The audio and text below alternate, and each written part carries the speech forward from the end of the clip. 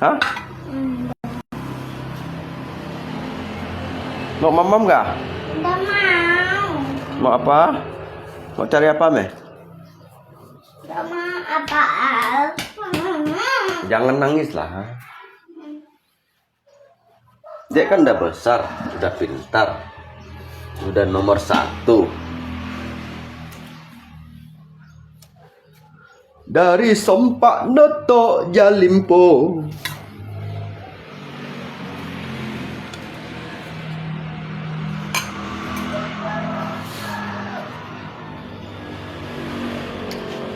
Halo gas sit for gas. Jika mamam halai sana ya. Mamam halai sana jika.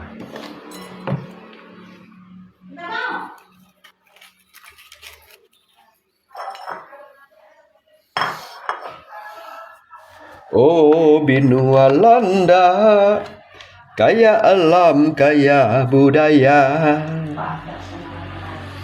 Oh benua Landa,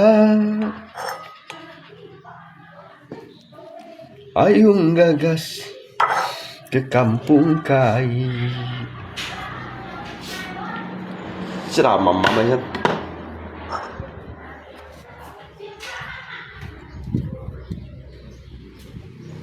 Đấy còn cô nhắn mà ngáo sao đi sợ xíu cô nhắn đâu à.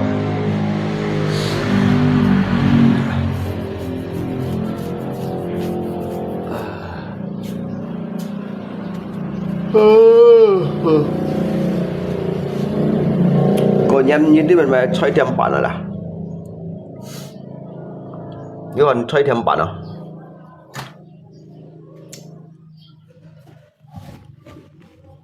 Còn cô nhắn mà nhìn gì à. Đất mấy cô thông nhắn cô xong cụ thông này nhắn ha.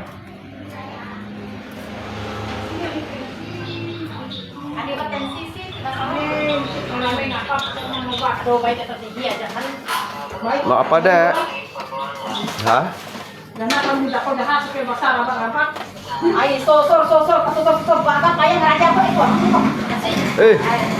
Memang itu apa?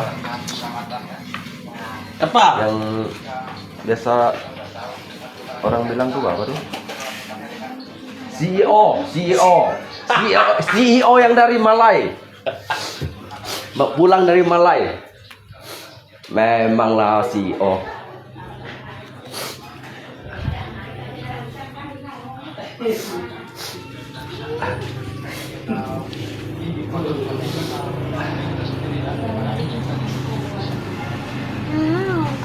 Ada. Mau makan dohan? Aduh, jam 9 baru makan. Iya. Yang baru beli kakinya Kak. Oh, oke.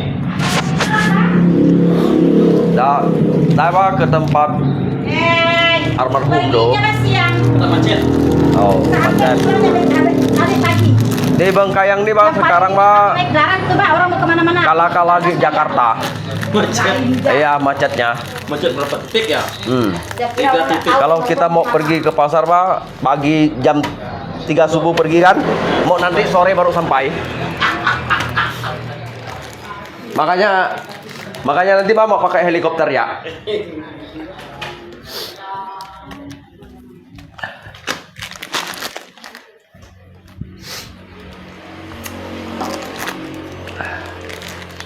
CEO ya.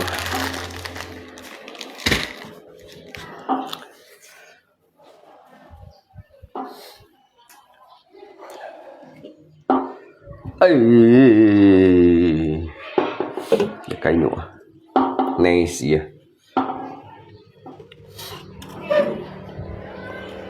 nhãn này chết cây nhựa đâu anh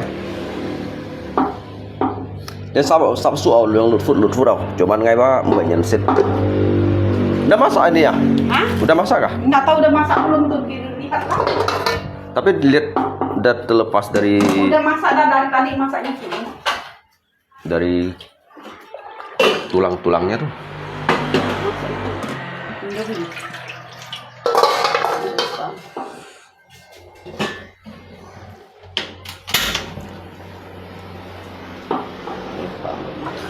Cece hadir. Lung, iya, sehat selalu. Sehat selalu Cece ya. Nhớ chơi thêm bản này. Như chơi thêm bản là liên tiếp sóng cụ trong à, cô nhắn. Jadi kayak nyitkan mau kotong nyen. Jadi nó to bertepatan kali song cụ trong mấy kiểu á, cái bữa nyitkan ko leo Natal, ko li Natal.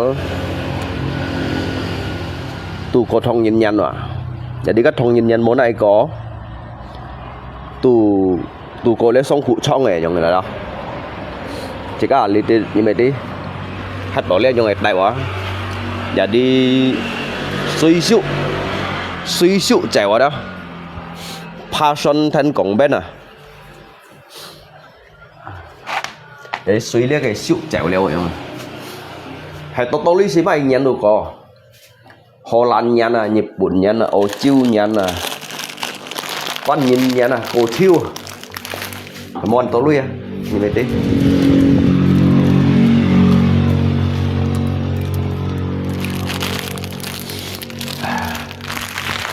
you try thêm bản đâu ạ cái bên Nhật mau chơi cô nhân này mau chơi đi ở yang chơi untuk pun retail GC ya biasa namanya như thế nào you chơi thêm bản đâu ạ cái bên Nhật cô nhân mau chơi tủ may cái Nhật jadi li hawa tủ chơi vậy mà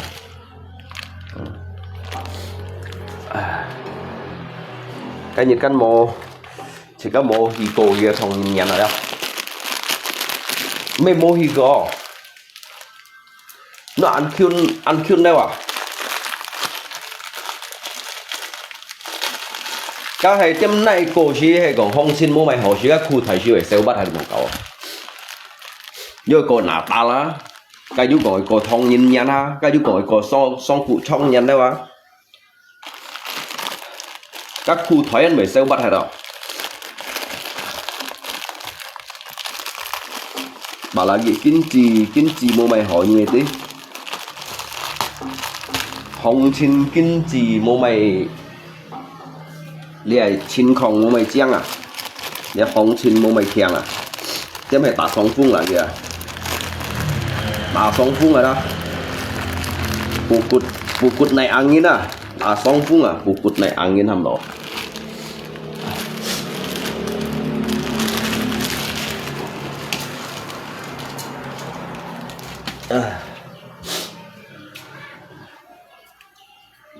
chủ bao miệng này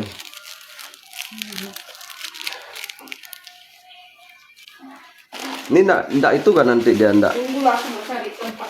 oh enggak kena angin nanti dia enggak gurih lagi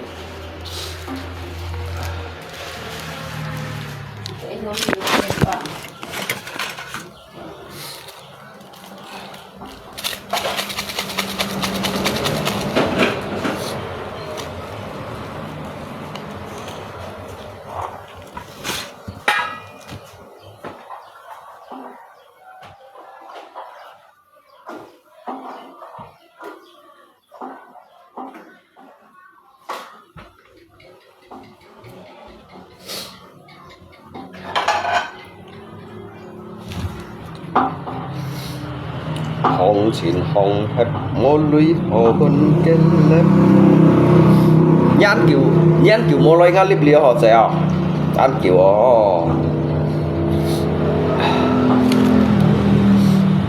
ngay bây giờ lúc xích khó đó như lý sao đó ngắn rồi như chợ lạ chế nữa chợ bì hì nó có bì hì vậy mô có FBO nữa đó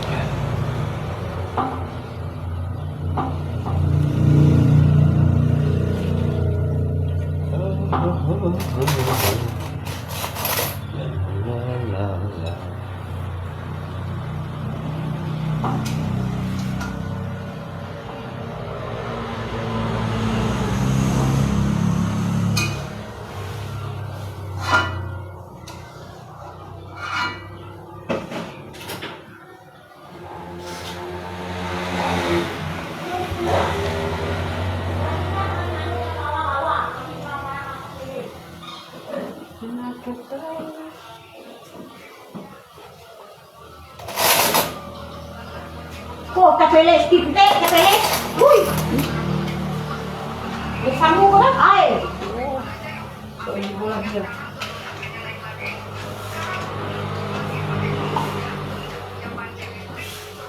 Teman masak sendiri ni. Saya masak sendiri.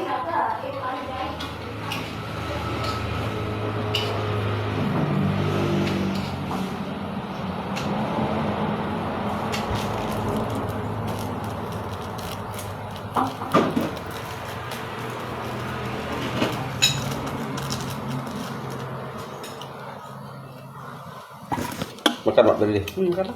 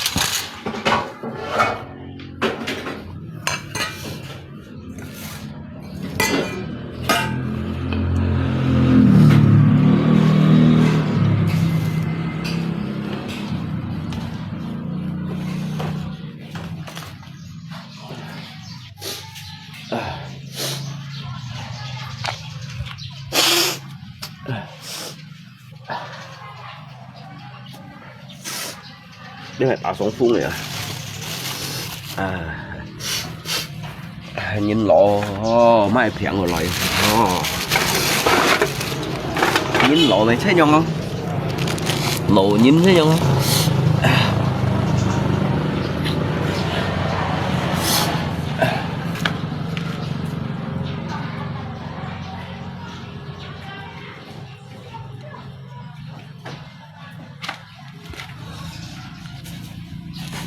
saya hafalnya semuanya hebat cuman con film xích bọn à bố mày chơi yếu này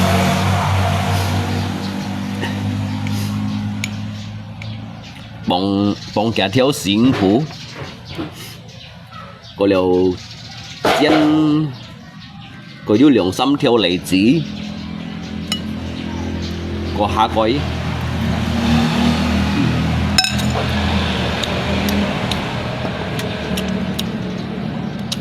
撒了谁累积啊？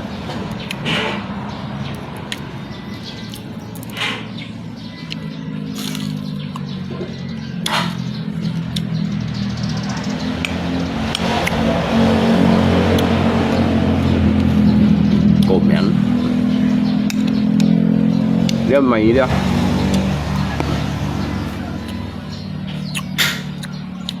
这得让别别的。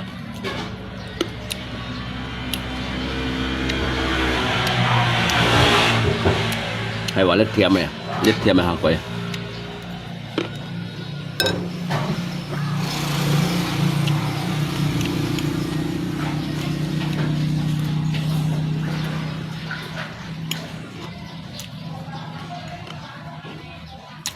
liếp á hầm một năm tổ tu pet đội đó năm tổ tu pet đội à.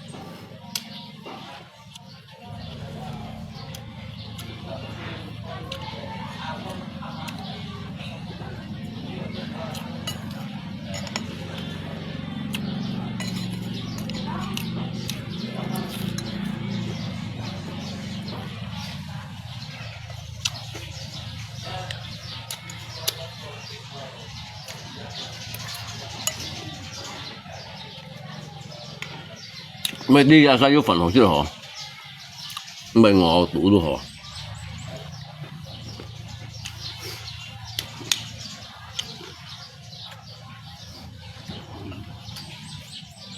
Dah keluar loh mobil satunya. Pickup. Apa, Bang? Pickup dah keluar. Oh iya iya. Makan Bang. Makan lah. Oh. Ano, apa? Sempat gak mau ngedompul mobil dam? Dam. Punya saya tuh, Pak. Tapi ininya aja apa? Pintu sebelah kiri kanan sama depannya itu dompulnya Oh, udah bisa. lepas. Soalnya mau di apa di dompul rapi-rapi, Dia. mau di stiker lagi, Pak, tempel stiker. Kalau gitu kan enggak payah mau tempel stiker. Oh iya dia bergelombang-gelombang. Gitu. Gelombang-gelombang, enggak pecah-pecah. Ya dempulnya berarti itu mau dikupas semua itu. Kupas, habis kupas dompul kan. Bisa. Mobil apa? Mobil. Kanter, Oh kanter. Bisa bawa aja sini. dompul. Itu dia mau dicat dasar dulu, habis dikupas dia digosok kan. Dicat dasar. Kalau langsung didompul gitu enggak tahan ya. Lepas dia tetap lepas. Soalnya kalau dumpul itu langsung melekat di besi itu enggak mampu deh. Tapi lama nanti prosesnya gitu. Soalnya mau ngejar waktu juga. Kalau terlama. Enggak, itu kalau kita abang masuk hari ini kita kupas bisa langsung cat, besok pagi bisa langsung dumpul semua. Paling lama 3 hari lah. Paling lamanya tuh. Sini kan enggak ada kerjaan lain lagi. Tapi Kita mau lagi, ngecatnya lagi. ngecat apanya? Becak dompul itu kan mau dicat kan? Kalau enggak dicat enggak mau melekat stiker. Iya. Itu bang dumpulnya kan enggak lama. Kalau kita ini kan kita hanya dumpul rapikan gitu kan. Gitu. Ya kan? Dia sih enggak banyak Ya. tuh pecah-pecah tuh. Paling pintu sama depan tuh sama pintu-pintunya gitu. Bisa bawa aja sini. Saya kejarkan lah, saya lembur-lemburkan. Bawa sawit terus, Bang. Oh ya. Tanggal 25, 26 udah mau bawa sawit. Ini kan enggak libur konyen enggak? Lebaran ya? Heeh. Libur Oh. Iyalah. dari kemarin. Saya bisa kejarkan nanti. Yang kau bikin kemarin tuh bekas mobilku tuh. Oh, punya abang. Aku jual ke dia. Oh.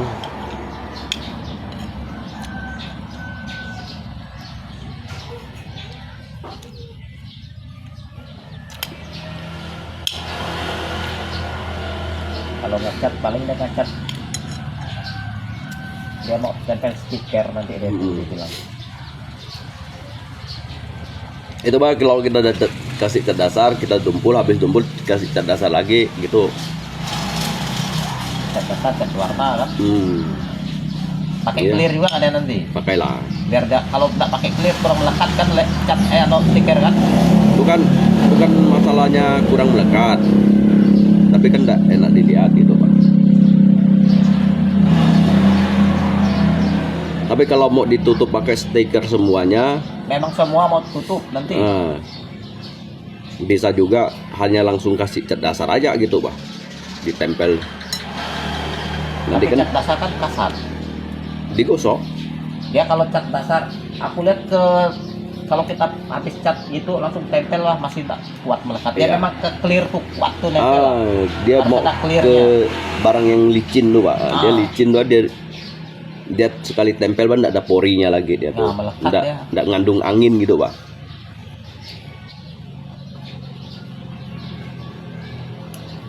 Kalau cat warna paling 1 kaleng. Nanti lah aku sudah antar sini. Ya antar ya sini. Kalau dia selesai sore nanti kita antar. Ya. Tadi malam aku telepon Rudi, suruh tanya, masih ada nggak mobil pickup parkir di situ? Lalu nggak dijawab si Rudi. Oh, ya. Rudi di depan tuh. Dia udah pergi sana dia. Udah ke lokasi dia tadi. Tadi main sini malam dia. Batu udah keluar mobilnya tadi ya?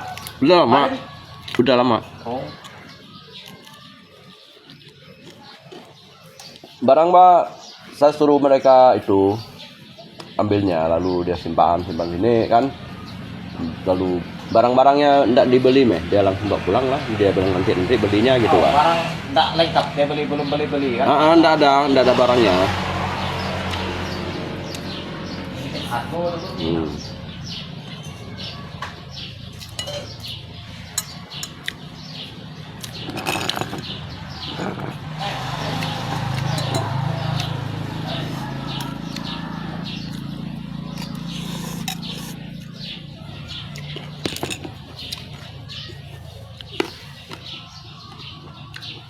Saya pamit ya. Oke. Kamsahamnida.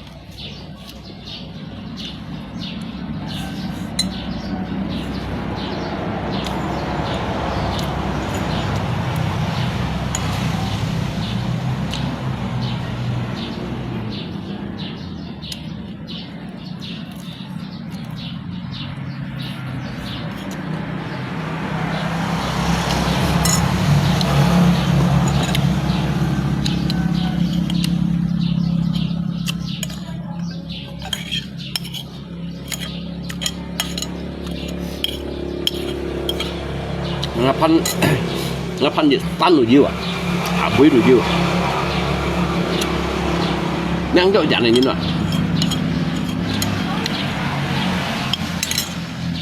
rất xin dặn này như nào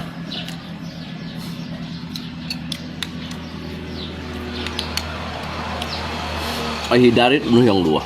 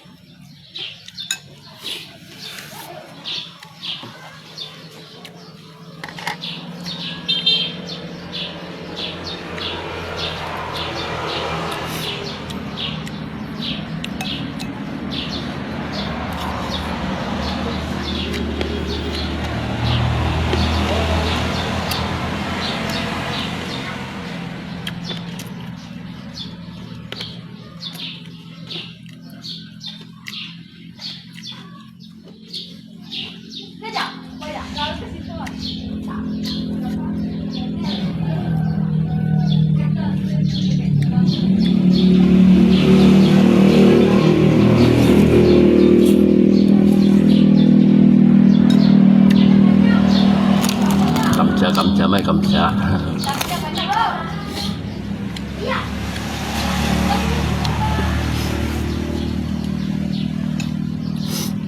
Nó tạo sóng phun à? Tạo sóng phun mà dùng 6 lăng này nhìn nè.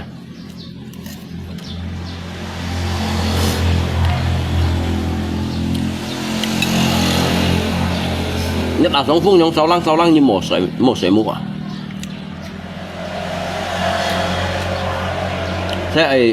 Thế tay tôi sẽ à? Nhất dùng tạo sóng phun dùng 6 lăng như tay sợi mũ cảm xiết mấy chi bao cảm à?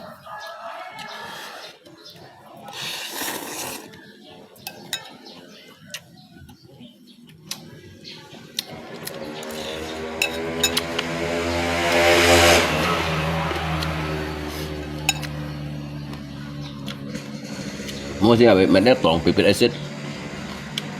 Đây là dầu à?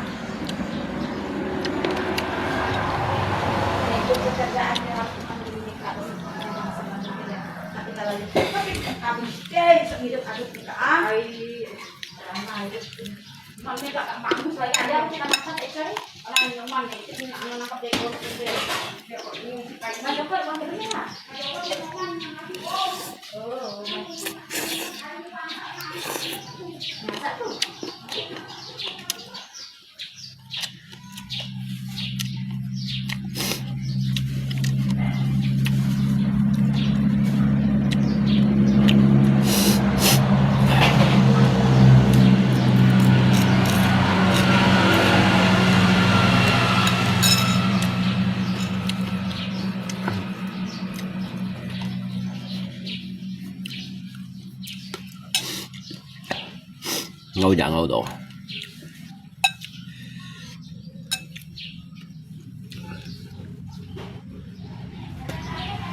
Ngày cháu xin đều ngày tha nhiệt ăn xếp nhị tiệm chốt đầu tiên con cháu xin lưu tiệm pan ngang tròn anh tiệm pan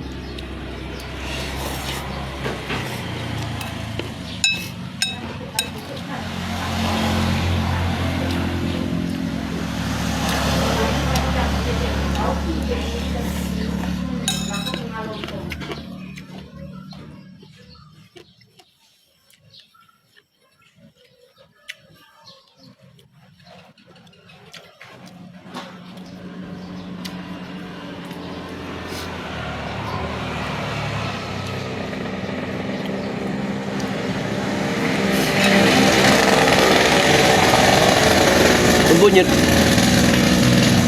cái trồng trồng cá mèo trồng áp hình như cổ xí này đó cái chè rồi à xa cái chiều xa cái chết lấp bật chết lâu bật cặp cái chiều à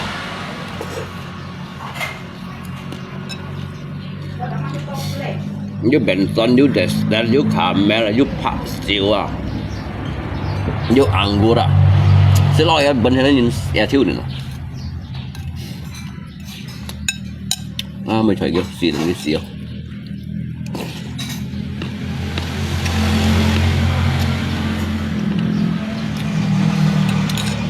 已經咧房間安排連好了啊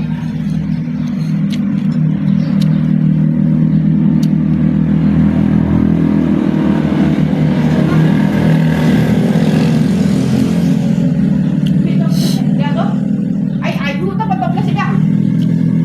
Jadi.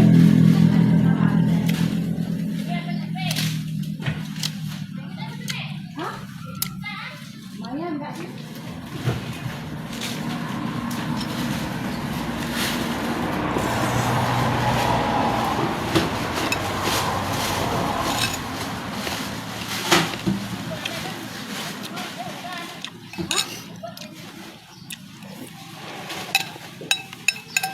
Barang sih sekarang kopi ani kopi nenek do.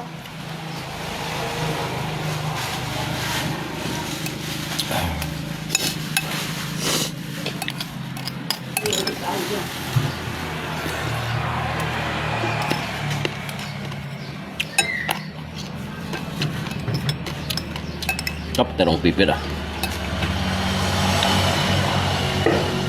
Ya, orang itu tuh kayak guys.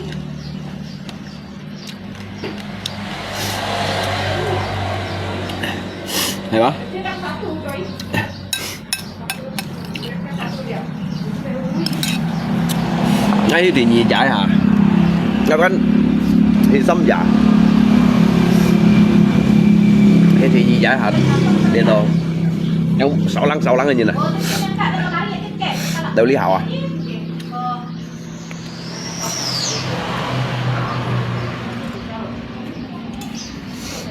Như mấy bột phiền à? Ở biết chiều mấy bột phiền này không à?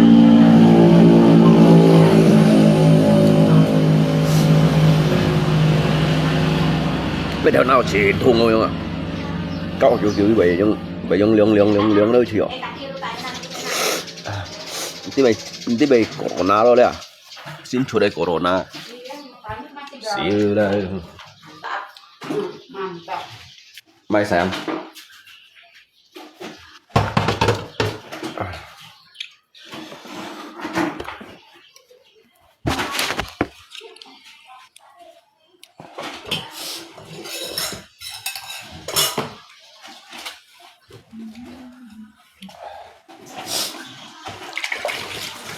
Tapi ya Joko ngasih nyamper gua loba, katanya kerja loba ke pasar loba.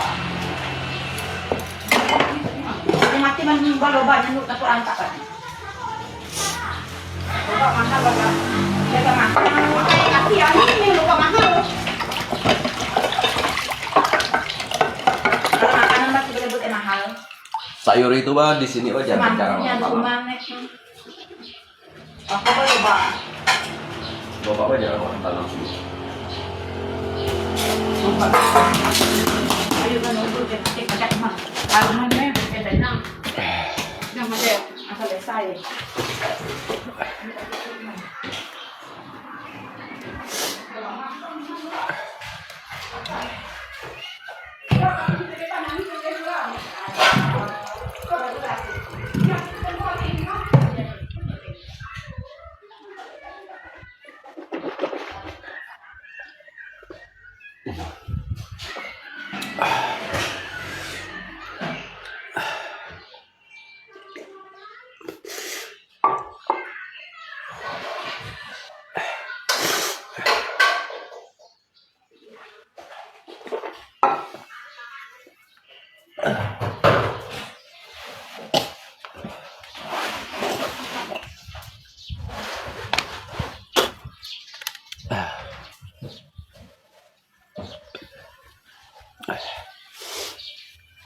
我要上去做盡啲眼個，特別我做劈田嚟。我頭先我吹cái mùa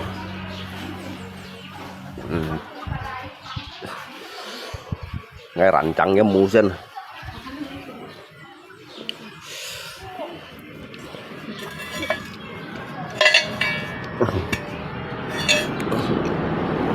ini Ali Hiểu Dũng à, Ali juga Hiểu Dũng.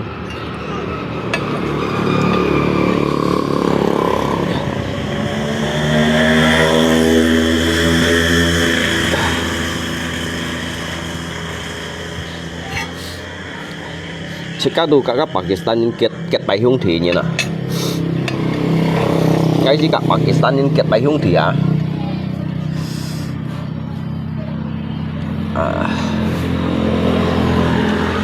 Đó là untuk ảo danh thủ ấy đó, ảo danh thủ là ảo sĩ cú ấy.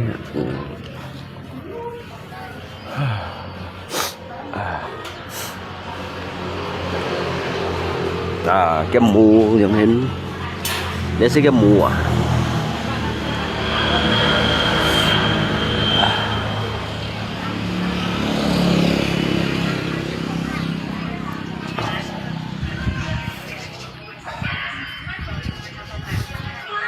Cobalah kemarin pergi ke Malaysia suruh saya ngawal juga, bawa saya.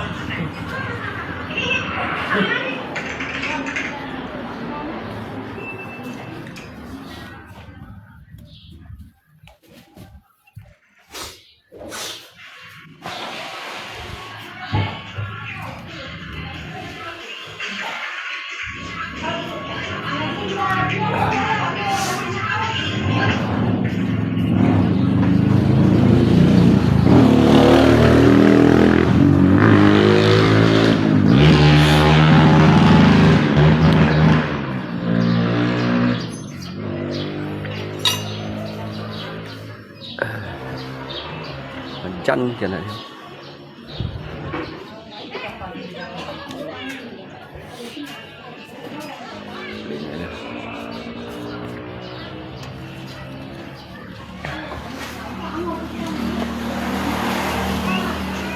Dek, udah mamang dek? Hah? Udah kah? Papi wah tanya.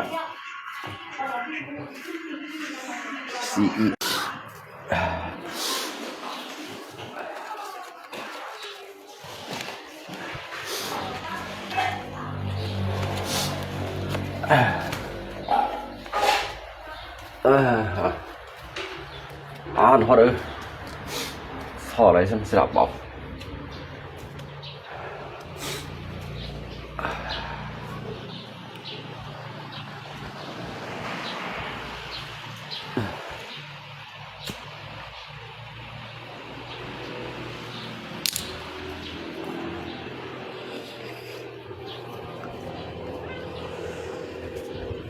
aduh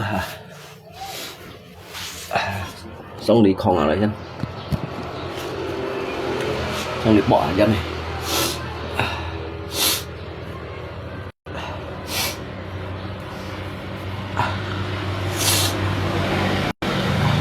cái mày mô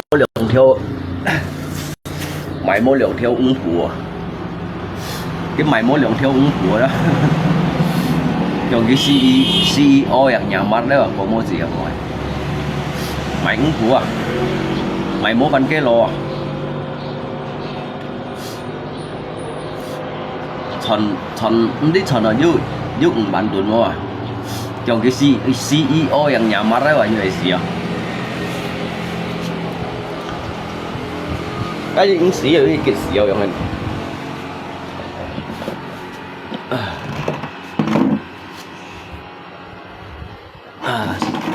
cho cô được mong nhận ngon cho cô mong nhận nhìn chung có phu就水中低夫了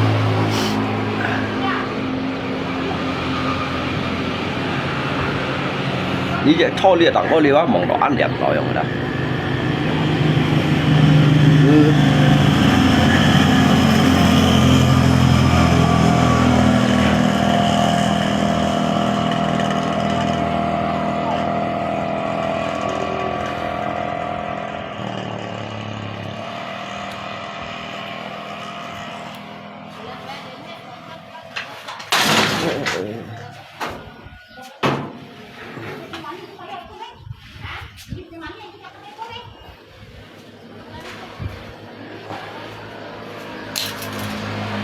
xăm tiểu tiện hàng này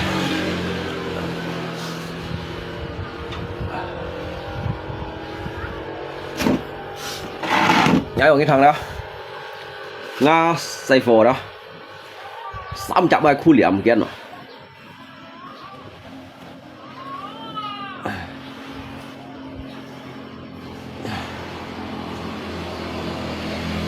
xăm chạm đó chân phú lộ liệm liệm kia nó ngăn liệm lại mới lộ lì ngắm mồi mới lộ lì đến khu âm kia nè như con lùng chín như mình nó cả như ông cả lên mà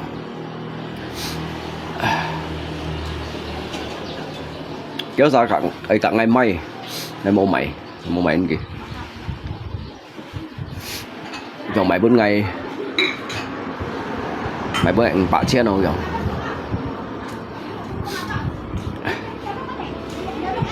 cái mình đò các bạn chen kêu mấy cái bà ăn rồi đó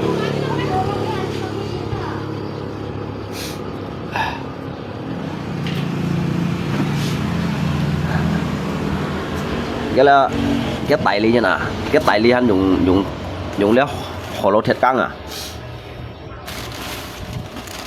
như nào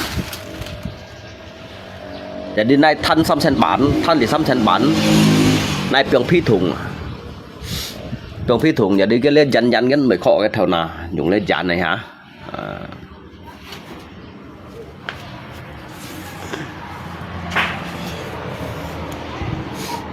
ngay xí lốp police theo không à ngay xí lốp police theo không đâu à ngay 병 cái lọm kia đâu à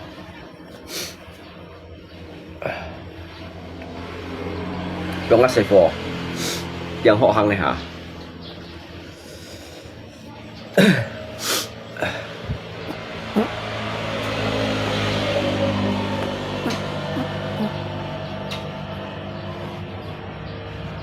mỗi bài ca là bộ sinh ngày ca trồi rồi cái là chân phụ ngày ca siêu này nè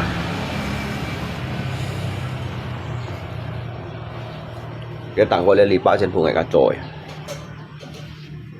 ngày ca tạt xi men ngày ca chọt cái chua ngày ca chọt bông bảy hắn một to bông bảy hắn hiếu phung ra của nó nè mê tố lui giống rồi đó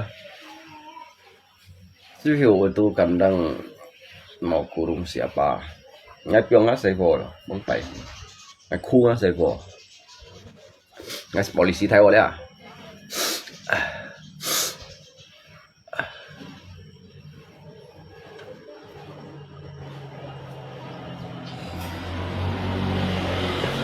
tại vì leo ông sĩ cái cái hiểu hàng ngoài như trong xịn mọi xây vồ đi cái họ so hả đó cái ban nào đó ba nhất xây vồ ba chân phù ba tây xây cô chân phù hiểu hàng không cái họ so hả đó cái ban đẹp căng đấy khi ở hồng đó chân kia bài hàng mới khó cái thiên ngày đây biểu đâu phi thủ người biểu đâu ra nằm chìm thì cái gì vậy cái trồi cái liều tăng coi vô tiêu cái mày nắn à tăng coi tiêu tiêu mày nắn để đi ra cái mày nắn ghi về bắn ghi về lá ghi về khi bây xoay cố hiểu hàng không à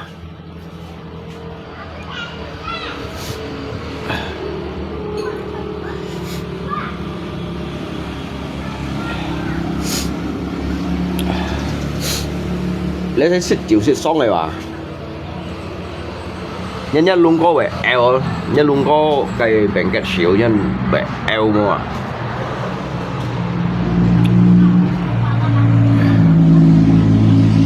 hầu li bạ lỗ đấy bạ bố mày đều bắn gió khó đâu nhân sợi gì lấy bộ chua muống không dâu của đã thùng không nhị khung là lung không đã cả là tàn buông là các thành diệu sinh là yếu họ 111 lép biong đâu lép nhiều phân diệu thì lấy hành gì vậy ngã lại bởi cao phân phò đó cái vậy you say for tu hành cái họ gì dùng à cái như nào mấy ngàn bạn trên nào như ấy son cái lết thiệt đồ họ à lết thiệt ấy lết bông phải cái you muốn họ khoe là phải on Excel jadi cái jauh là jauh ya menganalisis nasihat yang TMC on sama Excel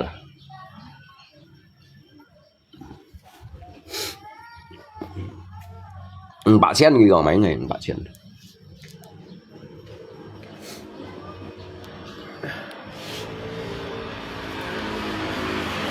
nhưng chú ý tăng luôn chính bạn trên này may rồi mới còn dùng thiết nhá mới dùng thiết thiết đi cho cái tay chân vui dùng thiết à cái tay chân vui nó thiệt căng à cái tay à cái tay nó phunในซ้ำชั้นปั่นnó phunในซ้ำชั้นปั่นเหลวซ้ำชั้นปั่นไงดูในเปลืองพี่ถุงcái tay chân vui dùng thiết à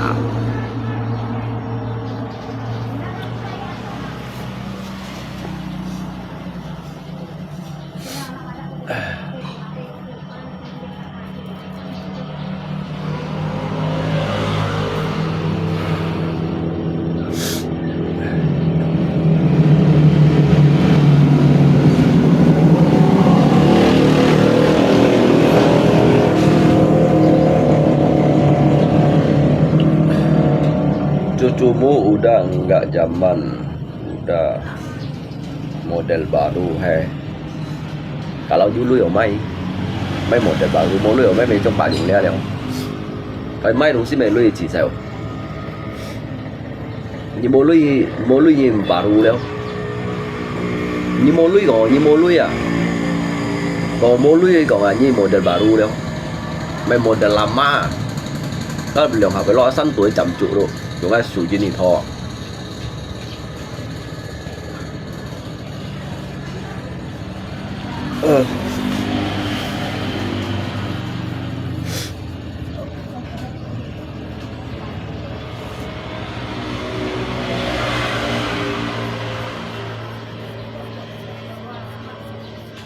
ngay chỗ em có ở tròi ngay chỗ phá con cái phá con này chỗ vô lì bát này đó rồi tụ sai sắm phù à cái chuyện quỷ gì vậy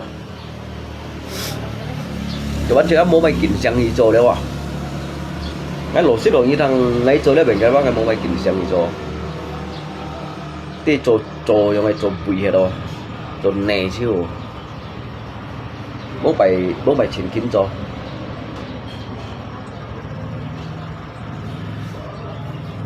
cái ship dịch xây cho lý hà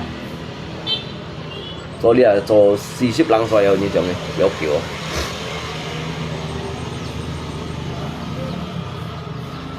你真係成日冇上，自己冇做咧，冇咪工作過何在嘅樣。仲有人嘅甩下，有班人鎖人嚟嘅，鎖人嚟甩東西，甩出700人錢。周先行，nó tập đèn ký mua à? Mày sẵn sàng ấy, mày sẵn sàng các thiên những con cú ấy, cái tí cổ nhận à, lật thử liệu 700 trên này nhiều mấy cây à, một gì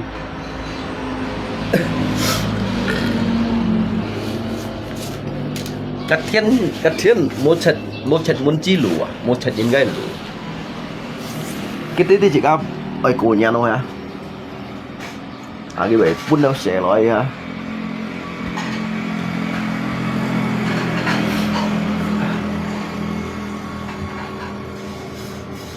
vô bông thang đồ xịt ra vô xoay sang chặt thêm bạn này mấy thông chặt cái à vô mấy chặt cái lò chui nhũ vô còn cổ nhà mà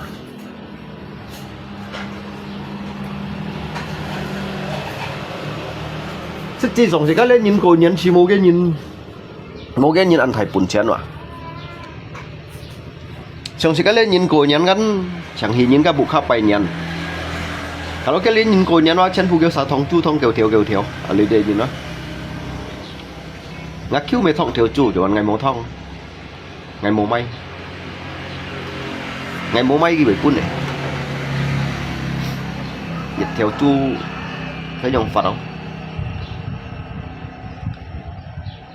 jadi Phật cái nợ chế ngăn lý chồng chỉ có lên nhìn căn chỉ cái hi bài nhân căn chẳng xịt suy hả chẳng xịt đi đâu sủ chỉ có lọ bọ chẳng xịt đi đâu tí mày xoắn cắm suy cái lẽ à lý để nhìn cô nhân như truy mô ba ấy chủ yếu 20 cái lô mì à như thông chu hay còn như lý đi như thành cái cô nhân用thông dịch thiếu chu á cả ẩm chiêu ở đâu thông cái 4條豬用20幾耐啦，超到。你通條街用係70幾耐，更10幾耐，ใช้電腦2日啊，超到。冇變咧，nhìn giờ lấy vào chân phụ xích phận, à lý nhìn vào cái cô nhân vào trồng cái nhiều, trồng cái nhông hình, có cái lên nhông hình, cái loại à tàu còn nhớ xây vô chỉ mấy phút ghi sang ạ xây phúng bao chỉ hả có lì nhàm ghi lội cho bao gồm hàng ghi xịt phồn đâu cái này hả chỉ các xịt xăm xịt bụi à vậy tapi cái lẽ cái cồn xịt xăm như đã pun nhìn xịt à rồi những ngày lý thì đó ngày chiều lý sa suy tổ lý sa xịu á cắn đâu nhìn jadi chắc là thành nghề xịu chạy rồi chắc 20 nhân pun nhìn sẽ là lời rồi như vậy.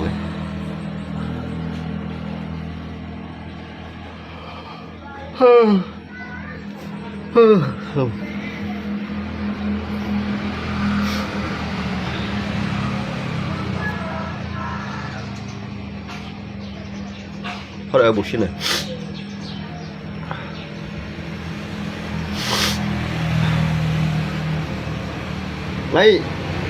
Ngay chỗ cái xía này đó cái xía này ngay cái hàng lôi rồi hàng lôi cái nhìn này chân khơi dùng cái con đỏ đó cái con đỏ cái nhìn lâu anh định căng rồi đó ngay bây xe rồi xe có mua xin nhập tiền xin mò tôi cái chọn nghĩ đó là chọn cái anh tôi cặp bún vậy đó chọn xăm già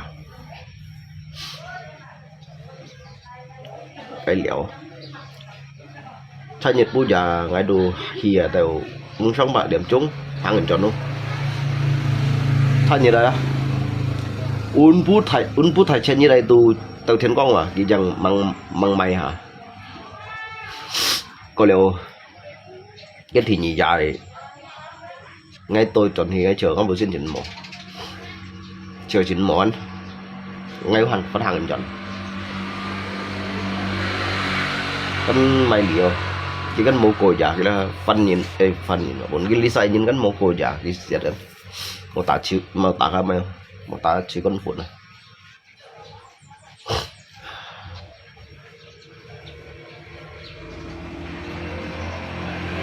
theo à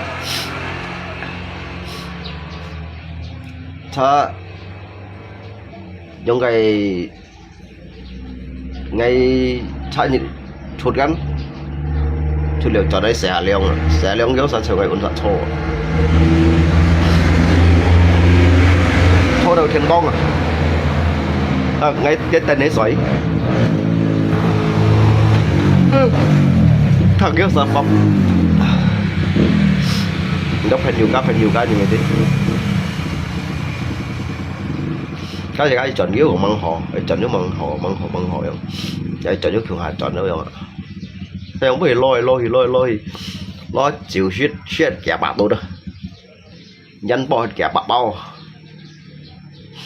còn thiên môn thì ly còn đi mày đúng xiên đâu phi lì pia lẹ nếu mấy lấy tôi nhìn còn mấy thằng nó cũng xịt buồn chén rồi mà thằng ấy còn bây à nhàng còn đều à tí bị thiên tặng còn anh ấy thì ha đi còn xong yun đằng ya còn yếu xong thiên đằng ya còn yếu đi bị thì kêu bây giờ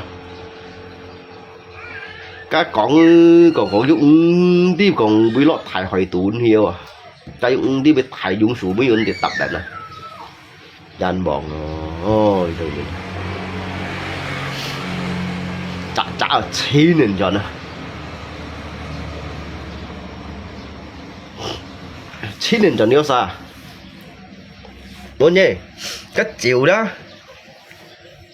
cái nhìn trên cái theo bên chiều à tôi lọ khả mẹ là lọ khả mẹ lọ liệu lọ Dexter you Benson à Benson you lọ cái giống cái vậy lọ anggur merah giết thải cha cua chả sẽ được tả linh chín rồi tapi ngay gì mới chui giống mới chui giờ vẫn chui giống đó bắt theo nó thùng ấy các cái ăn tôi giống à cái chuyện liệu thiên có cái lăng xuống thì cũng sạch hào nan thì nè thùng lò lóc một lăng rồi đầu lý hà mông cổ nha mang hỏi mới may liệu yếu mày ngay đó rồi bị xì ra cặp bốn thằng may liệu cái mộ hà chọn chiếu mày ngay đó bầu xì ra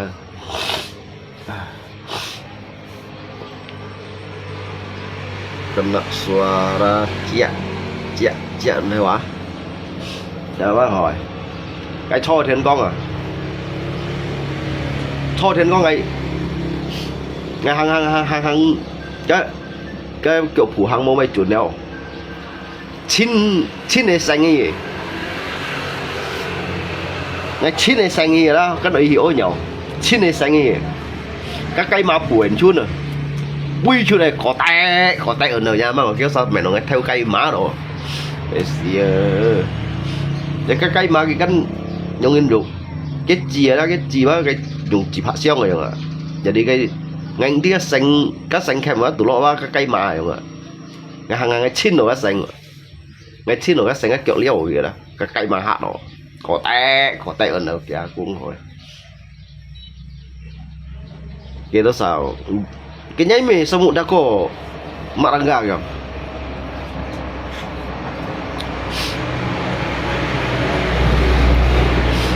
chặt tí kìa đã bác cái còn cái chút rồi ăn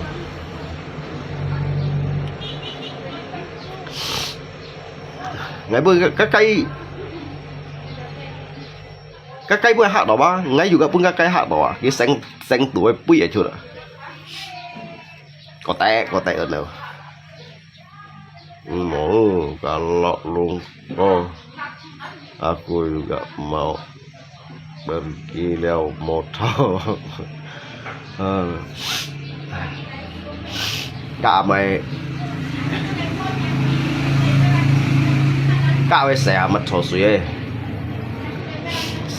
suy đó đây mày bây cái xì lò hạt nó đó cái à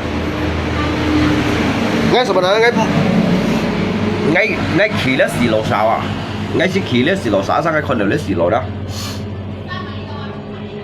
cái nhìn môi chân khoai ngay con ngay chiều 7 bật phèn à sáng nhìn giả chân con ngay con nổi không đó ta thì cái đi xoay à ta thì cái nào mà nhá nhìn cái gì đó thì cái ấy loại cho lỗ hả loại cho thì cái mẹ còn cái phân thổ thằng nó hả còn thằng mẹ xả bát leo ha một tô xưởng leo ha tận kia leo kia ba leo ba tận năng leo ở trong này thì xia đó karena cái thiên mà xẻ cái thiên này phải tay kỹ tròn này jadi như ba muốn kiếm đâu lại tô cựu leo rồi mà chỉ có dùng ôn bị như một tô cựu thì như một tô tôi sao hủy leo kia ba tận kia hăng cái lũ dính bị đồ dính bị liếc cái tủ hắn mà xẹt đồ kia mà cái nhân kia hăng kia tròn này nhưng mà cái gì xẹt trong còn một cái thằng đó nhưng mà cái phục cái chán là khơi giống à cái chán là khơi đó cái lý do làm hay để xả ngay chỉ đồ làm xuống chiều ngay nhìn chiều chút xong thùng rồi ngay mang xích chiếu hào cái tiền đó à ngay chiều cái tiền đó đâu ngay cái khí đi đâu xì lò xả hay như mấy dân khơi ngay con này mới vậy ngay sang ngay giờ còn nhiều không đó họ có xin yêu chiều chín chỗ tại đâu à chứ giờ nhiều phi lăng rồi mình lên xin to lên cả xịt lên rồi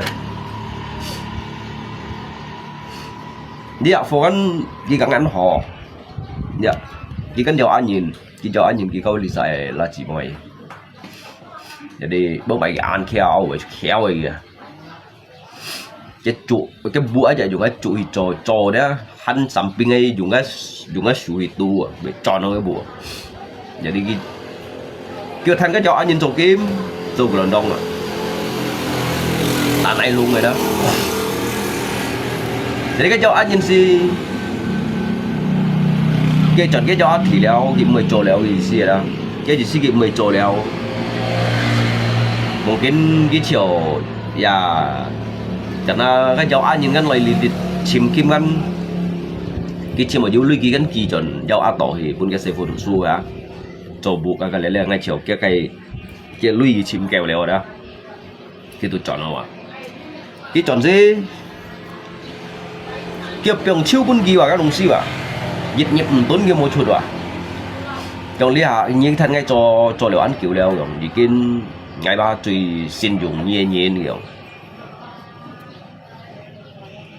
đấy cái xịn bạ mẹ te à cái này luôn tù à ngay lộ lì bông bảy ngay cái sẽ lộn tù lộn được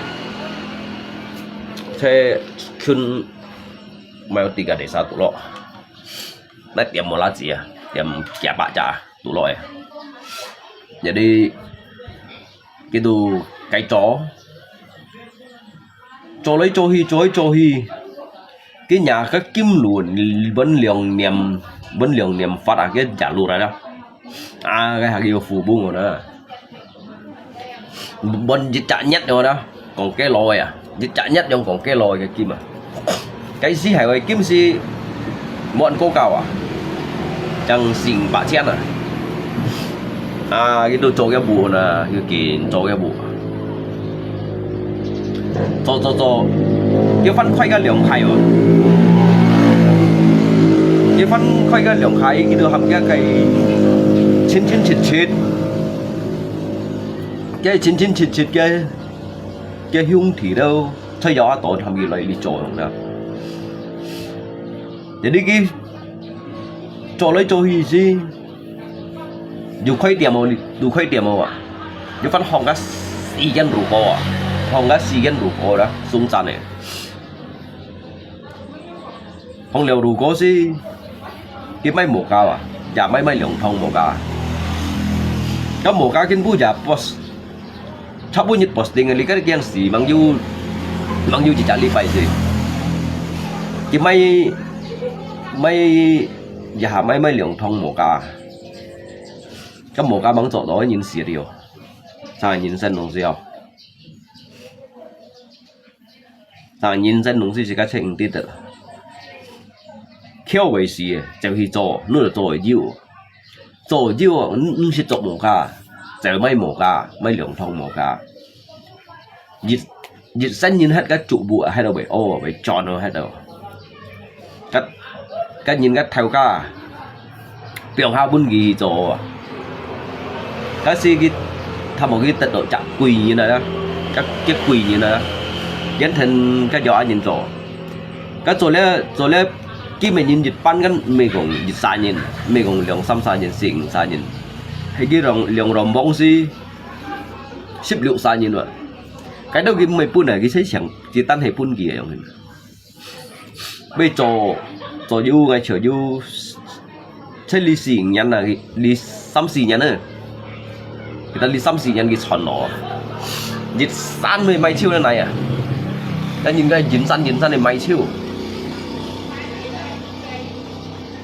cái giả hi ấy trôi những cái này kim mô còn đủ cả những cuốn phủ này cái làng xuống may chặt khu đây tả trắng cái làng xuống bắn bà nhỉ theo cái làng xuống bắn may cái hạt xì này không à mấy cái hasil langsung ban pak theo chen phung cho tất cả gù gặt kia đồng si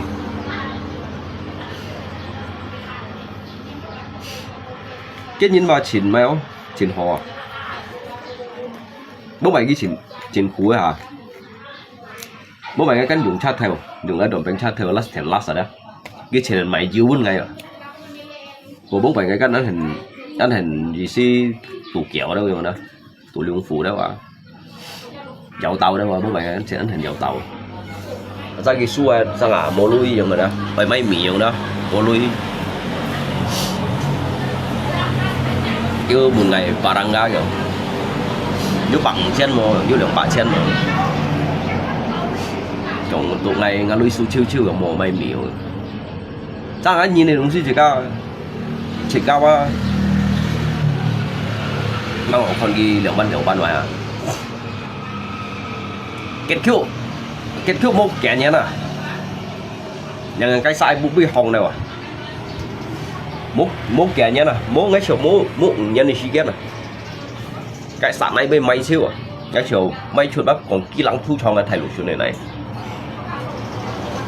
cái nhà hong xí gen đủ cổ à xí gen đủ cổ gì một cái đã lý sai này cái bệnh quỷ là và linh ngay chỉ đồ dình ship theo yang này gen đủ cổ à vì cái hồng quỳ cái ăn quỳ cái hồng quỳ dịch mẹ tật theo lăng à cái nhà hồng xì kia như cả lý cái xì bật ship liệu à ship liệu cả lý nhì ship nhì à nhì ship nhì cả lý hà theo chết à nhì ship nhì hà theo chết à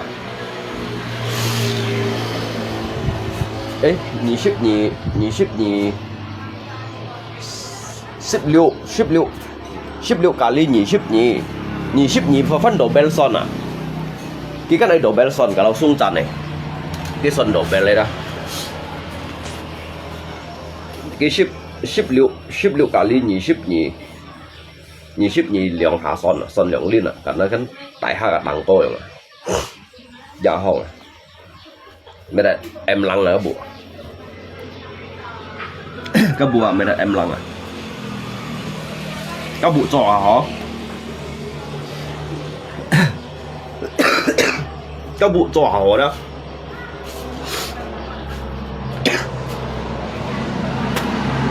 cái bùa trò hả cái thứ mấy một cả mấy lượng thầu mấy một cả mấy lượng thầu cái bữa nhập posting cái bữa nhập posting rồi đó sau tổ tao xin cái thằng kia gì đâu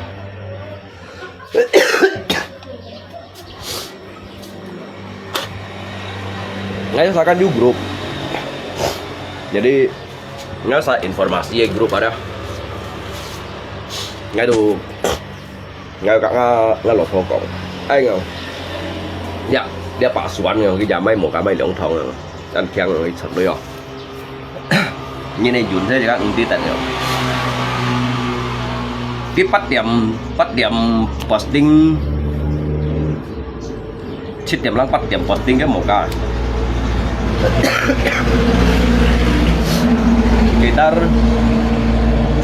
sekitar ngay chiều sang lượng điểm lim thiên công rồi người xịt à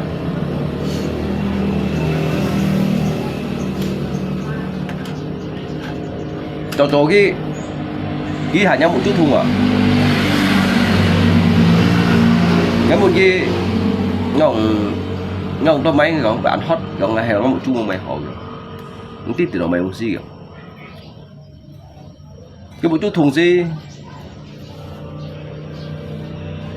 thùng kia thêm cái xoài à sáng là như mày di chân đi xa vậy đó giống như kiểu tha động về cho mày các cái trò vẫn chân bên những biểu xịt à vẫn chân bên những các biểu xịt đó như một cậu sao làm một cậu dư nhau người pun xịt membunuh tanpa menyentuh yang mana dah. Jadi inti hai di si namanya nyin tolui juga income nya ya. nhìn tao lui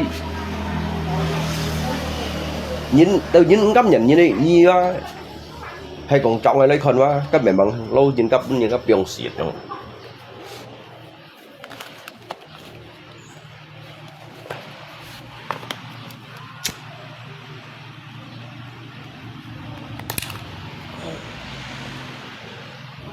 cái miền mày đồng ăn mà cái miền họ tụi mình cái bù xin mà biển chiêu à cái bù xin cái lì sạch và hạ xong á từ lì chẳng để làm chiêu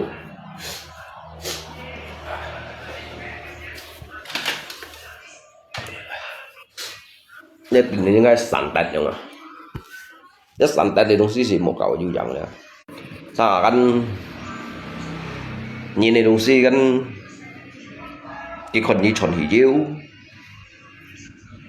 có liệu giúp tao cái cảm nhận như chiếu ở trong đó cái dù cả bệnh nhiên rồi ha à bây giờ không phải chỉ có trong hình trong ăn gặp trong ngã sẹo cái nút trong là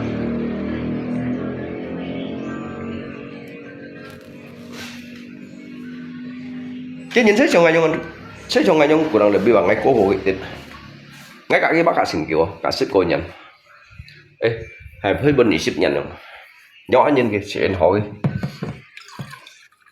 cái đợt bóng bài mua cho xe ngay xích chịu ngay cái điếu xích chịu cái mua xích chịu cái gắn cho anh nhìn cái gắn phi cầu nhìn ngay bây giờ cái cho ngay cái chu nhụ cái con cái thầy bắt cái ngay đây bằng chiều đó cái mấy mày làm mà cái nhìn nó anh họ cài nhìn cái mày tỉnh nói gì mà mày phai phai như nè mày kia anh kêu anh hình loại chỉ cái lì lèo đâu mà nào anh khủ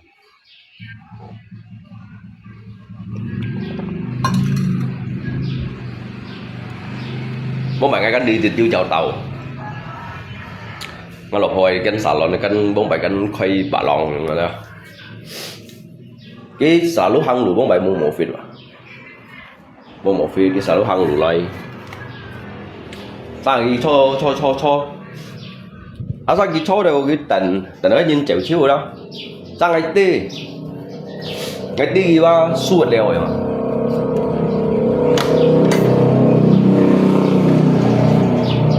sang phải xếp bên kia sang gì bạ chen nè bán tốn là gì lượng bạ chen rồi nhưng mà cái ba ăn khủ nhìn à biết cái dưới hà cái bảy sòng bóng từ ngày bảy sòng bóng chứ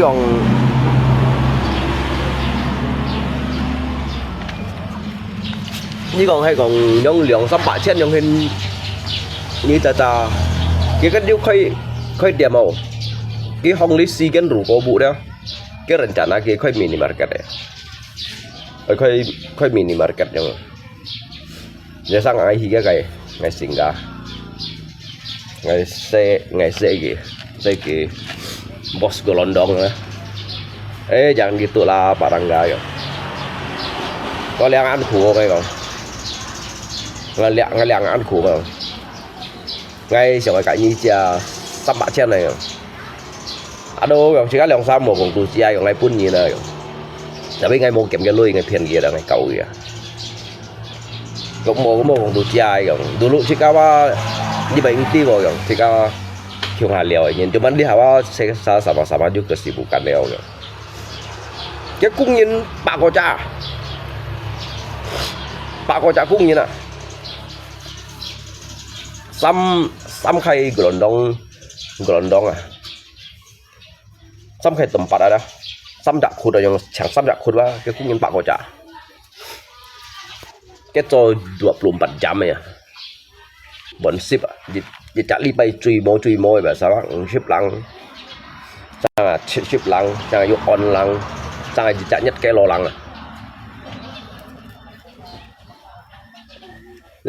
để dầu áo sườn đạ như này đó dầu áo sườn đạ hay ghi trôi lấy ông si bạc bỏ kìa ngày si mà cái này tuổi đấy cái sao xin nay tuổi hết đây nhìn mà cái khi bây giờ cái li liang công tặng li này phi miền li hết rồi cái đó sẽ này tuổi hết rồi các sau đó này tuổi hết rồi các mày này tuổi các mày nhìn đang mẹ tật bàn à cái cầm kẹt cái chú xong này à cái dùng các mình nói hi chạm à bông bài kia mang du các hệ mờ ra đó các hệ mờ đá xả củi à các tròn à ngang chạm à các siêu chạm được nhà chiêu à mấy trò các siêu bắt trò nó o à anh này lý trung như này đó cái sẽ hiểu sự sai sót khi mà cái khổ kemungkinan besar juga cowok bu xin cowok sia chiu dah di bawah naik tu telepon sim ah sing 4 meter ah juga bon kicu thì nó naik tu giật asam ah cái naik tu giật asam sih nguy hiểm ah cái để nó song con phui à nhất định là to đó cái cán mua langsung với bởi cái cán cho học kiểu leo vậy à cái thân nhân cho cán cho du bên chết bát nhà nào vậy à thân nhân cho chết bát nhắn kemudian đi khẩn ghi chọn đòi quá sau đó đi xăm xỉn nhận dùng na chỉ chọn đó đó cái sử dụng cái nhìn cấp biong hai bên gì đó cái chỗ yếu phun cái phân tạm bà modal phân khói khót yếu phật thẳng máy à tủ máy langsung tủ máy yang kalau saya tidak mau pusing barangkali ya begitu ada modal saya tidak mau ada yang ganggu buat punya saya ya siapapun tidak boleh ya yang kalau nanti saya mau pergi ngerekek gimana oh kalau Pak Rangga sih makan di situ bah tinggal di situ pun tidak apa ya trong ngày cái undit săn tuổi à shit yo shit ăn hỏi lẹ phò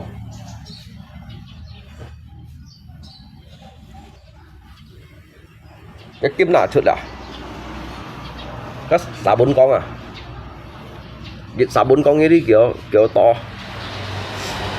các xả 4 con bên nhì kiểu à cái này chỉ là xăm cái lò lăng à cái siêu sòng này đấy đó cái màu mày á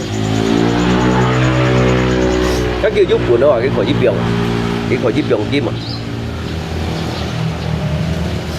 cái trò thì giúp của nó đó cái trò đó giúp đâu cái lăng sông hẹn lui bên cái cung như nè cái dùng hẹn lui bên cái cung như cái tập bung cái kim à cái nào chụp icon à cái này rã xa liệu dần như tao thầy lẽ bấy như tao thầy lẽ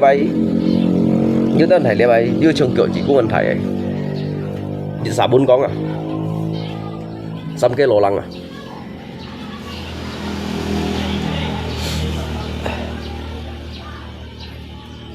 các kim chuyển chung à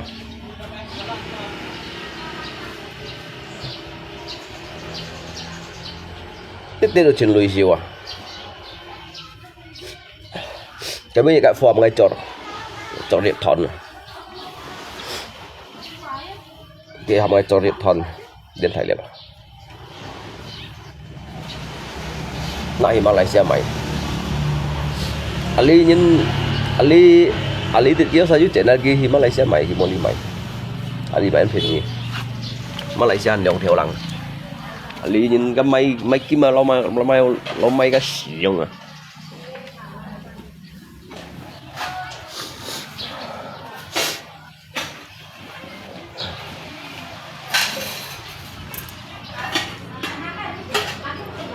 ini mereka punya ngecor nih lah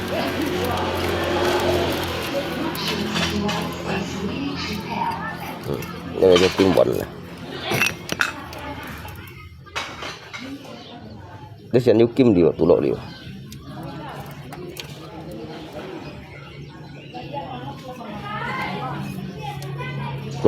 nhung chót hả quá lấy về hành giờ là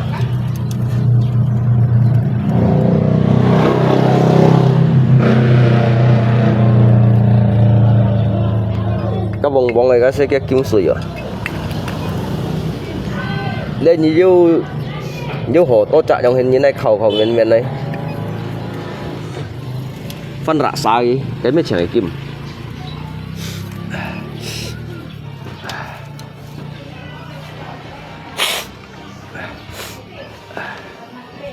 做下學 CEO 做下學 CEO 你咩？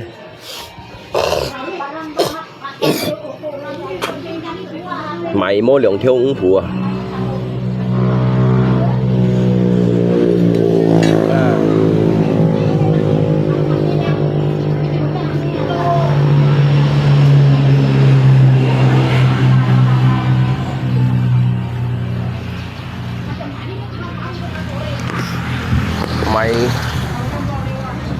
mày mua lượng theo ủng phụ à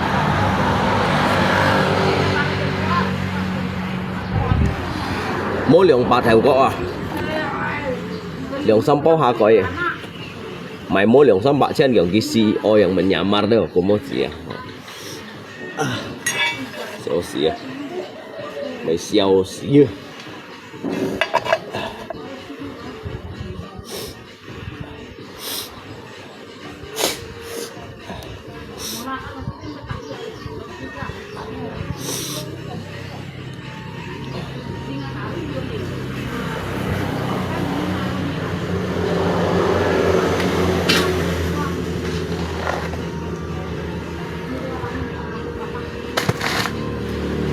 Cầm chi chẹo luôn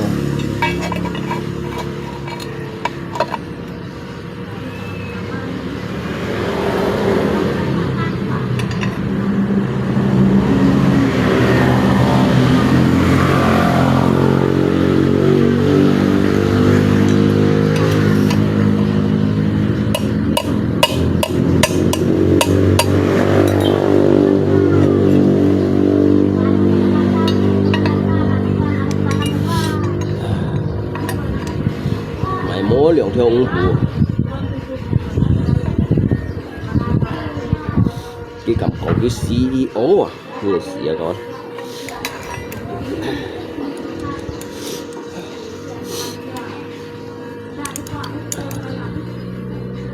mấy sòng kia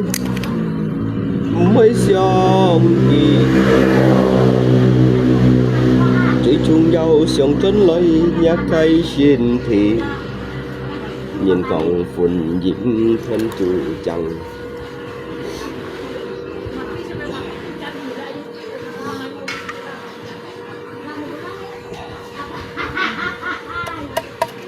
hãy cùng mê nha đã trong răng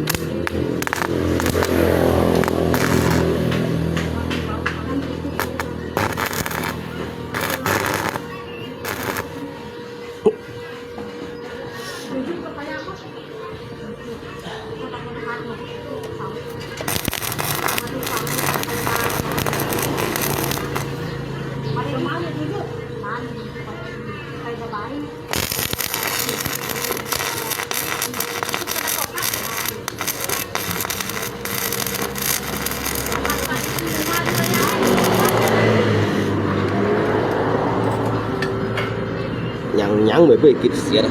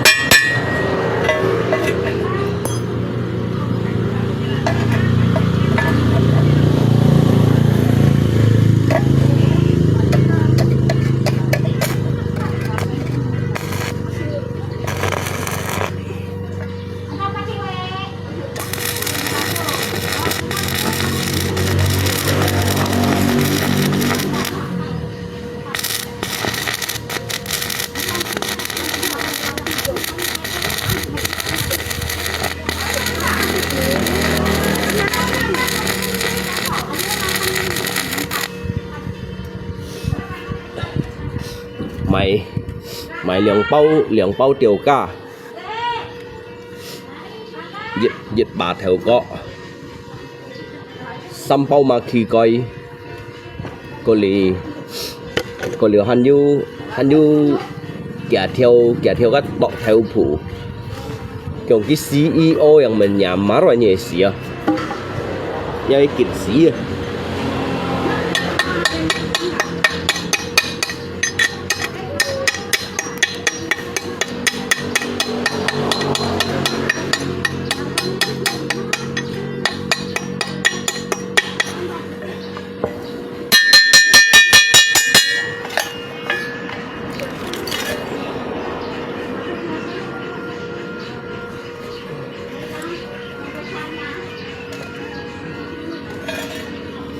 Cái tuổi vô mua à, giờ hạt to á, giờ ảo chẳng ra, cá chỉ có tụt thành tổ, thành lát.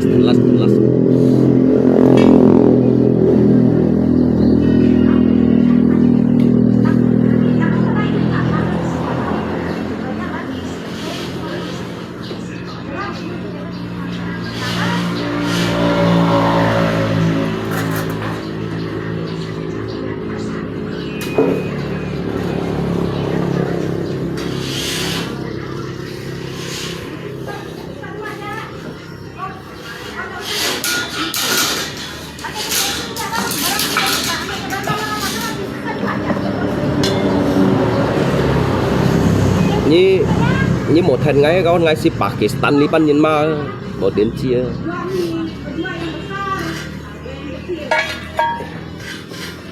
ngay si Pakistan Liban nhân ma à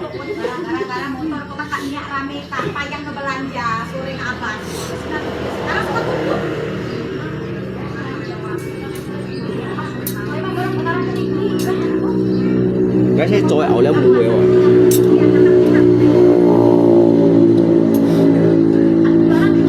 jadi kagak mua ảo chẳng đã chen thu cái thành lát.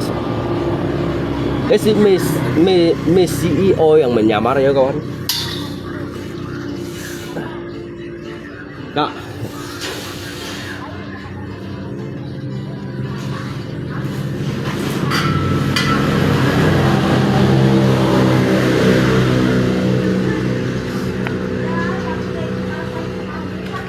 Cái đó xả lo nên tôi nhìn cái mẹ nó bật không nhìn đâu. Nhưng hôm nay chuyển cộng bay được. Cái anh chuyển tôi nhìn chặt tọ mò. Cái chuyển tôi nhìn chặt tọ mò vậy. Ôn nít lục xuống đây juga diêu. Cái mồi chay à, những cái kiểu bị phải ghi à. Cái bây giờ còn là cái kiểu bị phải ghi à. Cái tiếng này chẳng kịp. Có hắn juga untet à. Jadi trong cái nào cái xịn xèo ngay đầu cái nút ở ngay bột không hiểu máy hả nhá trong này xe ông á chỉ như tí mày không xí hả cái trong này xe ông á chỉ à cái cầu tí mày không xí à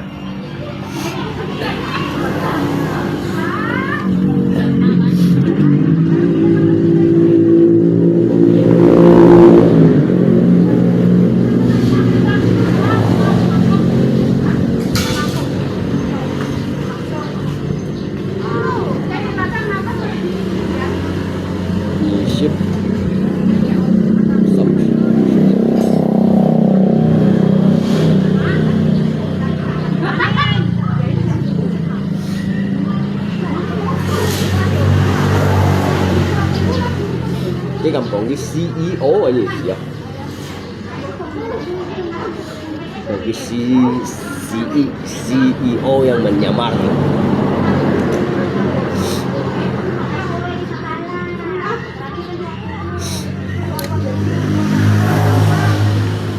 Có số nhìn còn có chân chơi. Có gì mà cần làm?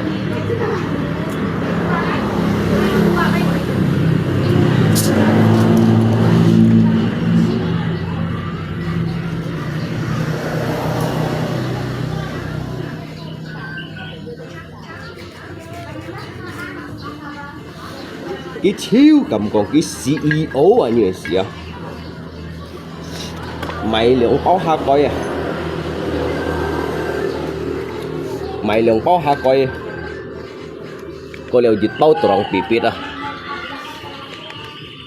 xăm theo tọt theo phủ xì theo lấy gì à cho cái CEO à như gì à không cả bọn nữa bởi vì kịch xí à đi tôi nhìn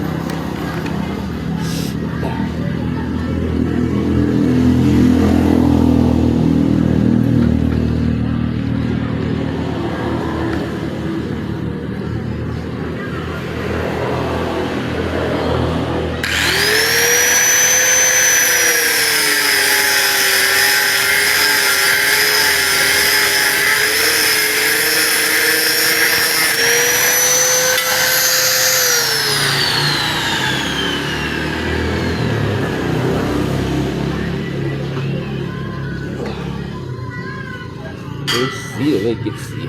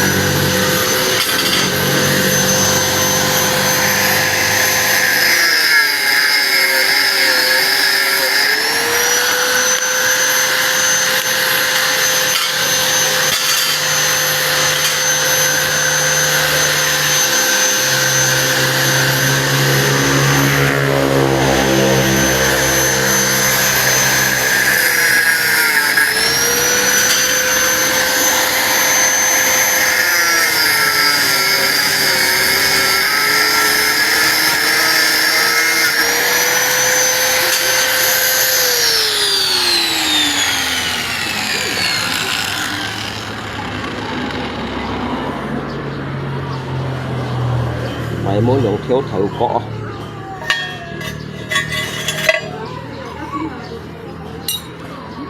mày muốn dùng thiếu thử cọ cái số đồng cái gì gắn bỏ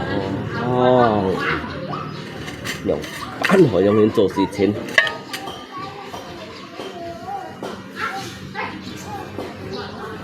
mày lượng bao xi niêm theo xì bao hạ coi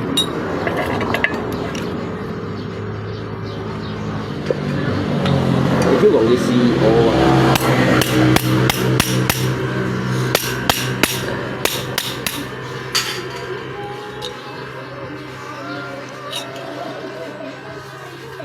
chĩa lại xem xỉa cái phổ xe đấy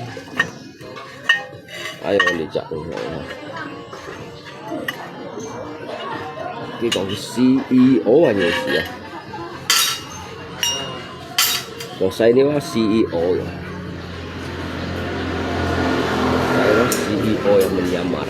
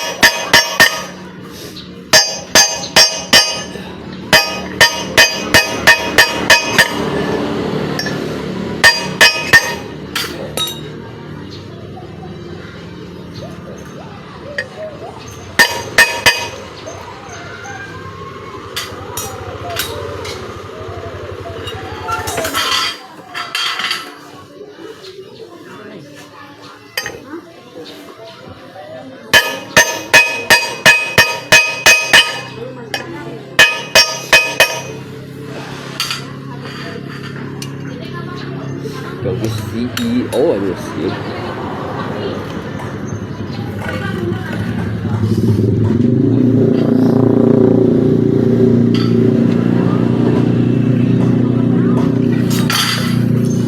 cái bạn ứng chăng kia đó ngắp ở bẹt lạ xả ăn đi thì là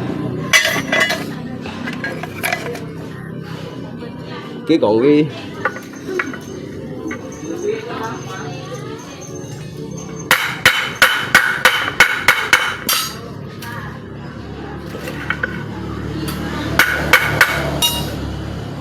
còn cái CEO à cái bệnh chăng cái đó là ở bẹt lạ xả ăn đi thì là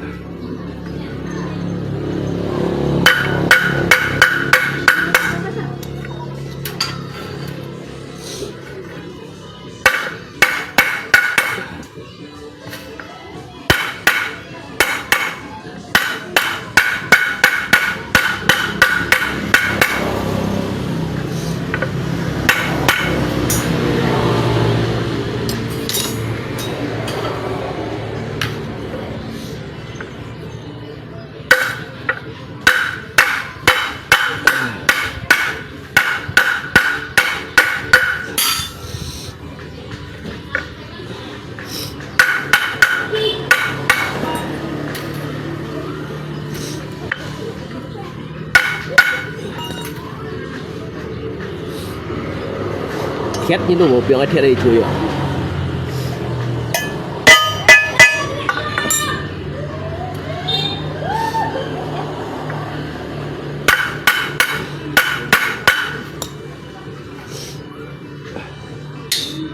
khét như tiếng ở đây chui về tao thắn rồi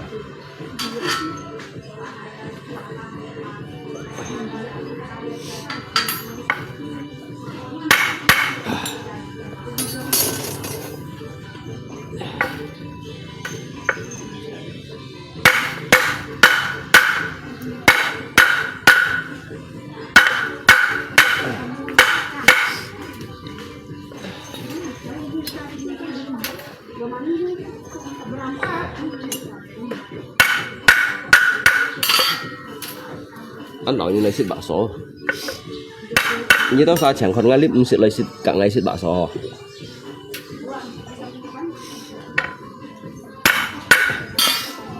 chỗ mày chiêu các bạn mổ nho như tao nhìn này chẳng đi còn ngay clip mua lấy cả ngày xịt bakso các bạn mổ nho như tao nhìn này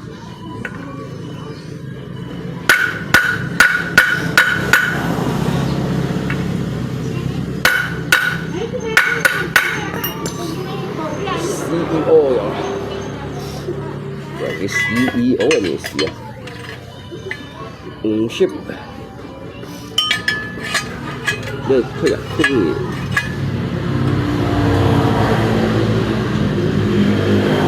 Đây.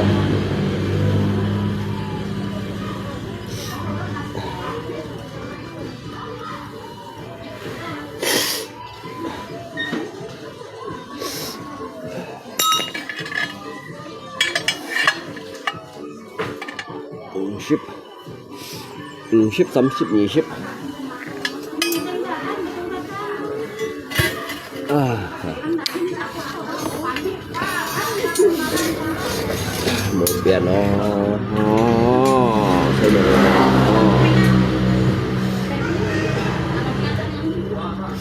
bạn lò leo bạn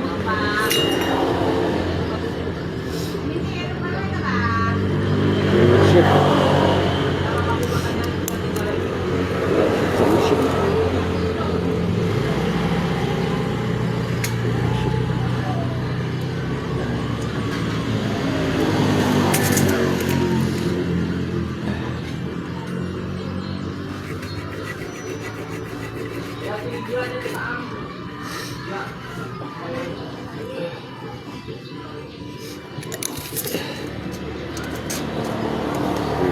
ship 30 40.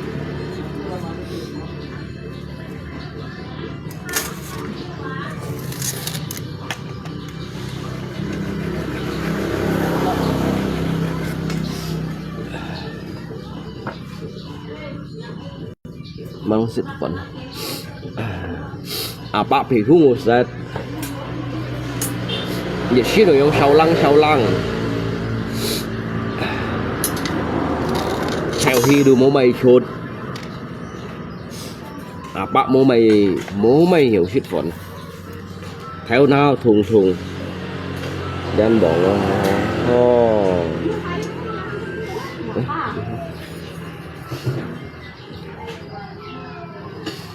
máy mố liền bà theo cọ máy liền bà theo cọ dịch bao máy liền bà theo cọ dịch bao bù quy theo liền bao tiêu cá xì bao lăng phần coi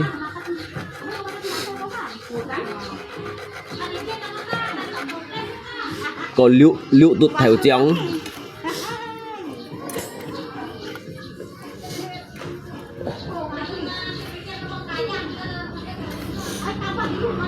bà lụ tăm ba bắt bà bùng xoáy cái chiêu cầm còn cái CEO yang mình nhà đây rồi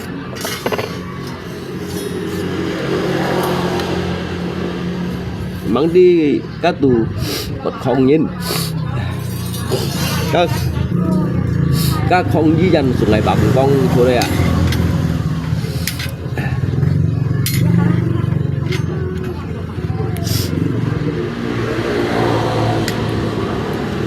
các mắng cái yêu bật không nhìn các bật không nhìn đang dưới ở trong cổng bay à các biệt bật không nhìn dưới ở trong mình cái chiếc bật không nhìn chắc không đồ các bạn nếu còn chưa rồi đây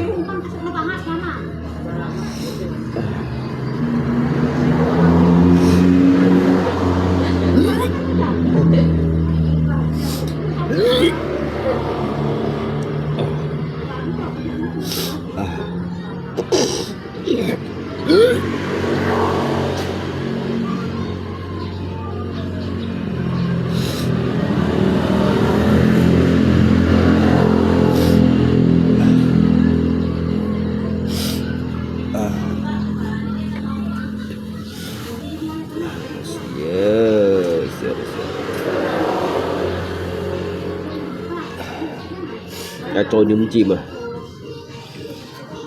ngay cho nhúng chim một tụi liều trên nhỉ xịt xịt nhà này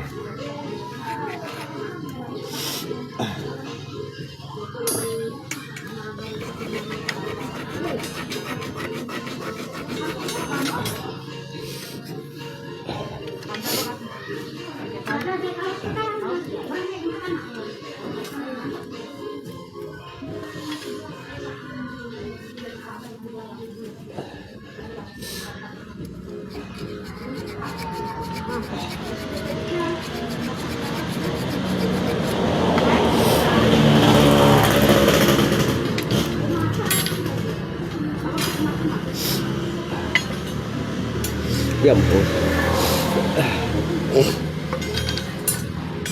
Digambar cái CEO. CEO yang menyamar ya.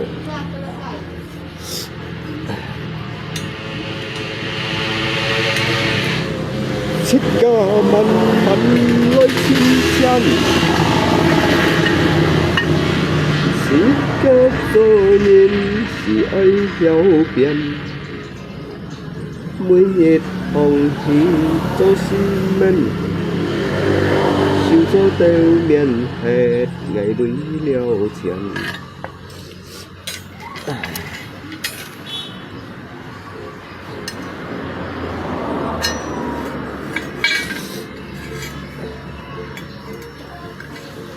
Nhìn mùi đèo tàu là không phấn phó đi được từng cái xế còn.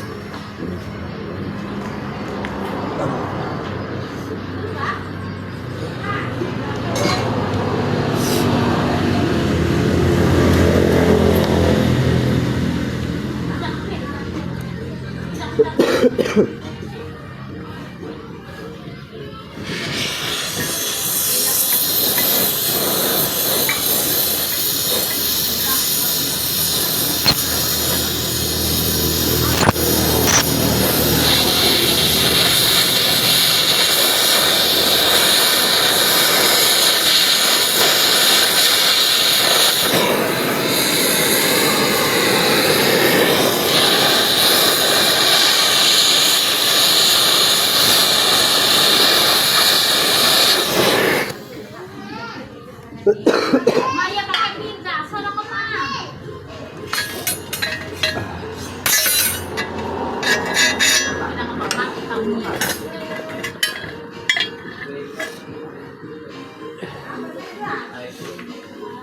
Cái Pakistan như nữa rồi. Dah kunyi ka ba? Jatuh ba? Ngay sih juga he. Jatuh ba? Ngay sih juga he Pakistan như nữa. Nhưng mà không sao.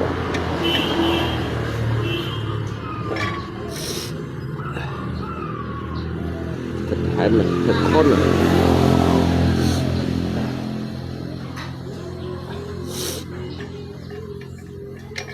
Thật con này xả cái.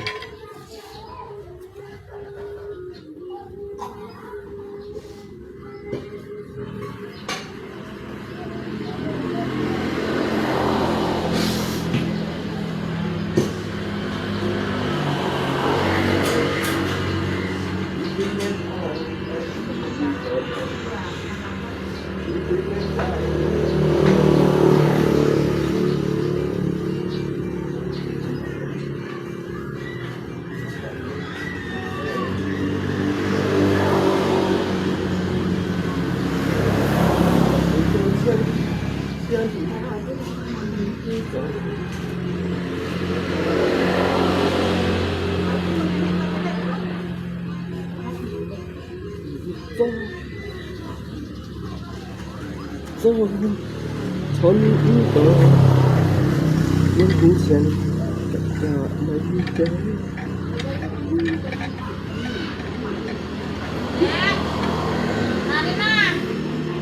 để đi cắt lại gì cắt lại gì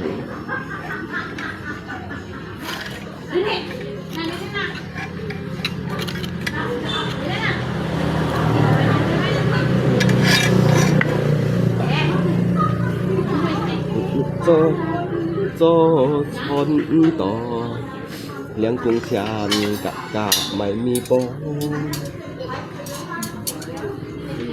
rồi là antenna chín rồi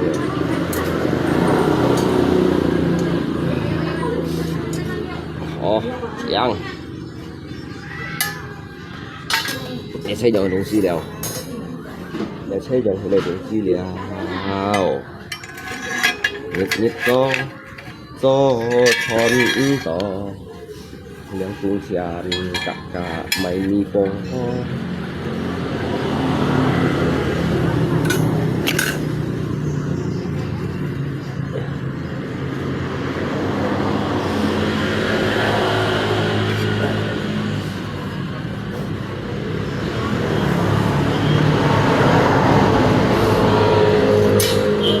Pakistan này.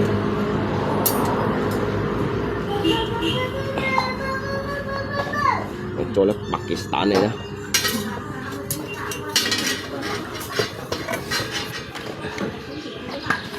Đây cả 15 là đeo. Ngay xích bảo còn đeo. Ngay xích là phần. Ngay xích bảo còn. Thôi chân xích bảo đeo. Nhật do tròn tỏ liền cung chèn cả mày mi bo. Định thành cho mũ.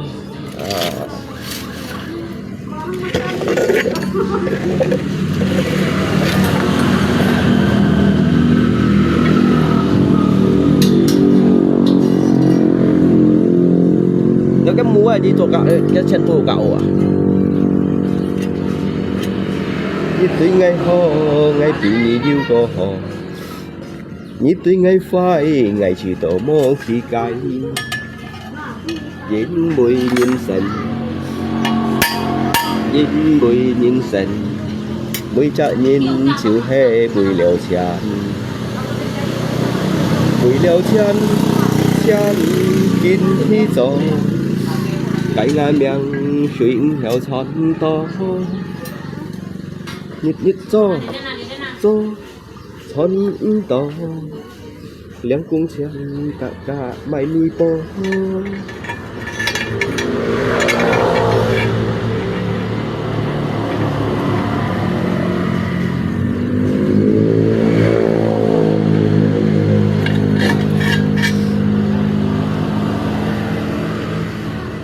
Phải lúc tôi ra phèn yêu cả chờ vụ hạ thọ. Chỉ chơi muôn ngày chỉ có mơ.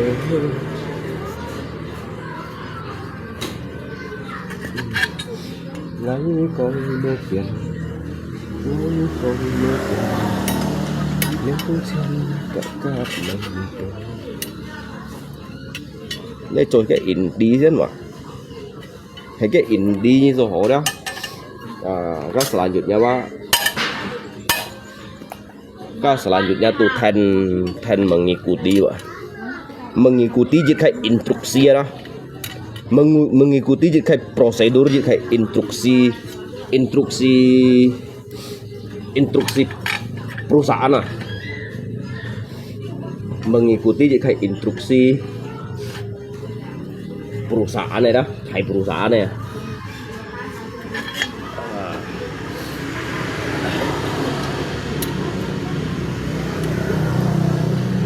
Jadi kan dia langsung yang kembar-kembar ada. Jadi dia jika sen rancang cái body đó, sen cho cái body jika menggunakan kayak alat manual apa adanya ya. Jika awalnya kikut sen ada, mau awalnya kikut ya. Kau untuk rancang cái bak ya. Rancang cái bak ấy mới pun cái brondol chốt. Cái tài hai này xiong thiệt, cái tặng coi dùng jaring, lihat hamdo jika menggunakan alat seadanya, yang đó lihat 5 tổ pet tỏi đó, 5 tổ tu pet tỏi juga hiệu giống, như auto juga hiệu dịch chọn, lihat mejit kia lihat yang kia, này kembar ada, lihat hamdo ilmu kawan ya, mungkin cái anh tốt kiểu như đó sao kan nước tỏ lùng chín đu cha thải phao nhiều giá tháng họ mungkin kan đó kiểu như nước tỏ lùng chín ba phiên đổi như đâu xa họ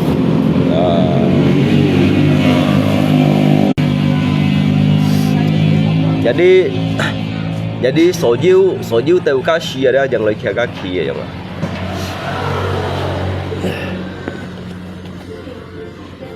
Lepas mau sigen berenyin ini sigen berenyin ya waktu yang akan menjawab sigen berenyin kita lagi kong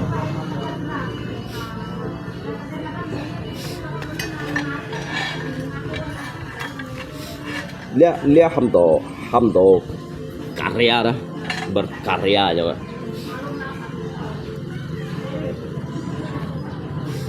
di dunia ini tidak ada yang mustahil lah.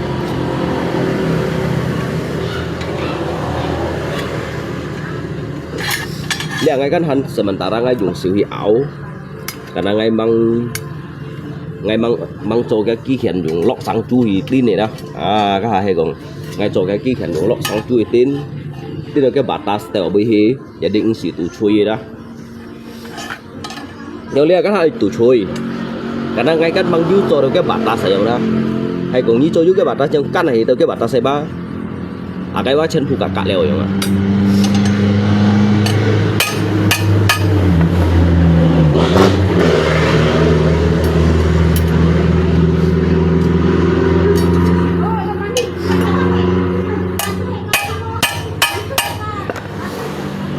jadi cái trong như chút đây lítกันbởi thật khéng tụng kẹo ảo như chút thật chung tuổi này chui rồi jadi hay còn nếu ông si hiểu siêu thái như cho cái mua cho cả jadi như dạng căn mà cứu cái batas cái tít jadi semuanya tuh cái tít batas là những hiểu căn rồi mà những hiểu căn kì bên rồi đó yang ini ada kawan dia mau ilmu orang thang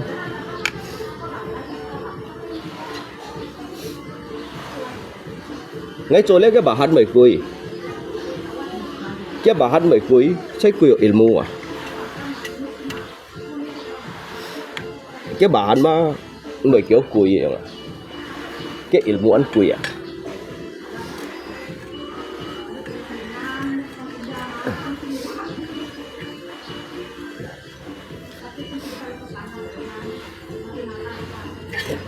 nếu xí dư chậu khay dư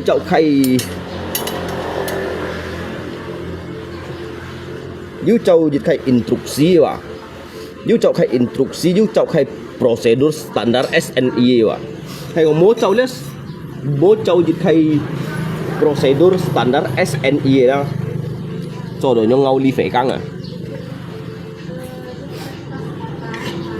jadi baga như halas ba chen thu ba ở dịch dòng này cái người còn ở nhiêu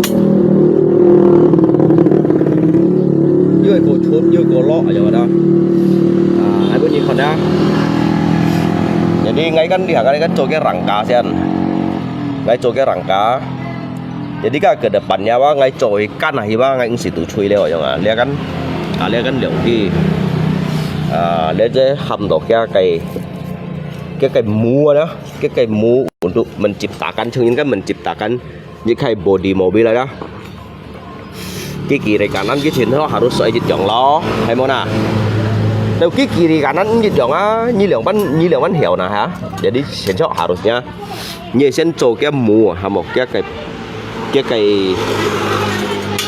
patron ham tuh ha hay một patron đó jadi cái kalian apa naik sinsong di kau tang lihi dah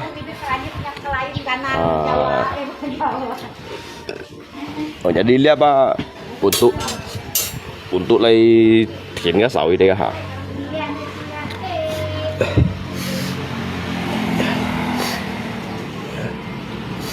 mungkin dikki kan như nó động tahan kalau lo sipki ba lo sipki ba như tạm kinh bé nổi rồi mà hay dikki kan như nó đoạn nhon ha tapi lihat kan melo dikki nếu lo còn cả sipki dia chân thu tội dịch meta này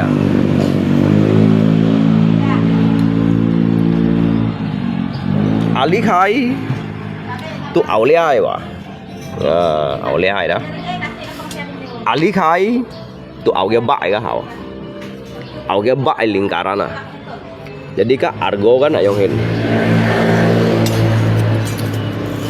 kak argo ibak kan ikan yang hin nyong jan kan nyong hin nyong jan nyong ada sebenarnya kia nyong hin kia nyong Alisa Thái nyong đó cái miền xe này dùng cái Thái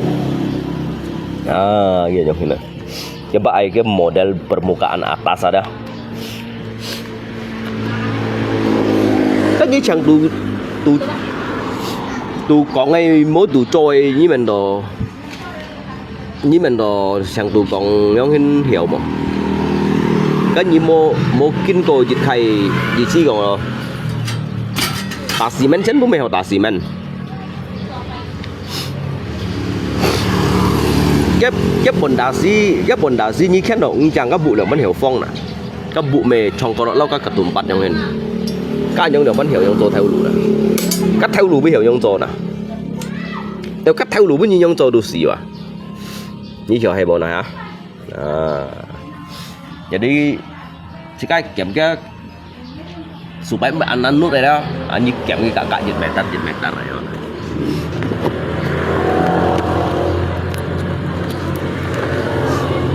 Jadi cái xe thủ xếp cái nhục tay xăm xếp cái hông thủ mũi hông thủ cái đó và đi hông gì xếp pun dịch mệt rồi.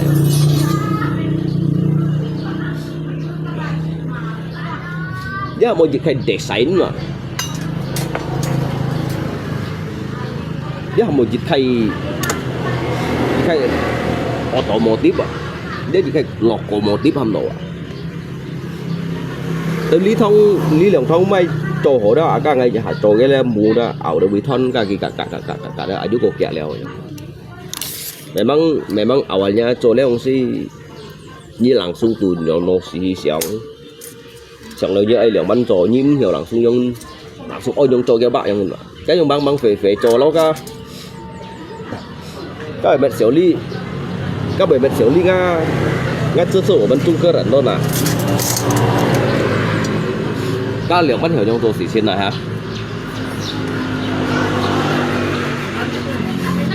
như tàu sổ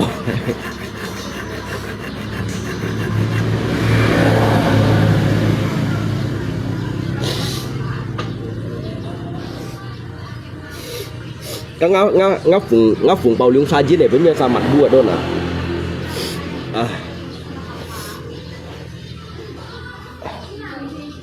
bởi xí cho anh nhìn nè ai bởi xí như tao những mồi nhông hin na bạn xin mua mày xin cao phun như tạ mày đúng gì các nhìn xin xèo đâu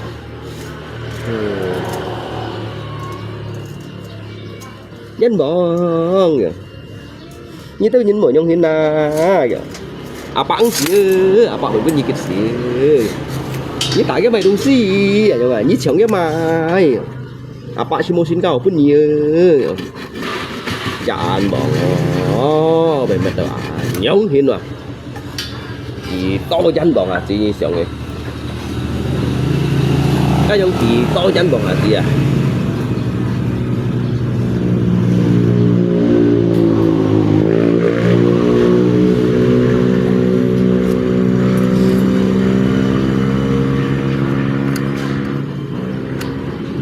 các miệng một nhọn hả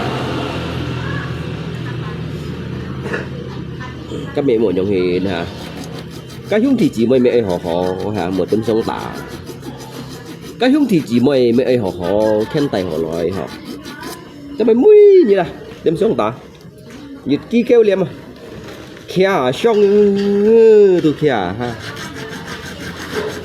nhận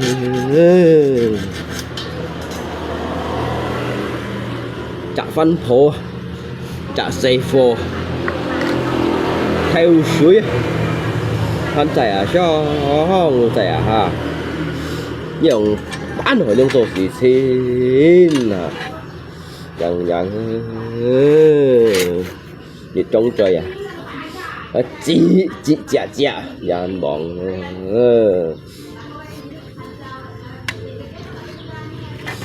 cả bạn bạn xí bạn bởi vì nhiều tao kịch xí nhất cái mày đúng xí bạn mua xin cao cũng như tao như tao bởi tạ chân bọn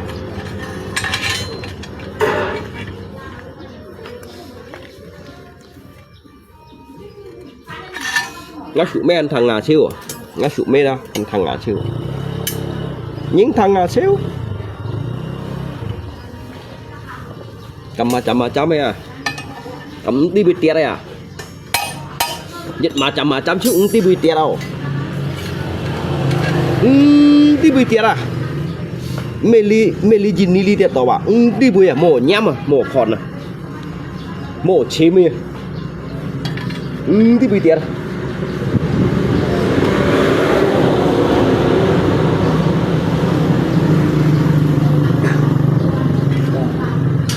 liên cái tay này thôi mệt môi mệt xả lần môi à cái tu hành cái chuyện này mỏng này mỏng cá hả môi nhẹ mũ chuôn vậy đó là cho anh trả chiêu à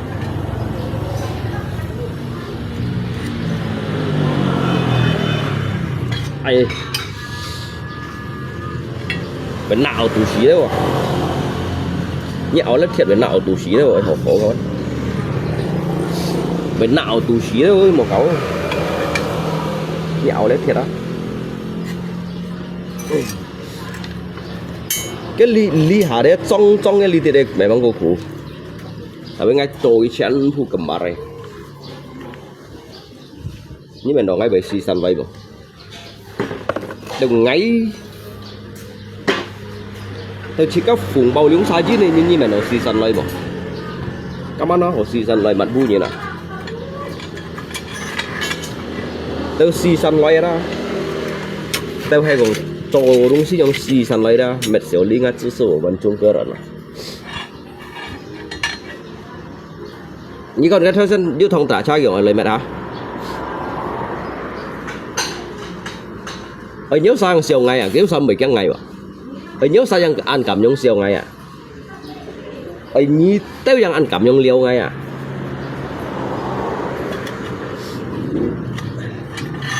Ở nhí tiêu sao yang ăn cảm nhung liều ngày à đó? Nhí còn gì tiêu sao? Chỉ hắn chi nói à? Hắn muốn nghe hiểu mua hiểu kun nghe cha mua à?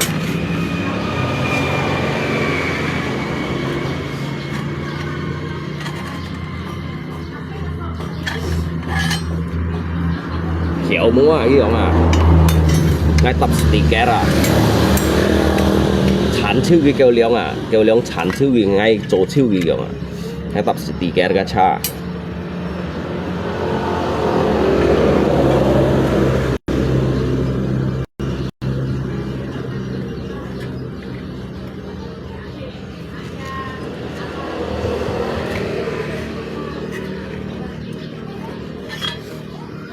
Cái nhì tiêu dùng cái sân cái cung chỉ lấy liêu cái giả phó, cái sân cái cung mà nó họ cho tận liêu cái giả phó này hả?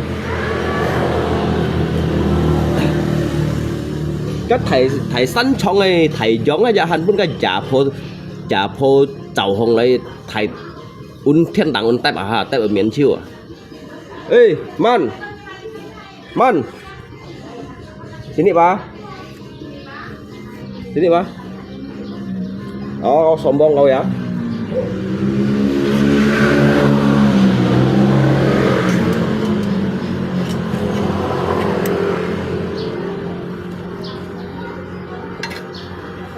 Hah? Apa ya? Itu Pak, mereka mau cari tenaga. Kerja kan? Oh, kau kerja kah? Ada ini susah mana orang cari juga. Suruh Nah, saya mau bikin gerobak ini. Hah? Jadi kita kerjanya mah nanti di sana. Ini kan yang IKN yang di sana tuh, Pak. Mau dilanjutkan. Dia mau cari tukang-tukang yang bisa melastar. Hah? Di mana di Kalteng kah? Kaltim ya? Kalimantan Timur ya. Jadi mereka mau lanjutkan IKN nih, mau suruh saya bikin gerobaknya.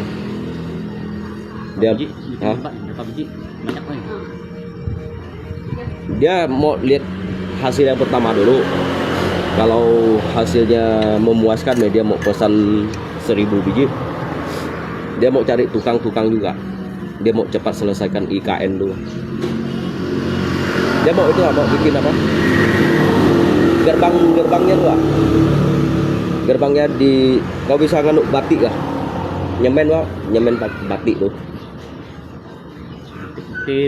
Motif batik Pak, motif batik. Gajinya mahal loh, sana. Tergantung gambarnya juga lah. Iya. Dia satu gambar itu 300 juta dia kasih ya. Memang mahal dikit Ah. tuh, mahal dikit tuh. Satu dinding. Satu dinding tuh Pak, 300 juta tuh. Lebarnya 3 kilo, panjangnya.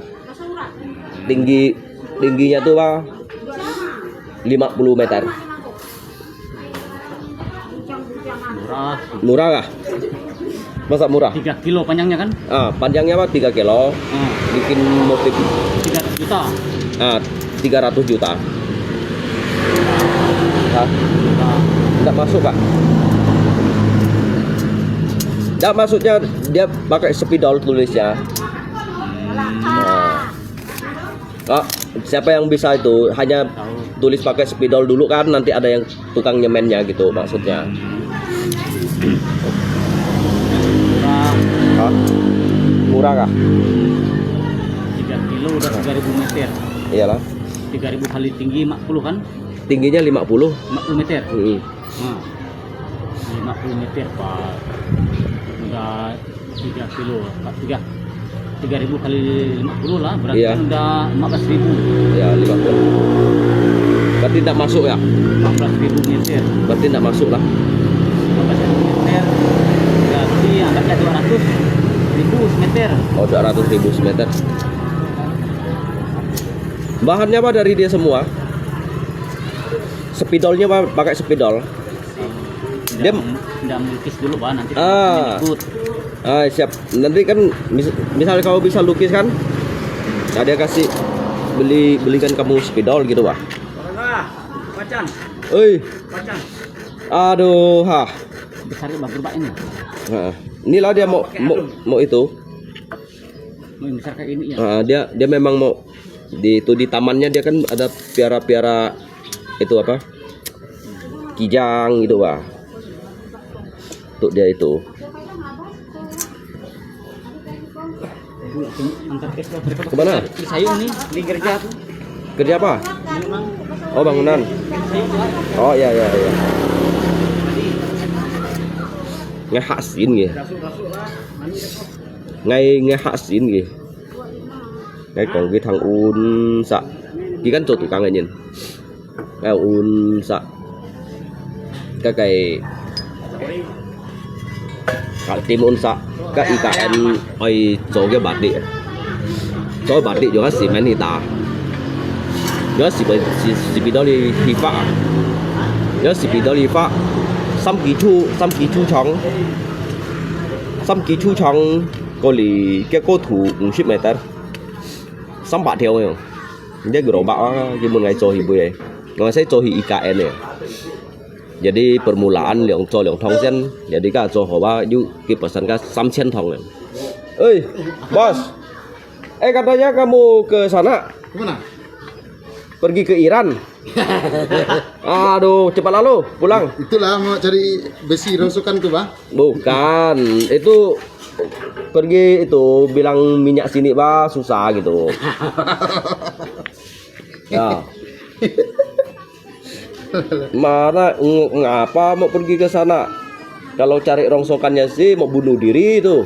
Wah, nah bunuh diri, ambil bekas rudalnya kan? Ah. Aduh, Apalagi can kita? enggak ada apa lagi tuh, Enggak Bang. itu kah? Dompeng tak? Hmm. Ih, sayang. Habis. Masa Saya suruh mereka pakai dompeng saya. enggak lagi itu. Enggak lagi jalan. Enggak tancak kah? Ini kan ini harga udah bagus nih. Mana udah turun lagi? Ya, udah turun. Kerja apapun susah. Iyalah. Tinggal saya ini yang kerja bodoh-bodoh nih ya. Udah apa lah kerja ini? Besi yang panjang-panjang dipotong pendek-pendek kan. Besi ini kan 12 meter kan? Nah, Kan? kena saya potong jadi 1 meter. Nanti dipangkong luruskan. Nanti juga dibengkokkan lagi. Kan kerja bodoh ini.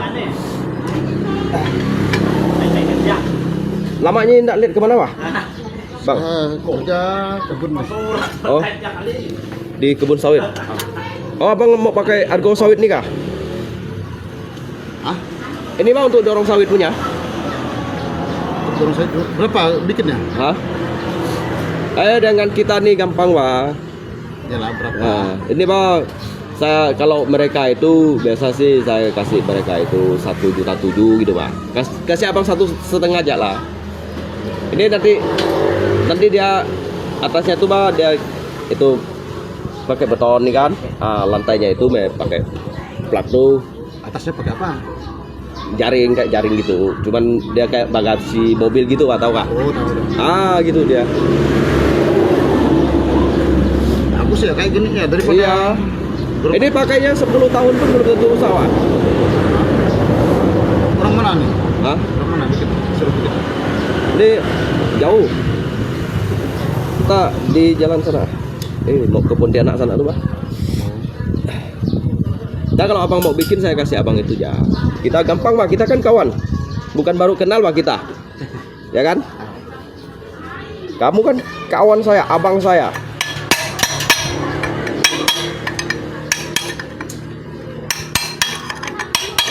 Kalau pakai ini dorongnya ini 300 kilo pun masih mampu Pak dorongnya. Cuman tenaga kita mampu atau enggak kan gitu dia. Dulu bagus dong. Kayak Iya. di Sepandak tuh Pak. Rata-rata orang pakai model gini. Iya. Kayak ban yang di pasar tuh ban lain. Oh, itu sih pakai untuk jatah paling angkut 1 minggu punya. Kalau ini kan udah dipompa anginnya bertahun-tahun. Enggak terlalu ke dia gini nih. Terlalu apa? Enggak, ini kan belum tangannya kan belum dibentuk. Oh, belum ya. Nanti tangannya dibentuk nanti baru nanti kalau kita angkat doang pasti baknya jadi rata gini lah ya. Rata ya. Tahan ini. Dulu saya bikin satu tuh sampai sekarang punya mereka tuh udah lama tuh. Udah mau 8 tahun lah. Pun belum rusak-rusak. Bannya pun belum ada yang keropos. Enggak kerja lagi sini ya. Hah? Belum. Ya, Lama aku nak kerja lagi sini kan. enggak. Oh, buah itu loh. Iya, dua orang langsung pesan 2. Ada lagi tadi mereka pesan. Cuma saya bilang pelan-pelan dulu aku bilang. Soalnya kita ini kan pertama kita ini bikin ini kita sendiri kan, dan juga kita rancang yang bagus-bagus untuk orang kan gitu ya. Ini kan kita bikin sendiri. Iya.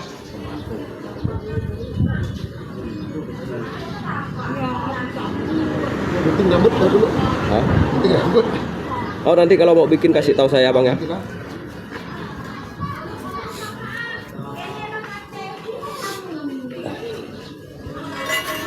Gampang Bang kita Bang. bisa juga ya pakai tonggas tuh. Bisa. Untuk itu. Untuk bengkok-bengkokkan besi.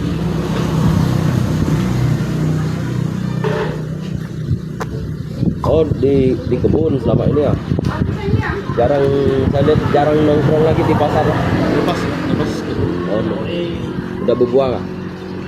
Yang 3 hektar berbuah, 2 hektar umur 2 tahun, yang 2 hektar lagi baru tanam.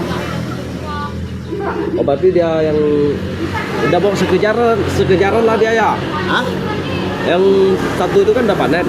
Oh. Yang satu itu udah 2 tahun lebih. Udah mau sekejaran lah ya, dia udah buah pasir ya. Tahun ini bang pasir lah yang Tahun ini ya. Oh, congkoy lah. saya jual kemarin. Hah? Yang 2 hektar itu mau saya jual.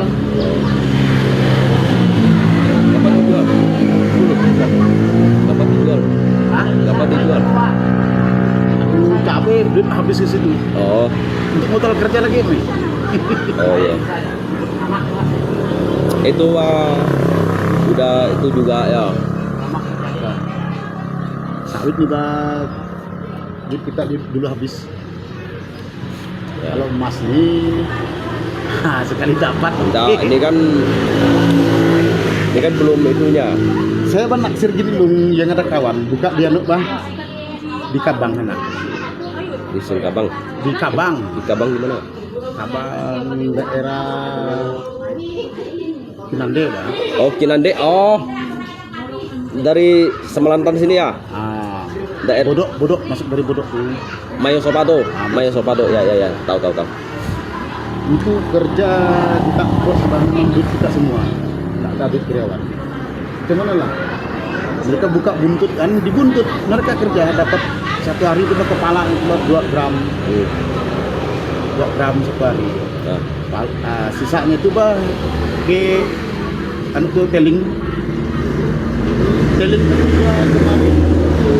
kemarin ya 2025 bulan 12 kan 3 bulan ya bulan 12 dia bongkar teling dapat dia kan 6 bulan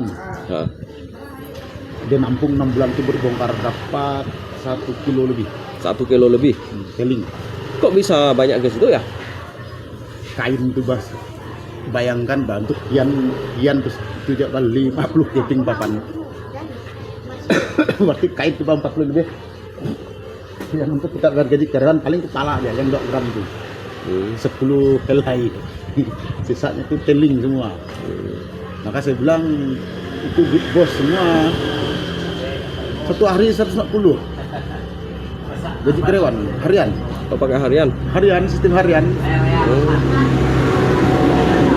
Jadi kalau dihitung-hitung, kalau ada hasilnya 2 gram 3 gram pun enggak rugi Bang kan?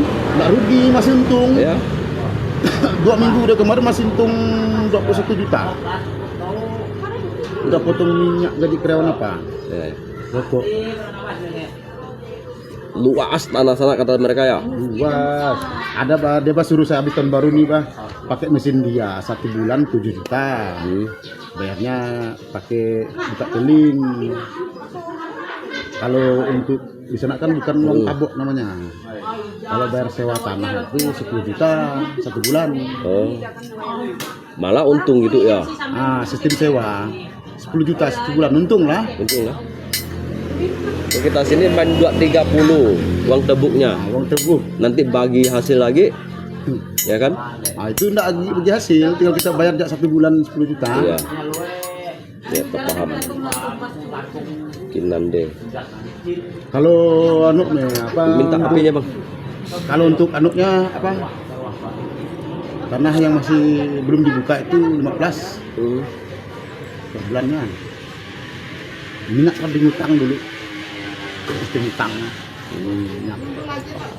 Mau nyebrang sungai kata mereka lewat situ Ada yang dalam nyebrangnya. Kalau dia lewat sini kan mau nyebrang sungai lewat Mayo Sopado. Itu Pak ada yang pakai engkel tuh, dia kan lama kerja di sana. Yang di ini Pak. Mau jalan ke Pontianak tuh sebelum Tiang Tanjung nih Pak. Oh, sebelum Tiang Tanjung ada simpang itu lah. Bukan. Habis simpang 3 ini apa nih? Habis simpang 3 kan Perigi. Perigi. Orang Perigi Pak ada kerja situ. Anaknya Pak pakai Robin ke sana. Anaknya Pak pakai Robin, ngerobin di sana. Ngasil juga dia bilang. Ngerobin 2 juta 1 bulan. Murah ya? Murah, ngerobin dapat 800 900 miliar. Ya segitulah dia.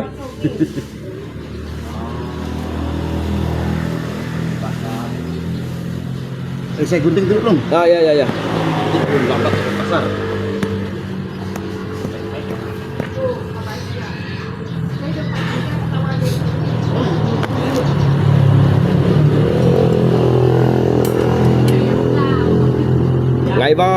Ngày ba sen nhìn đồ liệu ngày sen nhìn đồ liệu ngày đó jadi như còn mãi đó ngày đồ hiểu ngày cái tay của lý tay của un tay của thôi rồi đó ngày cái cho này lý cho này cái cho này rồi đó và đó ngày công ty rồi mà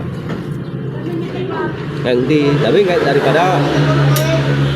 daripada jika mau kayak gomboy ya daripada jika tim mau kayak gomboy ya jika mày trâu tép ao rồi mà gì xia đâu bữa nhưng mà cái chứ mấy trâu còn áo ơi cô thầy còn đấy đeo hẳn cái cô mình cũng siêu hả chỉ có cánh hầm đồ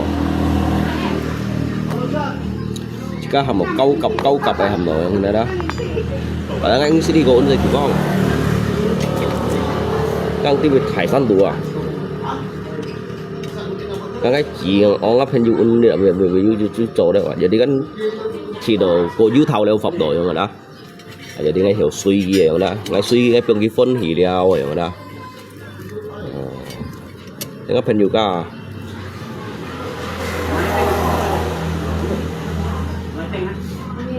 jadi theo sen một ngày là chỗ lại kiểu lui hả ngay còn si phải sao gì ngay không sợ cái theo chết này còn có hình như si những cái kawan những cái học hình nhiều những cái cô ngay mấy xuân như theo bạn đeo cái này hạ gì đâu bởi vì cái tí ô chỉ có những chạm to mỏi hả các môi trong bây giờ nè các môi trong cũng mấy chia sẻ của bên Trung Quốc rồi mà Mana ada tas? Upay ko mata. Olo. Upay minum. Yay.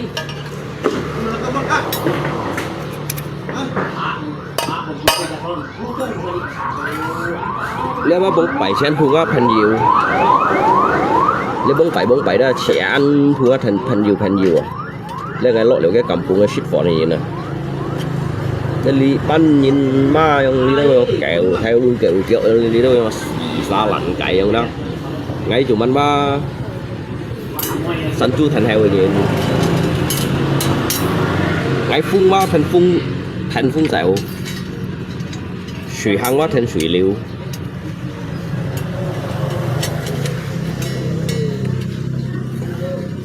Vậy gì còn mai bông si ba ngay hiểu ti vậy mà.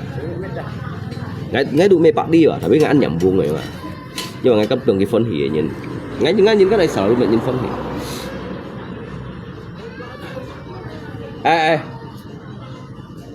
Kena kamu habiskan semua itu, nanti saya mau goreng ikan asin pakai apa lagi? Minyak tuh kena kamu beli habis.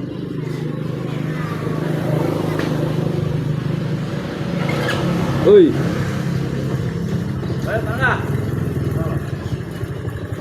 Banyak lalu Pak borongnya? Ya, tuh. Hah? Saya mau ngojek. Ngojek? Oh. Saya belok, Pak. Nyaman lah ngojek, paling enggak dapat 2 kardus nanti.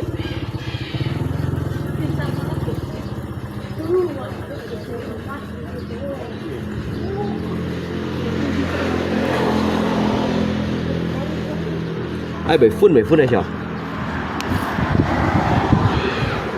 Chắc chẳng lẽ rancang ya. Lungko Daman kasih dia minum kopi. Lihat nggak ao leo kan thành lật dia langsung lật 2 thong này, langsung cho 2 thong lah hả? 1 thong. Nó sẽ phô xuống xuống. Nó sẽ thu ngã phân. Nó sẽ thu ngã đi theo kiểu ấy phân này.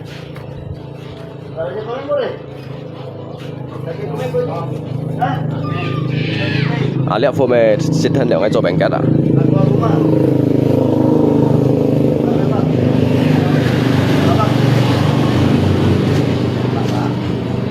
Di semir lah rambutnya tuh, kan udah mau konyan.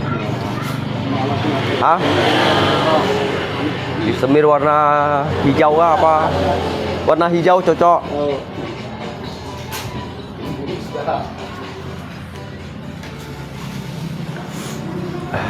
Makan.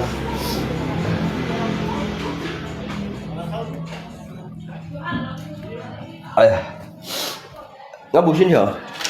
Thế nắp phăng nữa mấy không? Lung kalau Daman kasih dia minum kopi. Kopi mang tin son hin nữa, hắn kopi. Mang tin nó son hin nữa, hắn còn kopi thằng trẻ.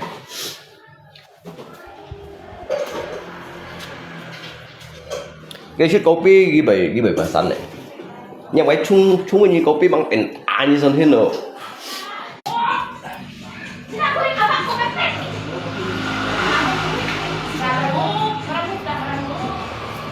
Ngay chiếc kopi tuhan mau nhìn chung à? Rồi, bạn tập mà dịch chạm theo thiền con nữa.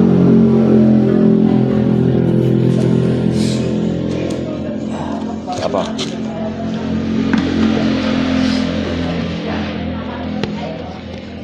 Ngay shit mày không sinh ngại ca chung à? itu bang masuk dulu. Lila Pakai tampal lah mana tuh aku ya. kecuali kita put theo lấy chim chỉ cái liao kan chỉ sang quy kopi chung bên giếng phà kamu chạy như là cái lít dịch nhiệt ở một thôn như này như cái mấy kẻ tон kopi phụ nói chung á cái dịch nhiệt đâu mà cái mấy kopi như dịch nhiệt đâu á một thôn nhìn này được cái chặt lấy pen nhiều du chung kopi cái chặt lấy du pen nhiều du chung kopi như tiếng ngáp pen nhiều kiểu to bò liệu chuyện bản lang sao như nào ngáp pen nhiều à có mấy thầy organisasi đó hắn su ngáp pen nhiều à các organisasi đi đó komunitas đó hắn mòn to ngáp pen nhiều của to à mà chặt lấy như ở chung kopi cái chặt lấy ở chung kopi ra như chẳng lụ kopi lụa như xỉu tròn bỏ nó mà nhỉ lụa như xỉu đó lụa như xỉu giống bỏng hay nào đã lụa tròn bỏ nè các kopi phun chui mò gì chặt liệp bay kẹt taoในchung à các si mê dịch xa như thế cái chít bản lăng xa như nào mới chả ai hình như ấy đây tủ đột cái này chung kopi ở đang ngáp pen nhiều đó chít bản lăng xa như thằng kia này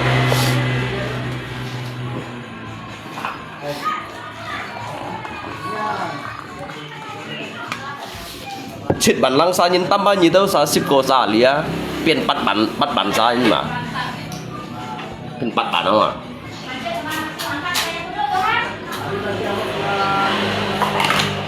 các cái chặt lấy chung kopi lìa lấy chung kopi chân phổi chung kopi à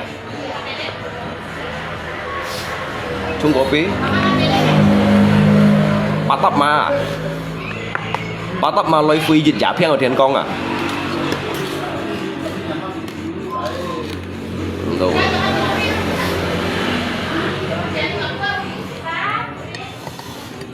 cái tủ xì hot cái bể lăng chui kìa cái chơi cái ship copy cái bể pesan ngã lột hồi cái chế cái new lì ngã sụp mấy cái new lì cái bể pesan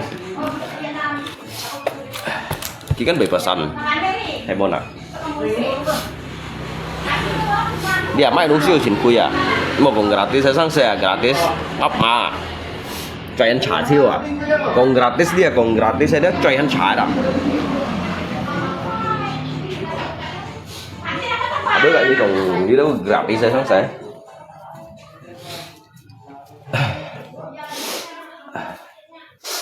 ai cái apa tuh?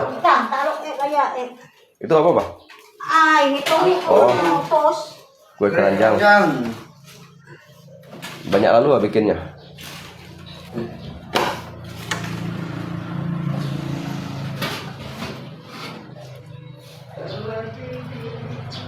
Cái mổ à.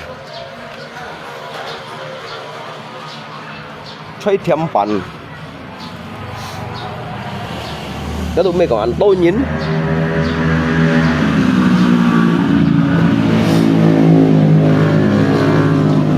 dịch trả chơi ở thiên con à chơi thêm bẩn cái cô dịch trả nhau ấy xe nhắn gì à nhá một xe nhắn gì đó chơi thêm bẩn chơi ở xình bạ tòn rồi như là vấn đề shit vật bị phong gây một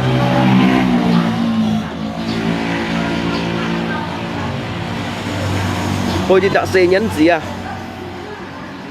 nếu có trụ nhìn ngăn juga kongkonyan isi song phụ trong ở đây sẽ có thòng nhìn ngăn cổ song phụ trong cái lên nhìn si juga kongkonyan mà ngắt lột phò à cái mạ à cái tre à nhàng cái dịch giả lụa thiên con à mố kẻ sao nhìn shit à chơi thêm bản chơi ở xịn bạn đó à nhưng mà nói như chính phủ mà hả ai Phật đi đâu nhìn mình đâu à ai Phật siêu đi đâu nhìn mình shit đâu giống như nào các khu thấy về sale bắt hết rồi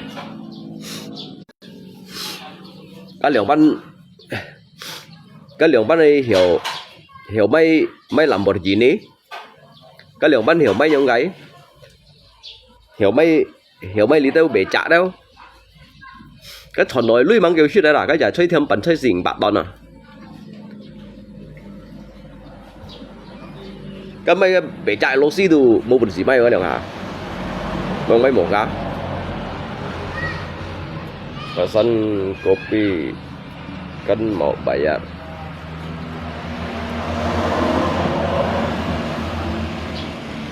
kecuali cái chả bút theo chim ngay đó à lý cái chén mò chỉ xịt rồi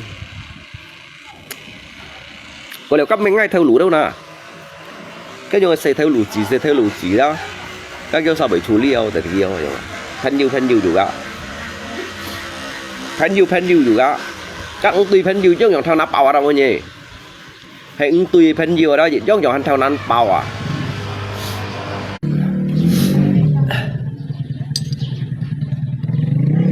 cái chén môi cái xịt kopi cái xịt lăng suối lăng chu tuổi thì ngày mai kêu thầy chui đấy à như xịt Aqua xịt Nestle xịt Segar Sari à xịt Teh Pucuk à cái đốt thành kia mà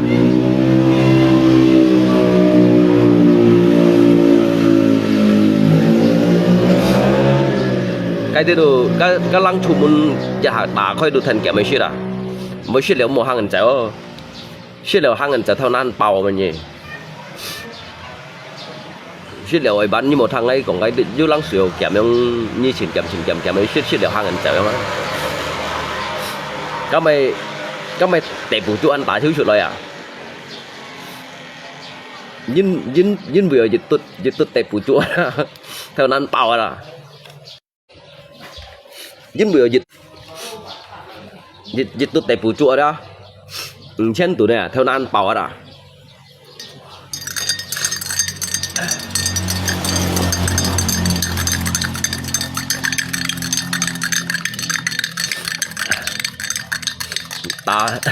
ta ẻo chút lại đó cái Teh Pucuk ẻo chút lại à cái theo nan bảo đó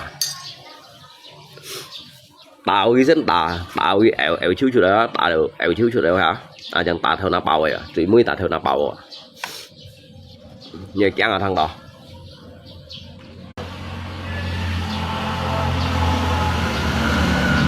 chuyển thoát được cái à bật lăng này nhìn nè nhưng cái thằng cột chẳng cột bồ vậy nè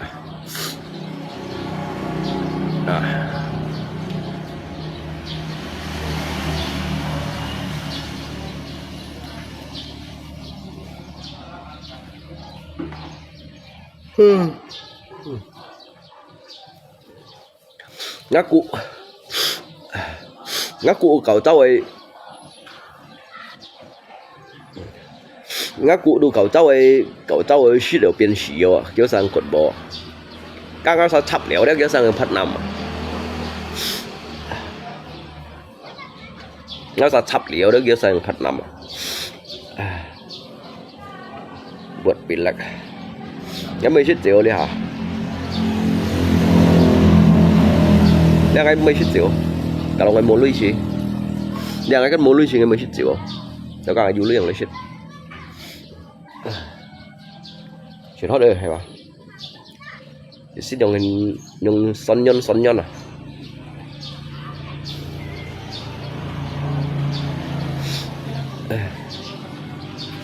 trời bật lăng những cái nhìn này cả mấy sẽ hạ mặt thổ suy ai sẽ mặt thổ suy cái ai toàn hàng thiên dương thì bên thì dương toàn cái ham to thổ giáo xuân mù trả thiên dương cả mùa xì thải kim công xì thải thiên bóng à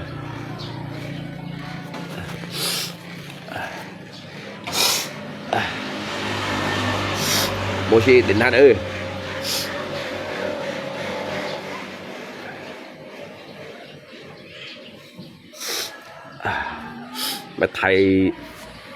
mày thầy un sạ mày chỉ mà lại á săn chẳng siêu rồi à mày nhịp bún săn ăn chẳng rồi à còn có arigato à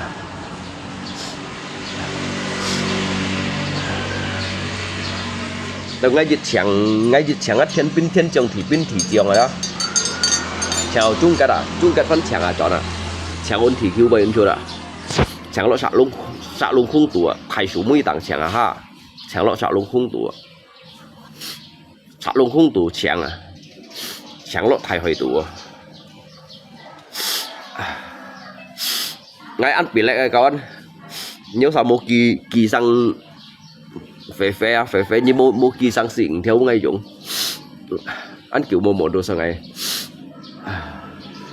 thì cũng mà xin sát à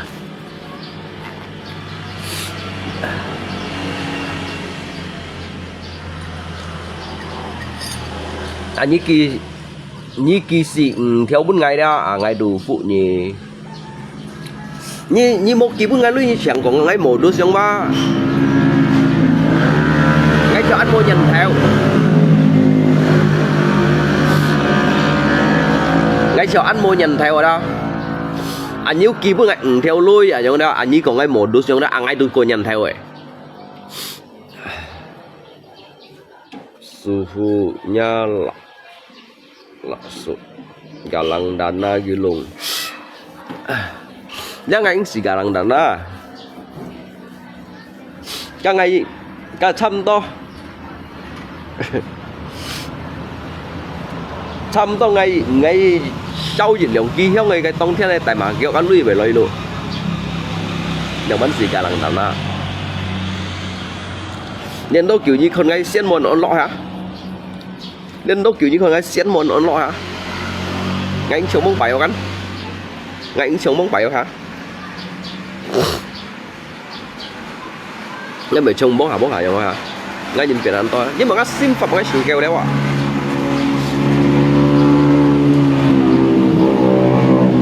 ngã phẩm lít ba ngã phẩm thủ ba chịu kêu đấy đi đâu nhưng mà là chả bấy ba ngay ba ăn hẳn đều rồi mà chỉ có ba mấy lý đâu sọ nỉ hoàng lý ban nhìn ma chỉ có mấy lý đâu tạm bả lạ lý ban nhìn ma chỉ có mấy lý đâu phí cô lý ban nhìn ma rồi đó bữa nhìn các con tại đây đó còn đợt dịch tít giống như theo đó củ băng chẳng củ băng theo đó củ băng một chú nặng đâu nhưng ra một hai đứa block kiểu như này đó luôn có như con thì đấy luôn có bao lâu có Samudra Pacific giống như nào cái xíu đâu cái xíu đâu lo có Samudra Pacific giống như nào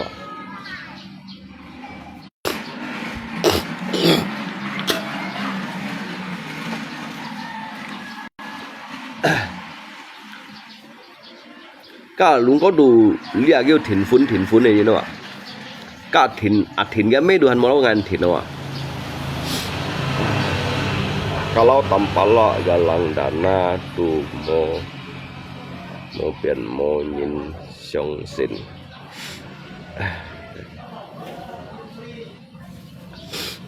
galang dana oi galang dana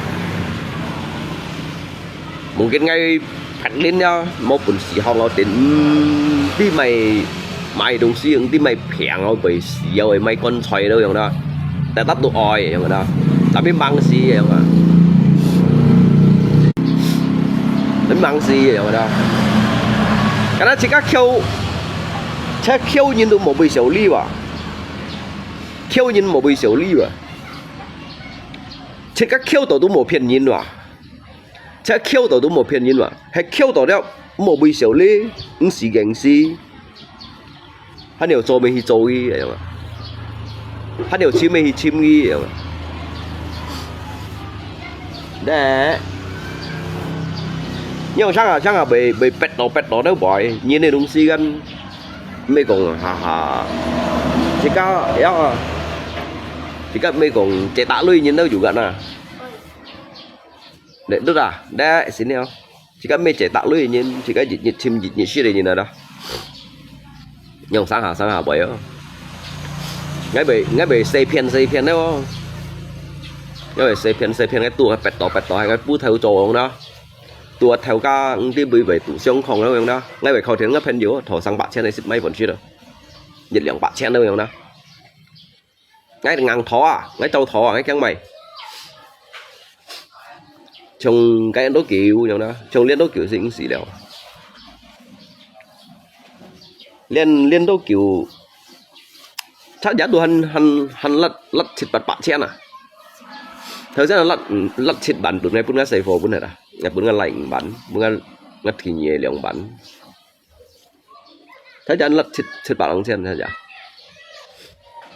sau rồi hiểu như cái mỏ cài lọ hả chú lui vào cái gỗ bạc trò hôm nay chú lui liều cái liang pan si kong galang dan nai sang sẽ cái những phỉ khung sạch những hình nhằng chữ ấy xin những có chỗ theo những tập chiêu những bao chiêu những hình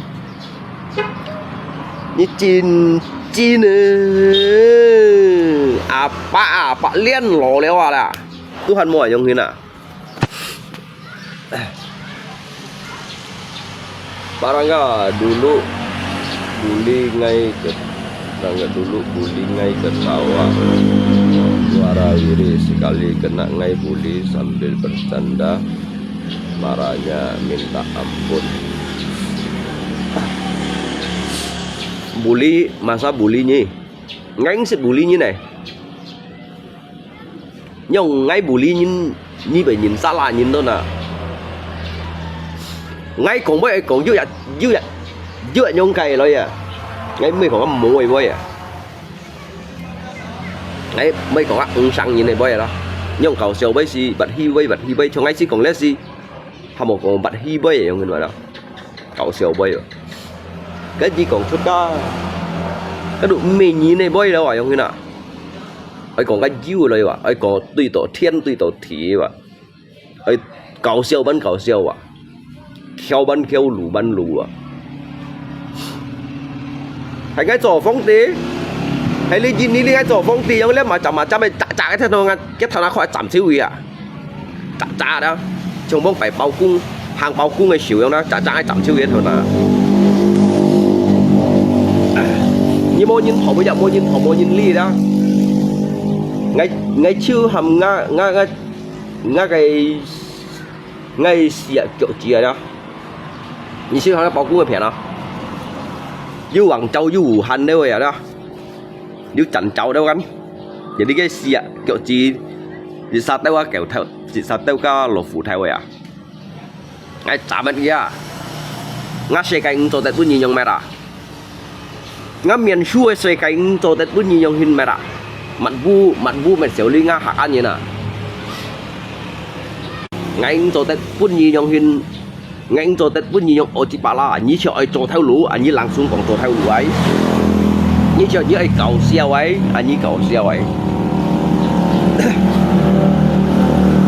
như chỉ đó như ai chủ xoay anh như chủ xoay như cho như trồng sen ly ấy ngay mấy lý tao liêu cái lùng kẹo liêu xin cá sai à theo lý đâu liêu cái lùng kẹo liêu xin cá sai đó mấy tí đó đấy chả này chọn chậm chiêu cái thằng nào cậu hay phóng đi xỉu giống đó jadi đi cái gì tiền đang ngay ấy phân mệt họ lấy liêu xỉu phân ngay phân bút chọn lại à cho mà sao còn ấy xỉ chia giống như này đó jadi lấy chỉ cung theo người bay tay lòi ba cũng cho tết phân tay chọn lọ liệt sáu quỷ sòng à set ma từ chút ấy còn chiêu à này còn hay là còn ai đấy à hay cho dứt lên thì xăm lên đó à là không có set ma còn thật thì xí lên cái chơi này chả lì lại là besok ada mobil masuk Pak Rangga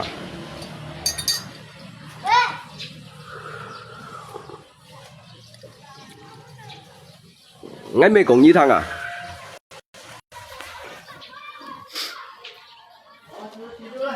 nhưng besok atau lusa yang ada các đồng chí bằng dengan miền trên đi ba ngày ba mày saya tidak mau menunggu sesuatu yang tidak pasti ya jangan kalau menunggu sesuatu yang tidak pasti kalau menunggu sesuatu yang tidak pasti membuang waktu saya. Waktu yang menunggu adalah waktu yang paling membosankan này dia. Nhưng sao rồi du nha mà sai cha lọ. Nhưng bây còn nhấp hen gì nhưng cái nhầm lô bông ngày trai lọ ngay tôi hẳn muốn tèn gì à. À cái lọ đều lấy li nghe ở chú li à. Ngay mới thải theo à ngay mới thải theo à. Ngay còn lấy bơi ngay mới thải theo à. Với mày hay còn ngay tèn định như lấy ba. Ngay tèn như lấy tèn như tèn giả ba. Ngay tới sáng sớm anh chỉ做了用嘅啦，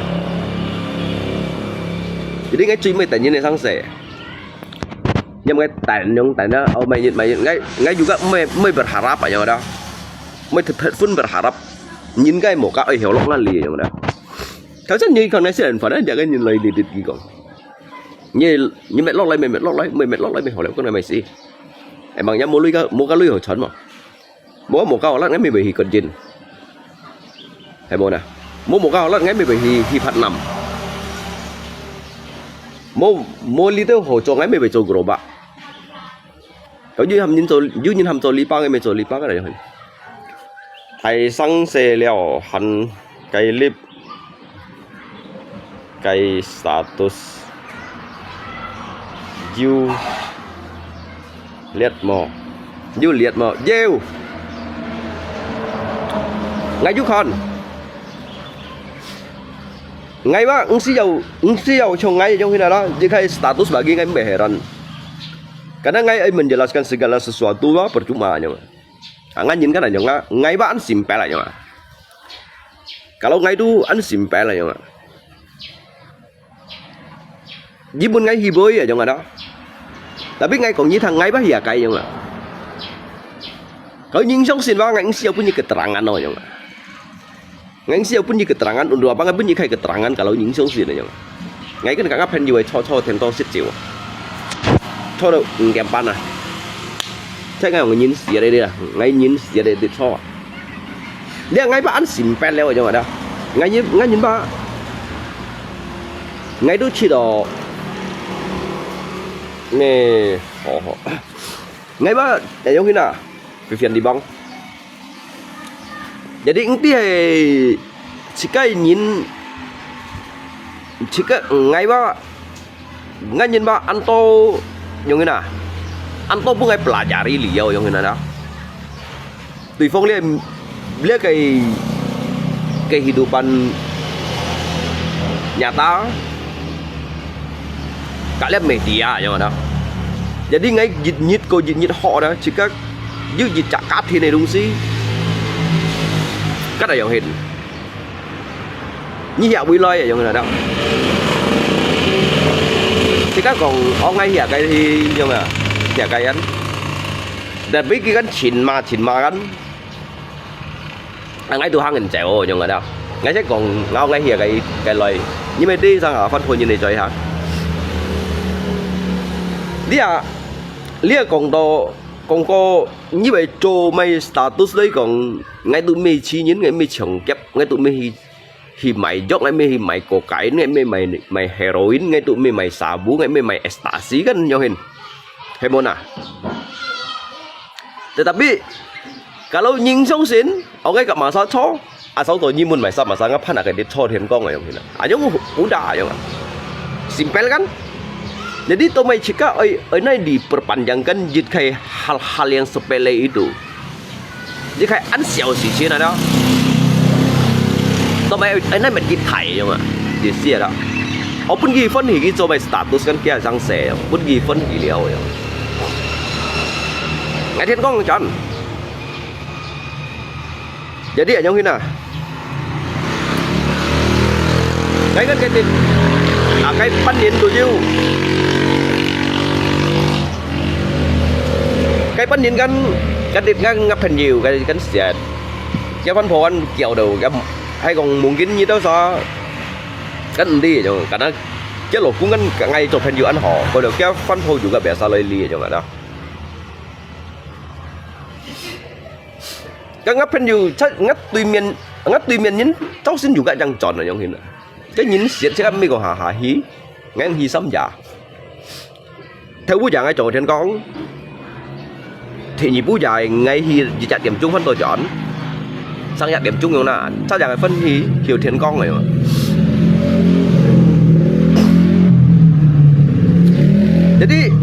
jadi jika lebih memilih menghindar aja yang dah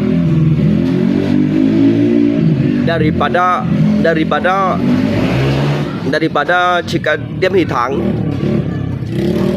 sampai akhirnya dia kumpul dung sih dah nyikin pun penjelasan dia satu kin tiểu sao à nyikin pun penjelasan các cái còn đi mày đo còn được đi bây giờ thiên tàng phòng ha còn đâu nay tú còn thầy hỏi chứ còn đi bây thì hiểu bây giờ Jadi ini cohangan Jawa. Ini cohangan Jawa ini dosa ko yang wa. Jadi jika menghindari celiti dari konflik wa. Ini mendo an koi mo nyong cái si chặt cá tàu cá thịt này đi balik cao jika si hana ju chặt pen ju miền phun đâu à. Karena jika bukan ligan mau sit mau jung Mekong misalnya Mekong union sinting kan không kakak lele ha, tetapi kan kasih juga ya jika ya anggap cái itu match jika là cái kẻ ship tại những ngày thì thôi.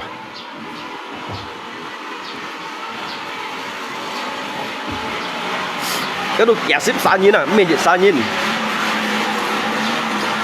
cái bốc bảy chục cái mày phần nhiều còn ngắt tùy miền nhìn nè cái mày cái ngay chắc yang của những số như muốn ngay ở bị sau đó như muốn cái tùy miền nhìn ngày bị sau đó họ cái ngày đầu bắt gì lý à bác anh à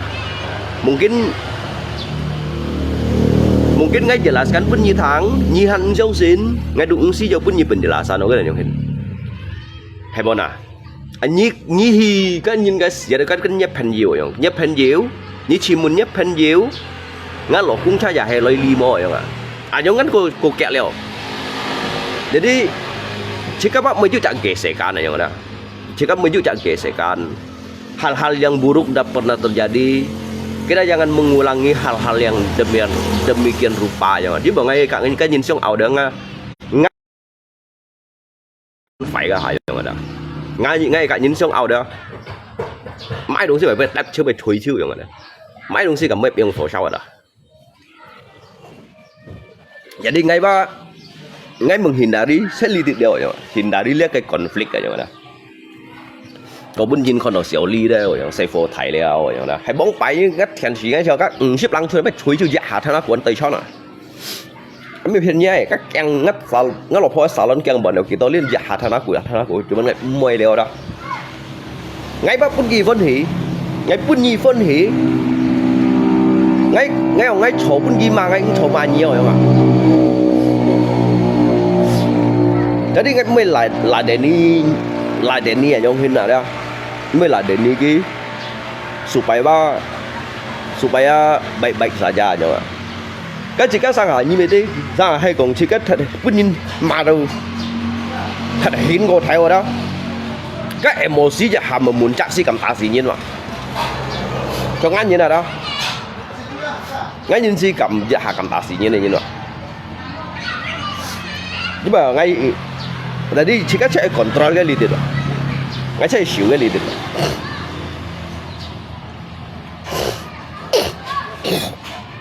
Nhưng mà đi ngay chịu chặt xin ăn phải xin rồi đó. Jadi ngay chọn ngân châu. Như cho mày status như cho đâu như còn ngay bersekutu kakak iblis kakak setan ngay tuh megang ah. Tapi kayak kebenaran kan meh jonghin.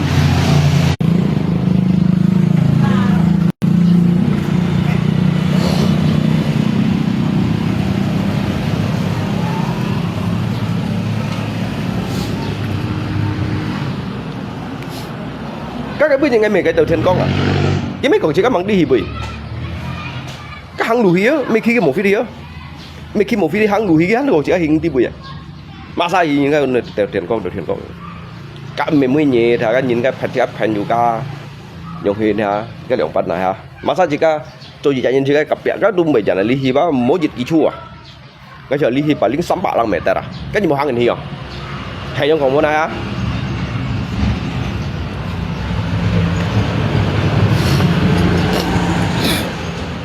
Nhưng hay còn ngay mui giả chút ra thì những cái sợi đầu tiên có chọn là cái đồ salad, cái ngày đồ salad, các loại cái liệu phụ cán bông bảy càng ăn hỏi nhìn đâu rồi nhá,แต่วันแค่nhìn bông bảy ly chọn này dưa xỉa đâu, chọn này dưa đó xíu xỉa đâu nhá,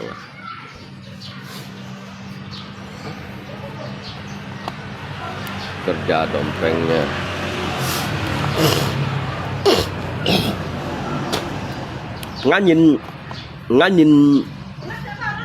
ngã nhìn chín thọ bụt nhịp xe nhìn đâu cái chiều chín thọ bác anh các xe bác lên xem đều các cậu những cái phân phô cậu những cái cái lele yung hinwa các bà ghi ngay ba các mô những cái nhìn rồi mà cắt ăn còn là chỉ có mình còn được ăn dặn thì nào ho chỉ có mình còn được ăn dặn thì là rồi mà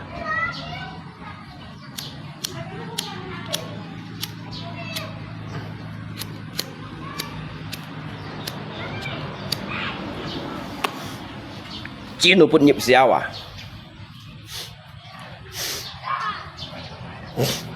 ngay cái còn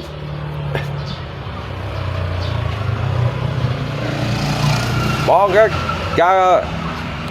cái lỗ cũng cái tổ phèn nhiều cái thằng cái phân phô đủ cả phân phô tổ phèn nhiều ở trong cái nào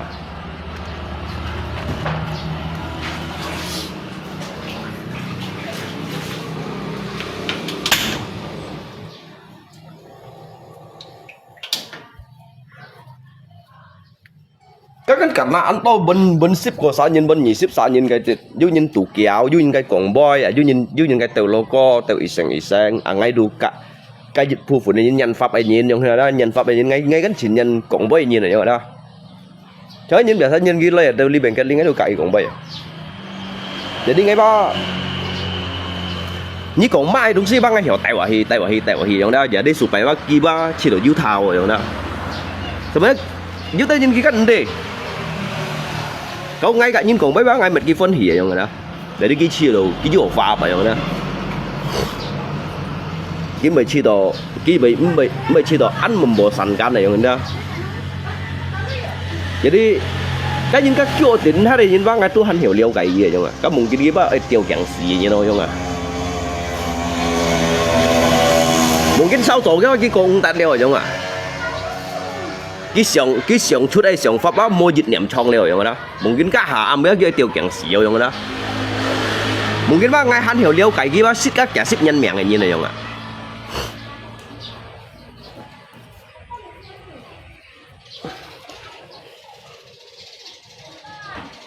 kalau nanti Sosorita dapat bukti hidup dah gimana sih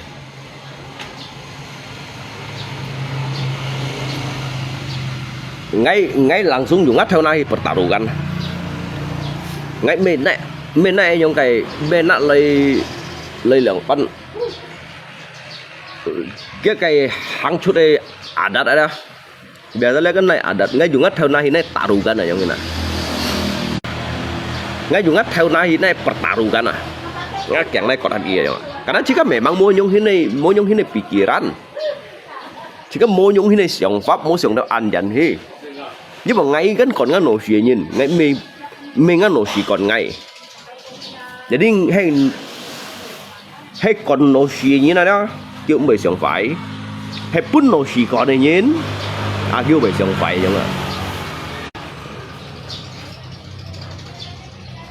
jadi kan mungkin cái sòng oh cái lục cung mùa đó yang dapat ha như là nhiệt bù đu cả yang ada di si dapat si yang la mọi người nhưng bla na hả đấy cái nhiều giống sẹo các nhiều sẹo đâu cái gì các ngay khi đầu ngay mang li ship cô nhắn ghi hắn là đang ngay để li bên chết bật nhắn à cái hắn ngay đúng sẽ đi bùa thế cả là cái gì đang ngay gì bùa và sao YouTube đó ngay khi cái tiệm ổn định ngay còn là cái YouTube cái ngay lỗ thì cái phập hạ rồi đó nhưng bởi cái căn hắn juga cái căn ăn to lòn đòn xanh cái cung như nó dạng bạc của trà cái cung như nào bạc của trà cho 24 à cái ship bọn thì cái ship à chứ tao cái dịch chặt tìm mày đó xì ship lăng xa chứ ship lăng xa chứ xì ship lăng xa không à cái cho 24 à cái cho lấy lòn đòn à lấy dầu áo sụn là âm đó cái gì nó cái chuyện bắt gì bố bày ngay đi dâu tàu đi bố bày nó là khôi xả lộn cái gắn ngay cái ngày dâu tàu bố bày cái hang núi kheo bày xì như nào cái kheo bày xì nhân ngay mấy công phen như vậy cái nãy chơi cái kim xăm cái lò cái nãy người còn hay phết ra nhân cái cỡ nãy người còn cho lẽ đó bảo rằng cái lẽ các cái chọn hì đó cái chọn hì dêu các cái này tập đúng cái chúng cái hiện lưới ban như này cái chọn suốt em lăng ấy cho các búa chọn em lăng mấy một ca mấy lượng lạc xuống mấy lượng thông một ca liệu tiệm lăng cái boss lượng tiệm lăng cái xiết đẹp cũng theo xong rồi xong tiệm cái xiết à sao là nhìn tận tội nhau phụ hì hay một biển cặp búa đang chọn hì dêu lưới à ngay chỗ hay ông chọn hì xin cá trong lượng xăm em ngay chỗ bởi dêu là chọn hì lưới ông đó tại biết chọn này có lưới nhiều này shit đấy à nhiều này dùng không hả à sao là sự cái sòng hì trên như chạy nhìn này đúng gì untuk lihat sang thùng ở trong đó sao ăn chi lượng này vậy à các sĩ cái lọ các khuất đấy còn xin 3 meter dàn mà cái sĩ mấy chẳng nhông lọ à nay tuổi ông son này cứ nay tuổi hết đây nhìn à nhưng cho pháp như đó như tôi chỉ cái là thòng nhìn đó mặn bù lá đâu như đó có trụ nhìn đó như mô bình sĩ khâu á sườn đại nhìn cái trâu sấy cái tôi lâu mới miệng như nè cái trâu sấy lâu mới miệng trong cái nay tuổi sỏi à cái nay tuổi hết để nói à cái phần nó nhìn xuống à cái như tao kỹ lăng thua như cái hàng không hàng ảnh chút đó như chẳng xích phần đó như hàng hot xí nhỉ cái phần nhìn xuống lọ cái phong ghi xích theo ngay chủ ban ngày ba mỗi sòng oi mỗi sòng oi cho ông xí à các sĩ ai các chính trong ai buồn xí cho phù sấy như là các chạm đấy ngay chiều như thế các u liên chạm không cái ring như chạm à liên thái kia là xăm niệm trong à chạm một chút ăn trong à nè như sòng ấy như ai sòng ấy cái to bắp làm ăn to xăm niệm trong cái chạm à sao của các sĩ tụ ngang chạm đấy chạm một chút liên trong à nè như tao sao mua bún gì ngay đồ ăn mua bún gì mày còn nhớ sao mày còn nhớ đâu sao không như kiểu như đồ như chẳng hàng lọ cái khụt đuối như trôn xíu nhớ sao cái máy như thằng máy đồ kiểu chém máy như thằng máy của mẹ tẹt bàn chim à cái loại này tuổi hết đây như nào các đi kiểu kỹ chua cái liệu hàng đều à cái chạm một un đi chạm xịt mày ta chạm một cái giả luôn này dư phân chạm của phép thẳng à cái trong thon này tụi loại chèn hay trong cái khung rồi à cái dạng thùng rồi đó lâu tiền gì chạm của ai trong cái này chuyển đâu lù dư tao cho nôn dư tao cho những cái khụt đâu cái gì cái nhìn cái un cái lên nhìn cái bề sao mày đó bề sao thông xí gì đó thông xí xịt môi nhỉ à lý bài nhìn cái mô tô xe à cái lên nhìn cái chéo lỗ hiểu à cái chéo lỗ thì thật phun chim cái ăn đi cả lâu limon bay lý lỗ sủi cái tụi loại khụ xịt đấy bằng to nhưng mà lên cái bẻ sao cái này ẩm hết mù mày du nhìn ti vậy đó cái trong cái gunung serentak aja hasil sip chết ra gunung serentak đó cái bề chỗ này luồng kim à cái chỗ chon thì nhìn các cái đồng bèn khuôn này cái đồng bèn khuôn chết hạ chon là các suy tả không à như thế các suy tận đẳng anh như thế có thấy không các bú chết miễn siêu à cái ông thua lo cái cân khuôn đuổi cái gì chặt thấy đàn nào à cái đàn nào juga chỉnh chim à các ngay chiều cùng bạn của bị suy đối chứ à các suy bác cùng bạn của bị vậy chứ jadi cái cowok udah melewati kan yung cái danau bác cho tàng co khi bác chọn cái tại hai khu đây co jadi cái tàng coi suy đã meresap tại hai khi hạ chọn nào vậy đó khi hạ sông vậy đó cái nhìn này đó cái cụ đó thon chiêu miệng này là chết kẻ trang kiểm chút rồi cái ship chết chậm một chút à xì chiêu à cái đồ bịa sai à thôi chứ anh cầm rồi đấy ông suy thế nhở kén à tụi nó nhị bông đặt chân mà hay còn các sáng 10 mét hắn hiểu là nhưng hay còn lọ còn 3 mét trong nhịp nhỏ bộ dân nào cái tụi nó như theo gì tụi hắn là như đi cái này tụi chặt à hay tàu cáo à cái này tụi đi chặt à mà đó để sao dùng cái sử dụng chặt chiếu phun kia tại kinh tế à nhưng nếu khủ khủ sáng sớm ba lấy khu sáng xe ba ngày lọ có đã biết ngày mô hình trò mà ngày thấy thành cái lọ cái khụt bạ lăng mẹ ta ra như cái hàng áo cái gì mẹ chồng lên lùi trong hàng á khi nghèo khu nghèo à cái nung á nó lộ chủ khung như thế nào nếu ta nhau lùi này có lóc pin tùy chăn không à cái cảm xí à em mà cái khẩu nóng tiêu rau anh này cái món này tu à cái thế hẳn như dùng món này做cái xiong rồi đó muốn做cái đỉnh tu cái đỉnh cái lượng kỹ术xăm kỹ术用tu chứ không à em mà nó là cái kẹp hạ giống xí coi như ăn cảm cũng về rồi cái biệt sai tại cái kinh châu xin lo hẹo như đang chua đã như buồn xí giống sôi sấy mà như buồn xí cho cái dầu ăn như giống sôi sấy mà lấy dầu ăn xuân đã cái kinh châu xin lo lấy khốt hẹo như đã yang chua đã cái phật đó nhìn xuống nó cái un tú lo tả hệ mơ sao tả hệ mơ lo cả lòng bao sao lo cả lòng bao à lo gì chút sao lo gì chút à cái tú lo ba lũ sa nhìn tàng có lý ba kẻ sa nhìn ban cái ban lúa phân chẹp này đó giúp kẻ sa nhìn đâu vậy mà jadi standby tèn này đó cái tú lo ôn bò la gì à xịn phá cha cái tú lo cái này ôn bò la gì à cái nhị ship sẽ điểm chung như cho như bún xì cái cho tapi un sa lắm un sai cái nhìn cái thân gì nếu sao rồi chặt li bay hắn bún liều bả lăng theo sang hả tuổi chiêu đó chặt li bay cũng trên là bún liều bả lăng theo à nhưng một thằng đó xin to như bún xì cho bóng à các bạn cùng rõ các kẻ giống hai khút giống như này giống chít hai đó sang là xăm chén piong à xăm chén piong đó hắn mang bên à hắn là phân chẹp biếng à sắm chén biếng à cái phân tả bằng luôn tí kiểu dàn à hay chím đồ mó ship này ta siêu đồ mó cái phân bên trần thật thẳng gì vậy bỏ có cái ngang tuy còn cái sạ của cái như cái ủ rật mà sao đó như cái ủ rật như cái hàm đầu kim lúa đó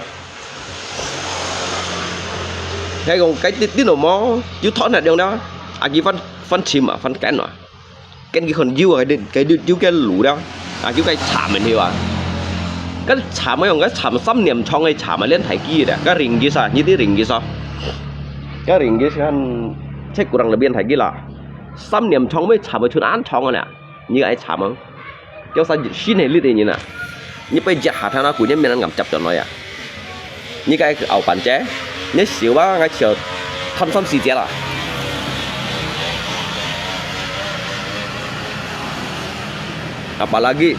apalagi jangan lah kau kan free kau yang hen ni sợ lo cái chó ni sợ lo cái chó rồi như anh sẽ sắm phu yang lah gitu bagus kau cuci pakaian lah di atas sini gitu cho ngay kan tổ lý đây không gì ngay mấy thân liệu mình nói lên cho các mấy kilo chim các mang 7 kilo chim thì paling 30 meter các mang 7 kilo chim gì yang 30 lang meter cái kim si kim mê cái tung tăng cái kim si kim mê chén đó cái còn 3 meter với 90 meter đó à kêu du kim rồi tụ lội à cái chim mà cái kim lù bên lượng niệm phát à cái giả luôn à lượng niệm phát à như đi cái gì chặt lý bay như đi cái chỗ kiểu cái lò mà chỗ cả cái lò thế nào liền giàu ác gì này đó chỗ cả cái lò chặt lý bay à cái bộ cái này bên máy siêu thì này chỉ đó bên máy à bố mày khéo về gì bố mày cái khéo về gì à các bố mày hạ ngay đi ngay cái bảo long ngay dâu tàu cái sang cái trả xu à nếu mày cũng phiền nhỉ cái bị khẩn sổ lát ngay cái khẩn sổ lát ngay dịch kèn à cái căn nhục lại sổ lát pun nhỉ này nhưng mà đó có điều cái căn bốc phải căn cả cái thầu cá trò à cái thầu cá chuẩn nhỏ tàu leo cái mây trò leo mungkin cái thầu cá tròn hijau leo kêu piang habun cái trò nhưng mà đó jadi sumi kita teruskan cái lượng xăm xả nhìn khát này trò lượng xăm xả nhìn là khát này trò cái tới chuẩn chiêu kêu cho pimpinan là cái đấy đó jadi cái phu cái nhà đồ cho đồ diu đó thế còn ông cho xăm cái lô lăng này cái hạ đấy bông bảy kim nhân kỳ tố lý nhân xì bà lăng chen à đây cái tụ tại cái trên lấy cho à đây cái tụ máy à cái bữa nhật kim băng xí à cái ôn sầm đều nè liền cái mấy tí cái làng sung cái mô cả cái này chủ bún này cái mô ăn này chủ bún này ngay như vậy thì khơi khốt mô bảo cái hạt xí léo cái làng sung may thân gì chặt chộp khốt ở trong đó sợ một thì lúc cái chộp một cái cho hay còn chộp mô hạt xí cái mới cho chẳng chèo ở trong đó cái làng sung ban cái bạn nhỉ theo à cầm khâu phun rồi cái gì này tuổi đúng xí măng cổng cô dư bài ha bẻ ra cái nhìn cái tôi dịch chạy nhất trong thế nào tôi muốn chèo hết đồ cái tiết như sát kẻ bạn theo luôn cái tiết như sát kẻ bạn theo luôn thường như tao nhìn những quần sĩ cho lấy nhau theo lũ ngay trình chi nữa ca ngay chờ các tôi lấy ông si cái quần xe tôi tùy thải ngay rồi em ship theo như vậy ngay chờ em ship theo như chiều về lưu một chim à cái nhìn cái trò bẻ sao hạ những con à coi ông nó giả hỏi loại em lưu ship theo mang to ông bẻ sọ lá saya angkat mesin này nhau đó như thế anh nak beli liệu ship theo à các tu ngay mấy còn giống cái thì các mấy còn thải bấy nào họ các tu chỉ các tu ship kín cô lì giống thế nào hay các tôi cái gòn đông ngay đủ một bún xì cái bún xén ship vẫn thải à nhưng một con kia giống hiên mà nhưng một con kia nhà máy của ta biết các ăn của ta xí kỳ to à như sẽ bún kia đấy à cái xí nhẹ lại à cái xí nhẹ ATM xong à cái như một bún kia gì xoài à mì à chè lui à cái như bèo này bao bạc theo à như bèo này nếu bạc theo em bị chùm như bèo nếu bạc theo đó gì thì ban nhẫn đó mua hạt gì này à nhất tung xi máy kèo léo như đi đâu sầu mi hệ mer như đi đâu chiêu phun kia cha theo đi đâu trả này tròn chạm đâu chen phu mệt kèo chiêu đều đó lên diu đu hắn ấy mới nhiệt store à để mới như diu ra mới nhiệt store đó tùy mua bao nhiêu liệu can thành bạch can à nhưng mà gần đóng mới nhiệt cái hàng trên con à nhiệt hàng trên con à cái nhiệt cái cầu xì liên này còn xăm liên này còn à cái xe hàng trên con à diu à cái cha theo chọn trên con à cái đó nhìn nhân dùng dịch trạng lượng sắm chặt gần đó cái đó nhìn si cùng bạ chặt gần đó à cái dịch chặt gần đó nhau hình như si bạ mì li, sắm bạ mì li, lượng bạ mì li, ông bà hạ sĩ cái dịch hạt nã tỏi là liên thái lệ bà đã cái gì mẹ còn 병 to và cái gì dịch xe pan bà lính sang pan cái lồi mà đó nó 병 nó thì cầu hay cái cầu yếu si bạ mì li bà hạ sĩ như nào cái siêu à chúng nó đã đi chết xếp chặt gần đó à cái kim liên thái khu rồi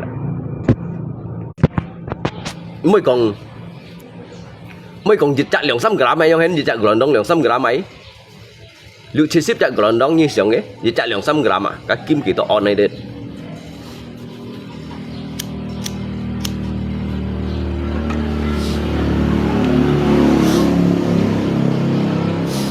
nhất tôi chơi thái bún này cho đấy à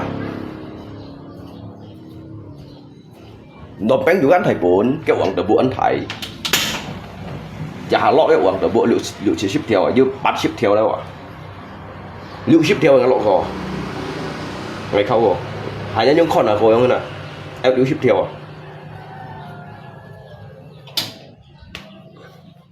những con là rồi không đó em liệu ship theo không đó trộn nhất giải à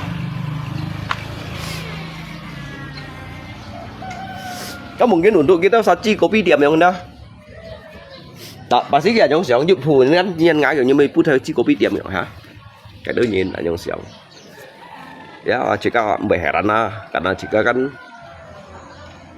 ya namanya mengadu nasib ini dah mengadu tidak percaya dengan nasib sang saya yang na megong unsong sin dia nasib yang na dah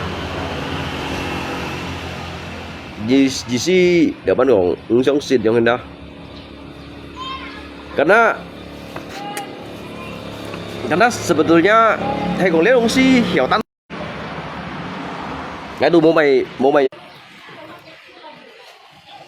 cuma mày cái sebetulnya mày hay còn chỉ ai cầm cho mày vào vậy sao nhóm xài lấy như nhóm xài lấy như cho kiếm nhóm xài lấy như chẳng bắn gạo uống trở bộ như ban đầu xanh như chẳng nhậu thầm như nó chạy sát theo chạy như ban đầu xanh thì đối nhìn cho đều mai đúng xí mày chiêu như buồn chân han nhưng sang dịp bạn theo như rồi chỗ kiếm nhông hen hay còn cho lượng ngại nhất chỗ mua hạ xin giống chưa đủ dịp chạy nhất chỗ mua đủ chưa đủ dịp bạn theo như đó cái đút đa số sinh đó dịp bạn theo cái gì chẳng mấy cái chat theo ở nhiều ship theo tôi chưa là xí ship theo như ban gạo uống từ bộ lỗi á còn cái gì ship theo đây còn là mẹ là mẹ cũng BBC là cũng cho thải theo lúa sang sẽ những đề lấy cho thải theo lúa sang sẽ ăn thải theo lúa đã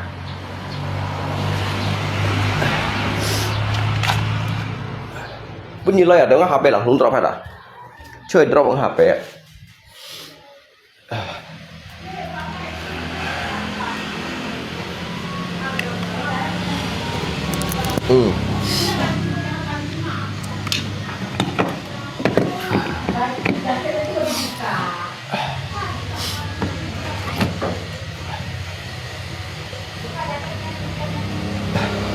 Cái tạo phong phung à tạo phong phung thủy không sạch à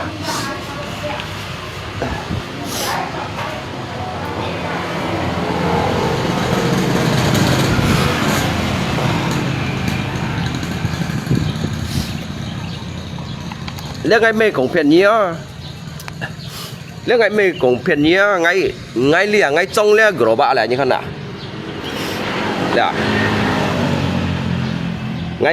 ngay trong lìa gỡ bạ dùng lìa bật ton thiệt cho cái kia cũ đã ngay nãy hi Papua sùng kim à ngay nãy hi Papua sùng kim à uốn hận thong lẽ ba ngày lìa ba ngày chín cho thải theo lũ leo lìa ngày ba chín cho thải theo lũ ngày các trong cái các PT Free Sport công ty à các PT Free Sport đó công ty juga là gerobak hi sung kim à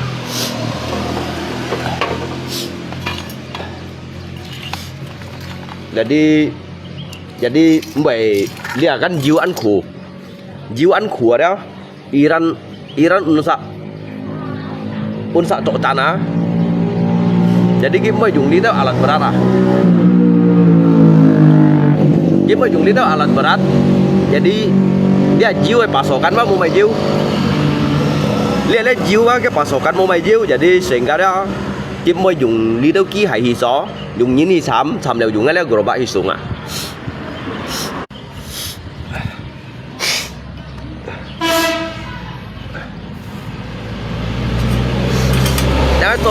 dia ngay trôi súng kim ấy đó cuman ngay ba ngắn nhìn ba mau mày jujur cái bunyi đó ngay còn súng lẽ sebenarnya súng kim ấy đó masa cầm leo ngay đi hả như Tony Durian như cầm leo ngay nhất theo nó chụp bầu nhỉ như tao như Tony Durian như cầm leo ngay ở đó ngay chút nhất theo nó chụp bầu đều dia masa cầm leo ngay ngay cho gerobak hi Papua untuk sung kim ya nghe ảo cái cột à nghe ảo cái cột nhưng mà nó lấy tăng tôi thì thông rồi đây cho bàn thông à ơi cho dụ bàn thông à hắn là kỳ Africa đâu à lấy mấy chẳng lý tiết dùng à kỳ ổn định các cái thế này suku Hadzabe đó suku Hadzabe cái juga dùng cái súng heo đó à các cái tà xì cái heo đó jadi cái đây tụ súng cái bên ăn phá đâu à ini dia biasa chẳng xịt các heo như vậy à các suku Hadzabe à kéo xa tụ bờ xa đâu à bắn cho họ chứ bắn thong à phải tô xí à hay hay ngã là có ngã phi có mua đồ sẽ đó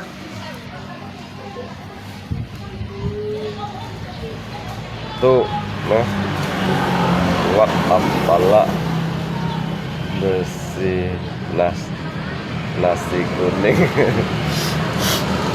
cái mới sùng liệu như thế mày à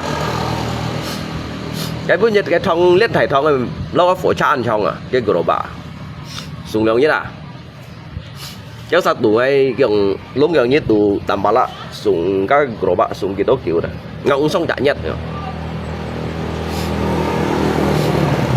cái dạo phô kiểu truy cứu sao mạnh nhất kiểu mong đi sao mạnh đi bay với mày đã tapi lihat fosi keng mai set ada son dogi an keng mai set cái ăn keng tổ sân ly à ví dụ như một gì trong cái giống mày hàm mày set các group bạn mày siêu à mày set mày chat theo mày siêu à mày một can mày siêu à cái hàm mày set đó mày set cũ mày hát set cũ mày hát set ca mày hát hắn như mày group bạn lính nhà mày siêu à trong lẽ đủ ngan nhìn ngaji sih ngambil loy kalau daripada cái moment máy ngay sih ngan lá sỏ lép bẻ lại chín ngan lá sỏ leo ăn lép bẻ lại chín này ngay lá sỏ ngay hàm ghi ngay gì sih hàm ghi cả ngày diều lâm chặt ở trong diều lâm này cái lẽ diều bu ra đây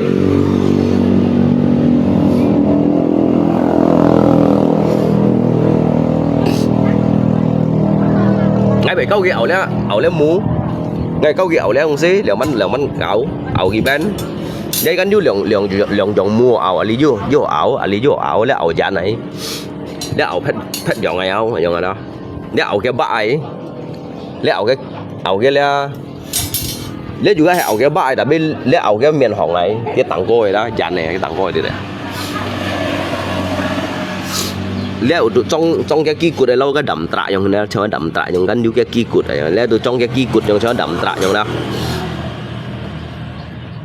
cậu siêu mà như mình đồ trong cậu siêu mà anh lấy gỗ bạn cho lâu đã đậm trại trong này nè để gì phi xuống hạ xuống mà 3 ton kim này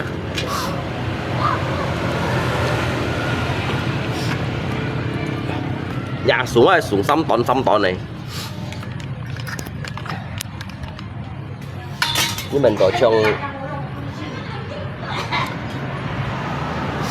mình đồ trong ngay dọc pen dừa yang in bỏ shit apa luôn có kita kerja dompeng di Sibab aja yuk ngay ada lokasi hey Sibab bisa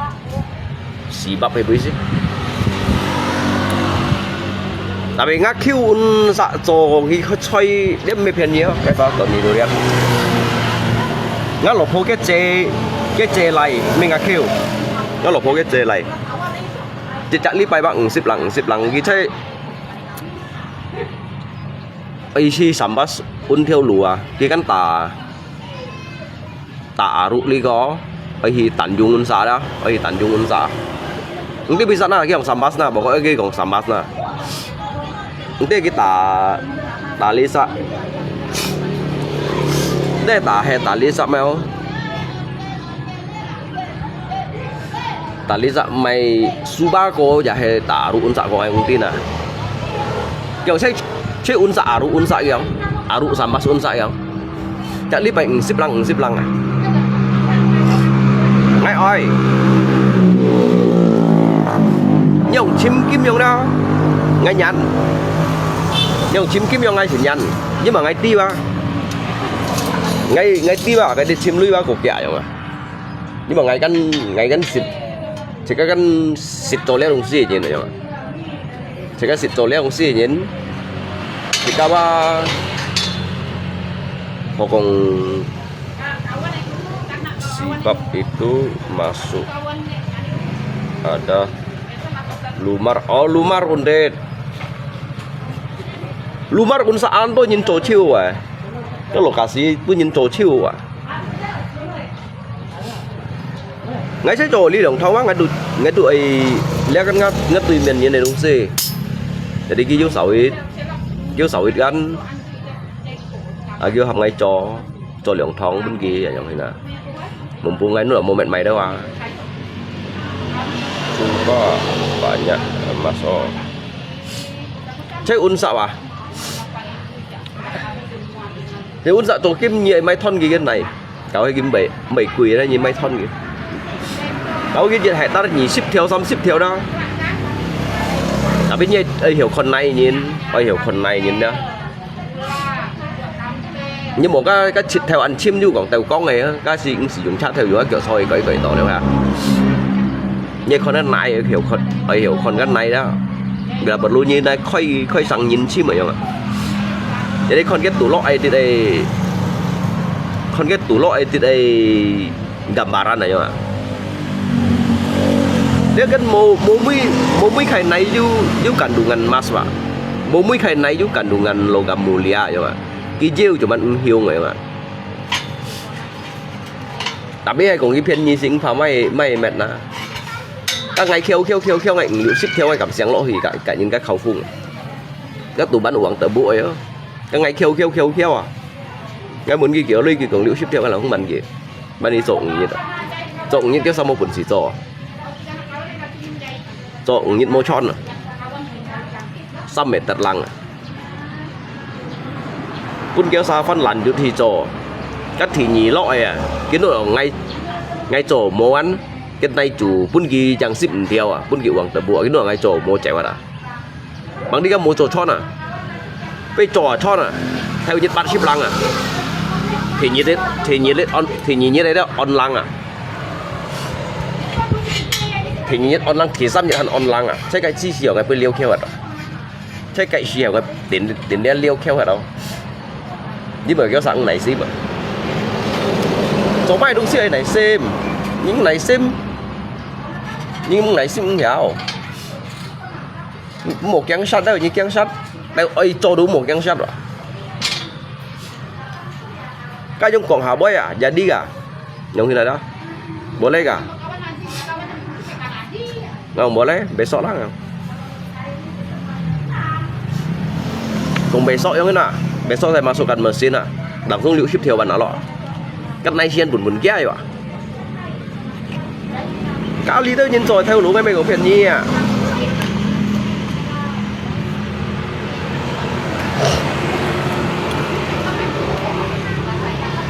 Cái những cái tổ lý đối nhìn để sao giống phiền của nơi đó ngay họ ngay mười sang gì à. Các chỉ các 30 thông một cá đồ máy chiêu như nào. Máy chiêu thì tùy chạn này đó.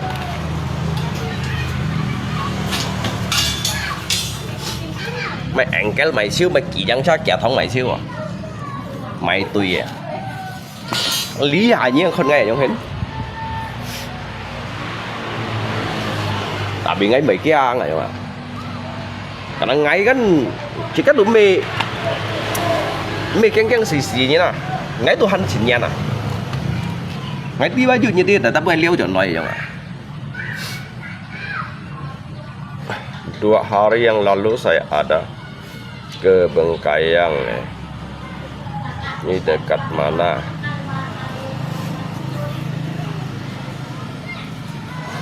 ini còn quay ba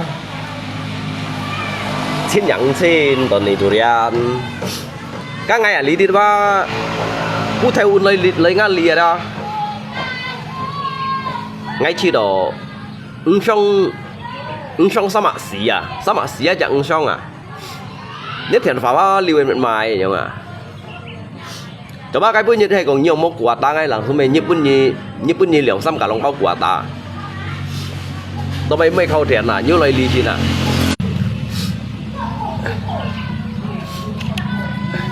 nhưng mày khẩu thiện ngày nè ngày mày nhấp chầu ghê bê đâu à đường xăm cả long bao anh nhấp bún nha quả ta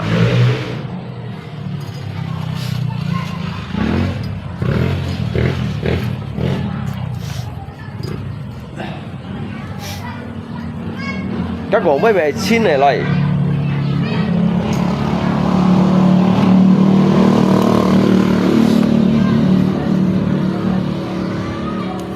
cả lò nhìn còn mấy đi chín này nhau hết Các lỗ nhìn cũng mấy xí mồi không ạ?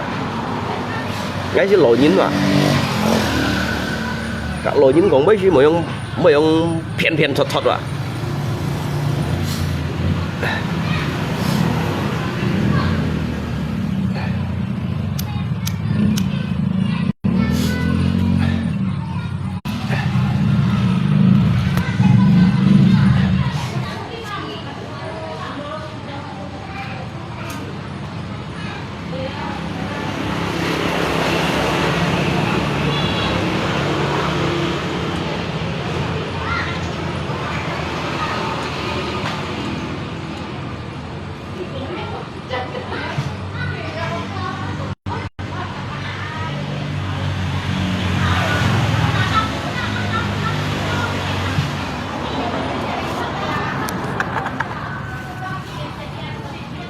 Không có như tổn ni durian tu ngay nhẹ nhàng cũng bay ngay xin mới cho mày như tu ngay rồi đó nhẹ nhàng cũng bay nhàng đó nhàng phiền tung phiền gì nhàng đó ngay xin mới cho mày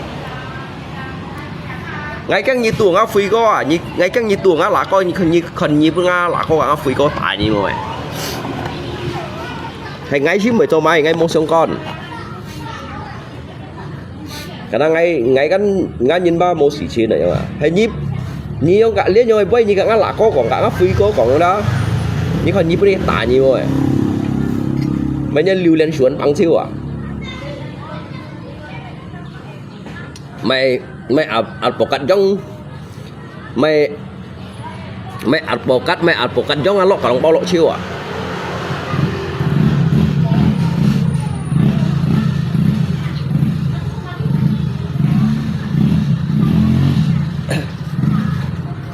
như you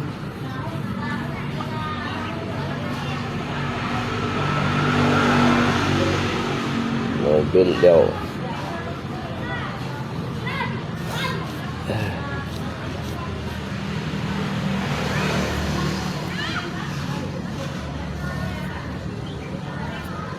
ngay bây còn liệu như thằng à ngay bác xịt xong liệu ôn thiên tặng ôn phun siêu rồi nhìn như vậy thằng xịt liệu bay lý nhang cả ngay còn lý nó theo đuổi sáng sẽ các cái theo lũ từ tàu hắn nó sẽ cái theo lũ á bữa ngày còn ở trong ba tàu hắn ăn sẽ cặp bữa nào mày mua lượng bạc thầu gọ cặp bữa nào mày mua lượng bạc thầu gọ mua sắm bao hà coi à mua xì khút tèm bè à anh vô lăng phần coi những cái mày thầu trường nó cái tiêu hả nè cái chiếu còn cái CEO đâu à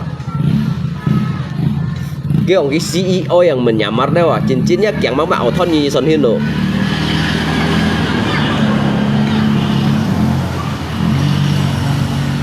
Miang Suy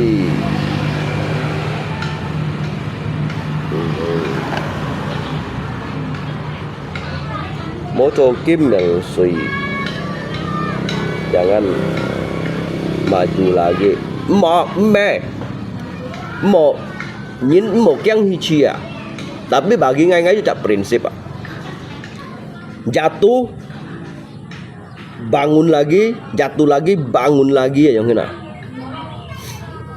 một yang o một yang phỏ hạt asa nhìn hàng này dùng miệng mà dùng gì đúng gì ba kita tetap baju hiểu loài ya như hi chim juga tetap jiu ya như hi coy ya tetap jiu ya nasib itu bisa dirubah. Nganyin si an bertentangan kak nasib kak takdirnya pak. Ngay mau mai kong ngay thật phương trong xin này nhá. Nasib kak takdirnya ba. Nhưng mà liên lũ ba, liên theo lũ ba hàn mang hàng chiêu nhá. Như là vẫn còn takdir. Liên lũ ba hàn ăn chong, liên lũ ba hàn mang hàng chiêu. Terkecuali ada jika jijan tuai soi toa soi si loyo đó bởi siêu à như một chọn đó chứ akan tuh nyai takdir liao ya nggak karena jika kan han pun si mang họ sebut takdir sang saya pak nhưng mà ngay ăn bertentangan nggak liao ngay menentang thiên mà ngay bertentangan antara nasib dan takdir pak lihat dong kita ngay pun nyijit kayak logika yang sederhana ada kawan ya Ngai pun nyicit kai logika yang sederhana, tetapi ngai mehiungnya nhớ saat một chiều tiền chỉ kita yang ada. Dia ngai kan bởi mô miểu shit, dia ngai kan bởi mô miểu shit lagi kau nggak dah. Karena kampung tu lihat tu kan anku kan, kampung tu lihat tu kan anku. Jadi ni setidaknya mày kekurangan shit, liệu man ni rubahnya nasib nah, ni liệu man rubahnya nasib kan ha? Hiểu này rubah mana kan nasib nah, tentunya hiểu lah. Ngay chỉ đầu mấy miếng của, ngay mấy tanam lo, kan hiểu juga merubah kan nasib aja nggak. Jadi ngaku aja jiu liao aja nggak. Jadi ngaku jiu ba, ngay ngisi saya lihat kayak mấy mì lui liao yang kena dah. Ngay chỗ đầu mày untuk mấy choi liao aja nggak. Jadi kan nasib kan hiểu này rubah. Kalau như mấy chỗ ba, như mấy chỗ đó như berpangku tangan đó, như mũi nhịt ra đó, mũi nhịt cho này chẳng ai講, nhịt kia kêu liệm khả xong khả ha, nhịt kia guitar nhịt thanh theo ám, tem cái iPhone thôi tặng cùi yang hến, ngay pun như xí kan nhịt xiên như nasib tu mau berubah, như nasib tu hiểu biến à. Chú liệu như biến đó, chú liệu chú các kiểu chỉ cung hướng song thiên nào đó. Nhớ bộ tung những này coi yếu đó, các đồ biển hả đó, biển chiêu nè cái này, các đồ biển chiêu đều nè.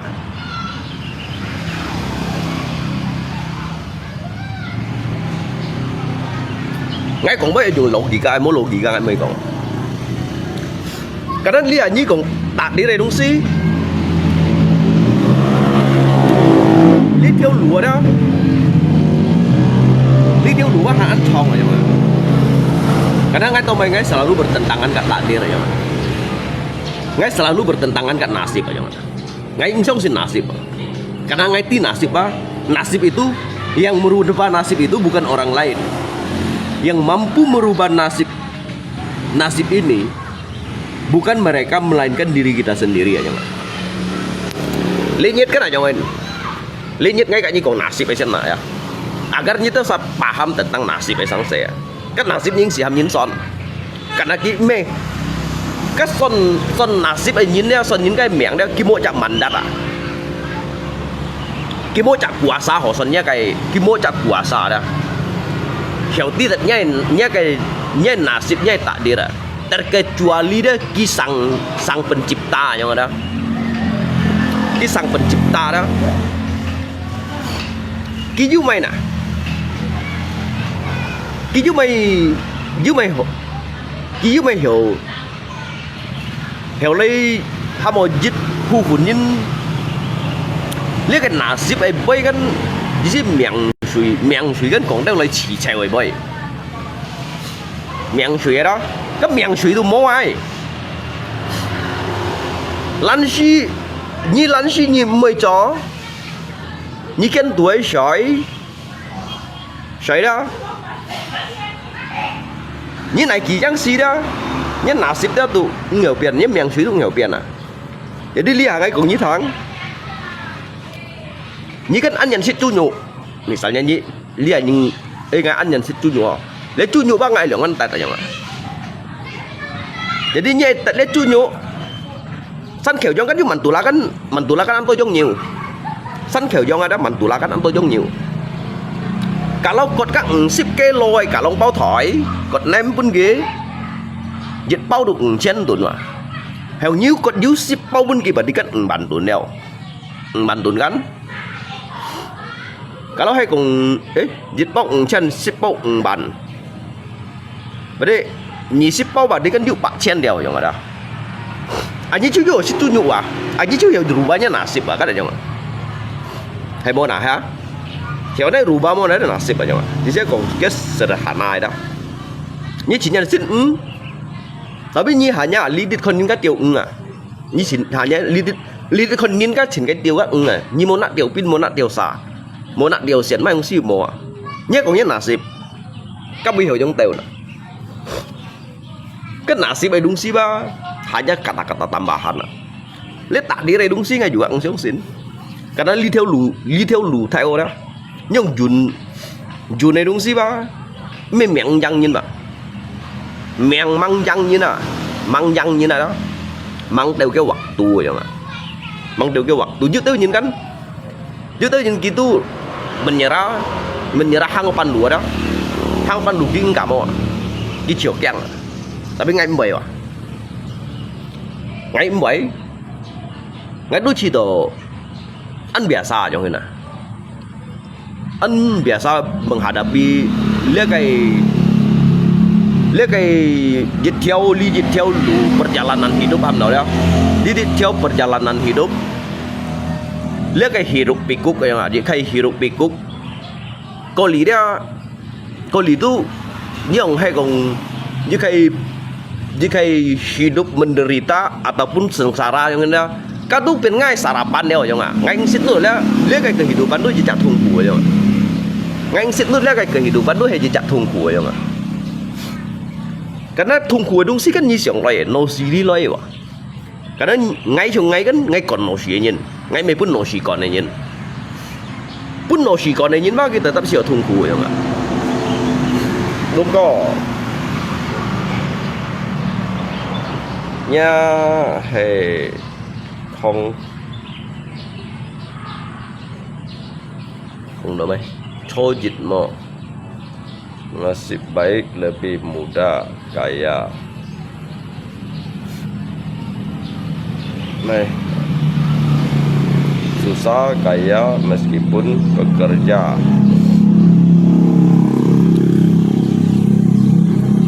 Bekerja main sih. Lihat ngay Fan jelaskan bunyi thằng. Untuk lihat kayak mau lansi như nào, lansi như này komentar ya.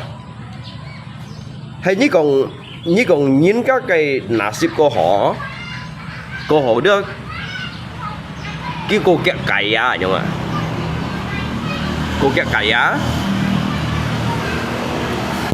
lihat ni oi kẹt kaya mau à, ngay pun ni jit kai jalur à, ni cầm mau à nhung thế nào, ni cầm mau, ni chồng kim tiêm các hanya tu kaya lewat, modal nekat dia nhung thế nào, modal nekat à, tetapi lihat apa benyong kong, dah kawan.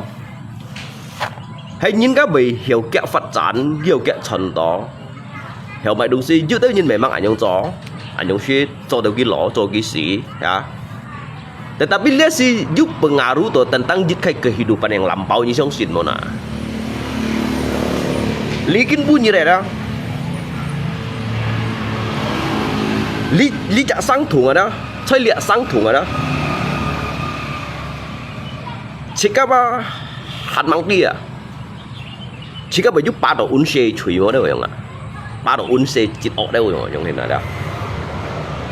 Jadi sangat ingin kong bekal, jika bekal lah.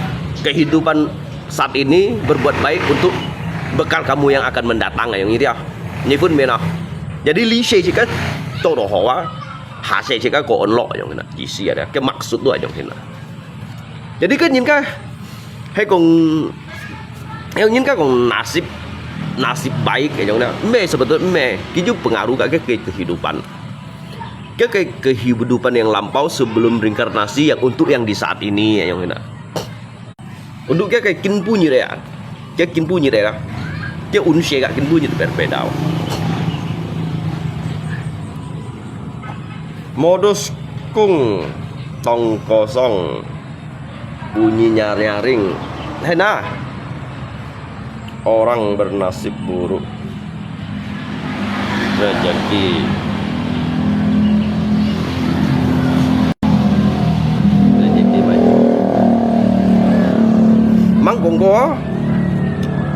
Manggongo lihat karena kan jika cobaan hidup ini lihat kayak kau jiwa lihat bunyi nyisit dia mencito udah jatuh ditimpa tangga mau ya nggak? Nyisit cito habis jatuh juga ditimpa tangga aja ngina. Berarti kan apa soalnya sial ya. Sebenarnya kayak jicak sang thùng mah lâu kan thiên khẩu ni aja ngina dah. Kayak ujian aja nggak? Hidup itu harus melalui dia kayak ujian lele aja ngina. Nya karma baik dan karma buruk. Hei lah, hay là liên liên đồng si memang jiwa, tapi bagi trong xin sa nhá, bagi trong xin sa. Đi trong sao lời luôn là ngay nhiều cái nhớ sao còn ở đó.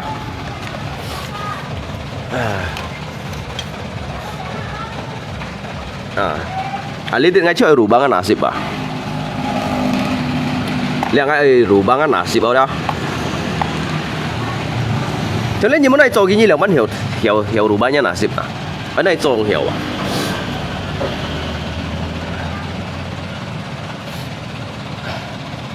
Ini ya mobilnya ya yang mau di servis ya?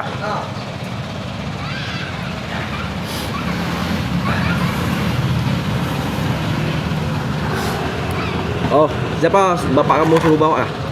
Oh, bapak kamu.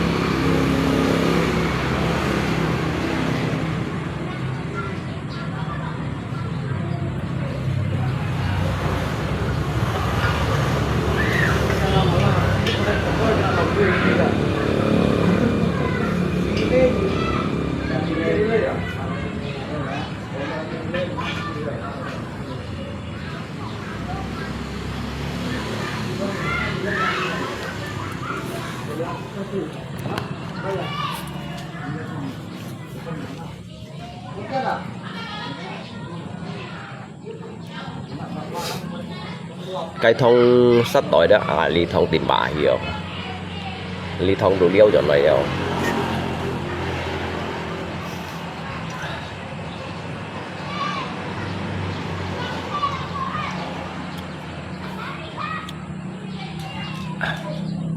lên liệu luôn này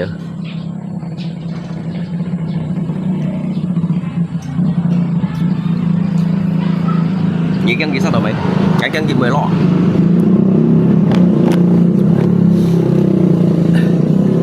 ngay megang gisat ngay kan belok Nah, mereka tengok.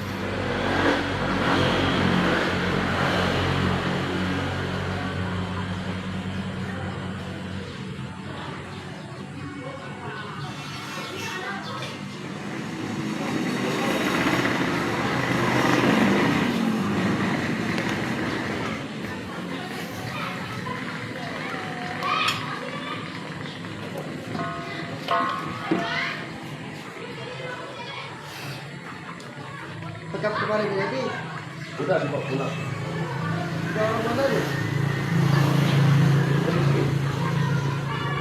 itu nggak salah kan bekas punya Bapak kemarin itu kok? ya katanya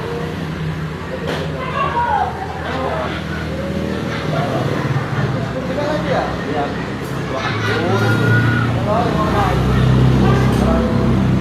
banyak tak kunjungi barangnya tuh banyak lama kan kan bang dia kalau dia mau dipasang tuh bang dia tidak belinya mungkin dia kerja dompet gitu kan jadi mungkin masih sibuk di situ kan barang mahal kan kejar itu dulu ya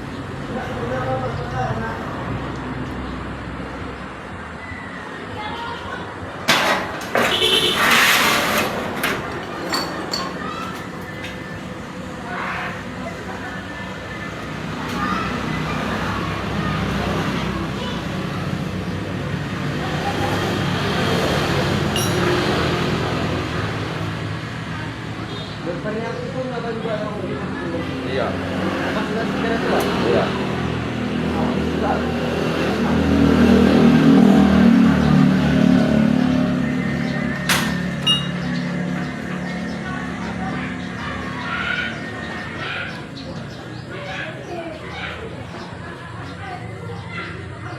Kalau pintu turun, ini misalnya bisa bikin lagi jadi kan sama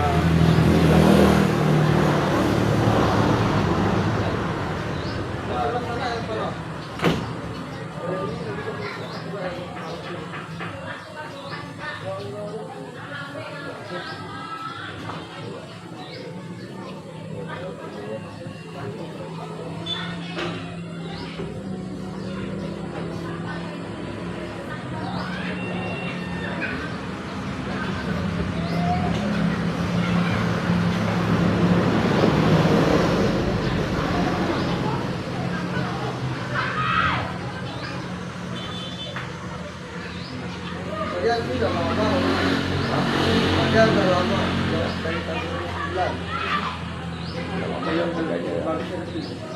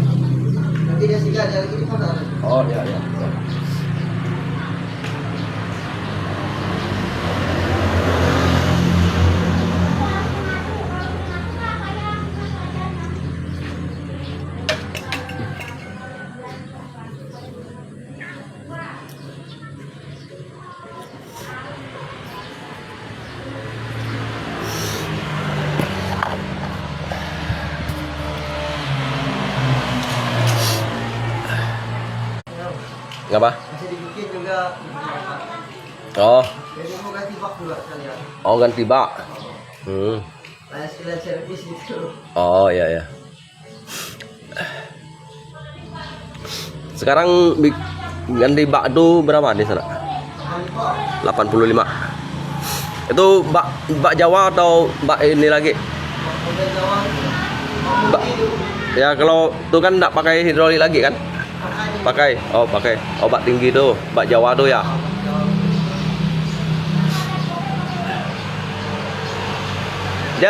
Dia kosong gitu kan 85.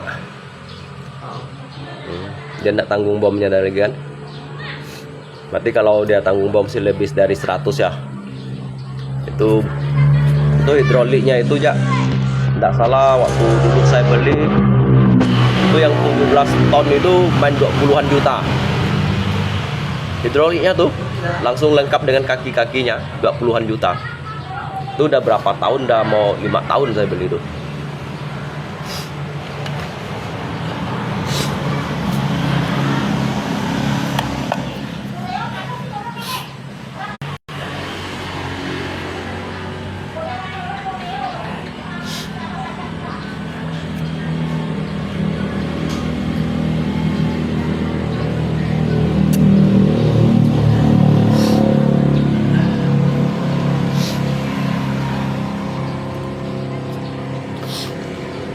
Lipong ngay chỉnh trong modus để cản trở punya sakon ya.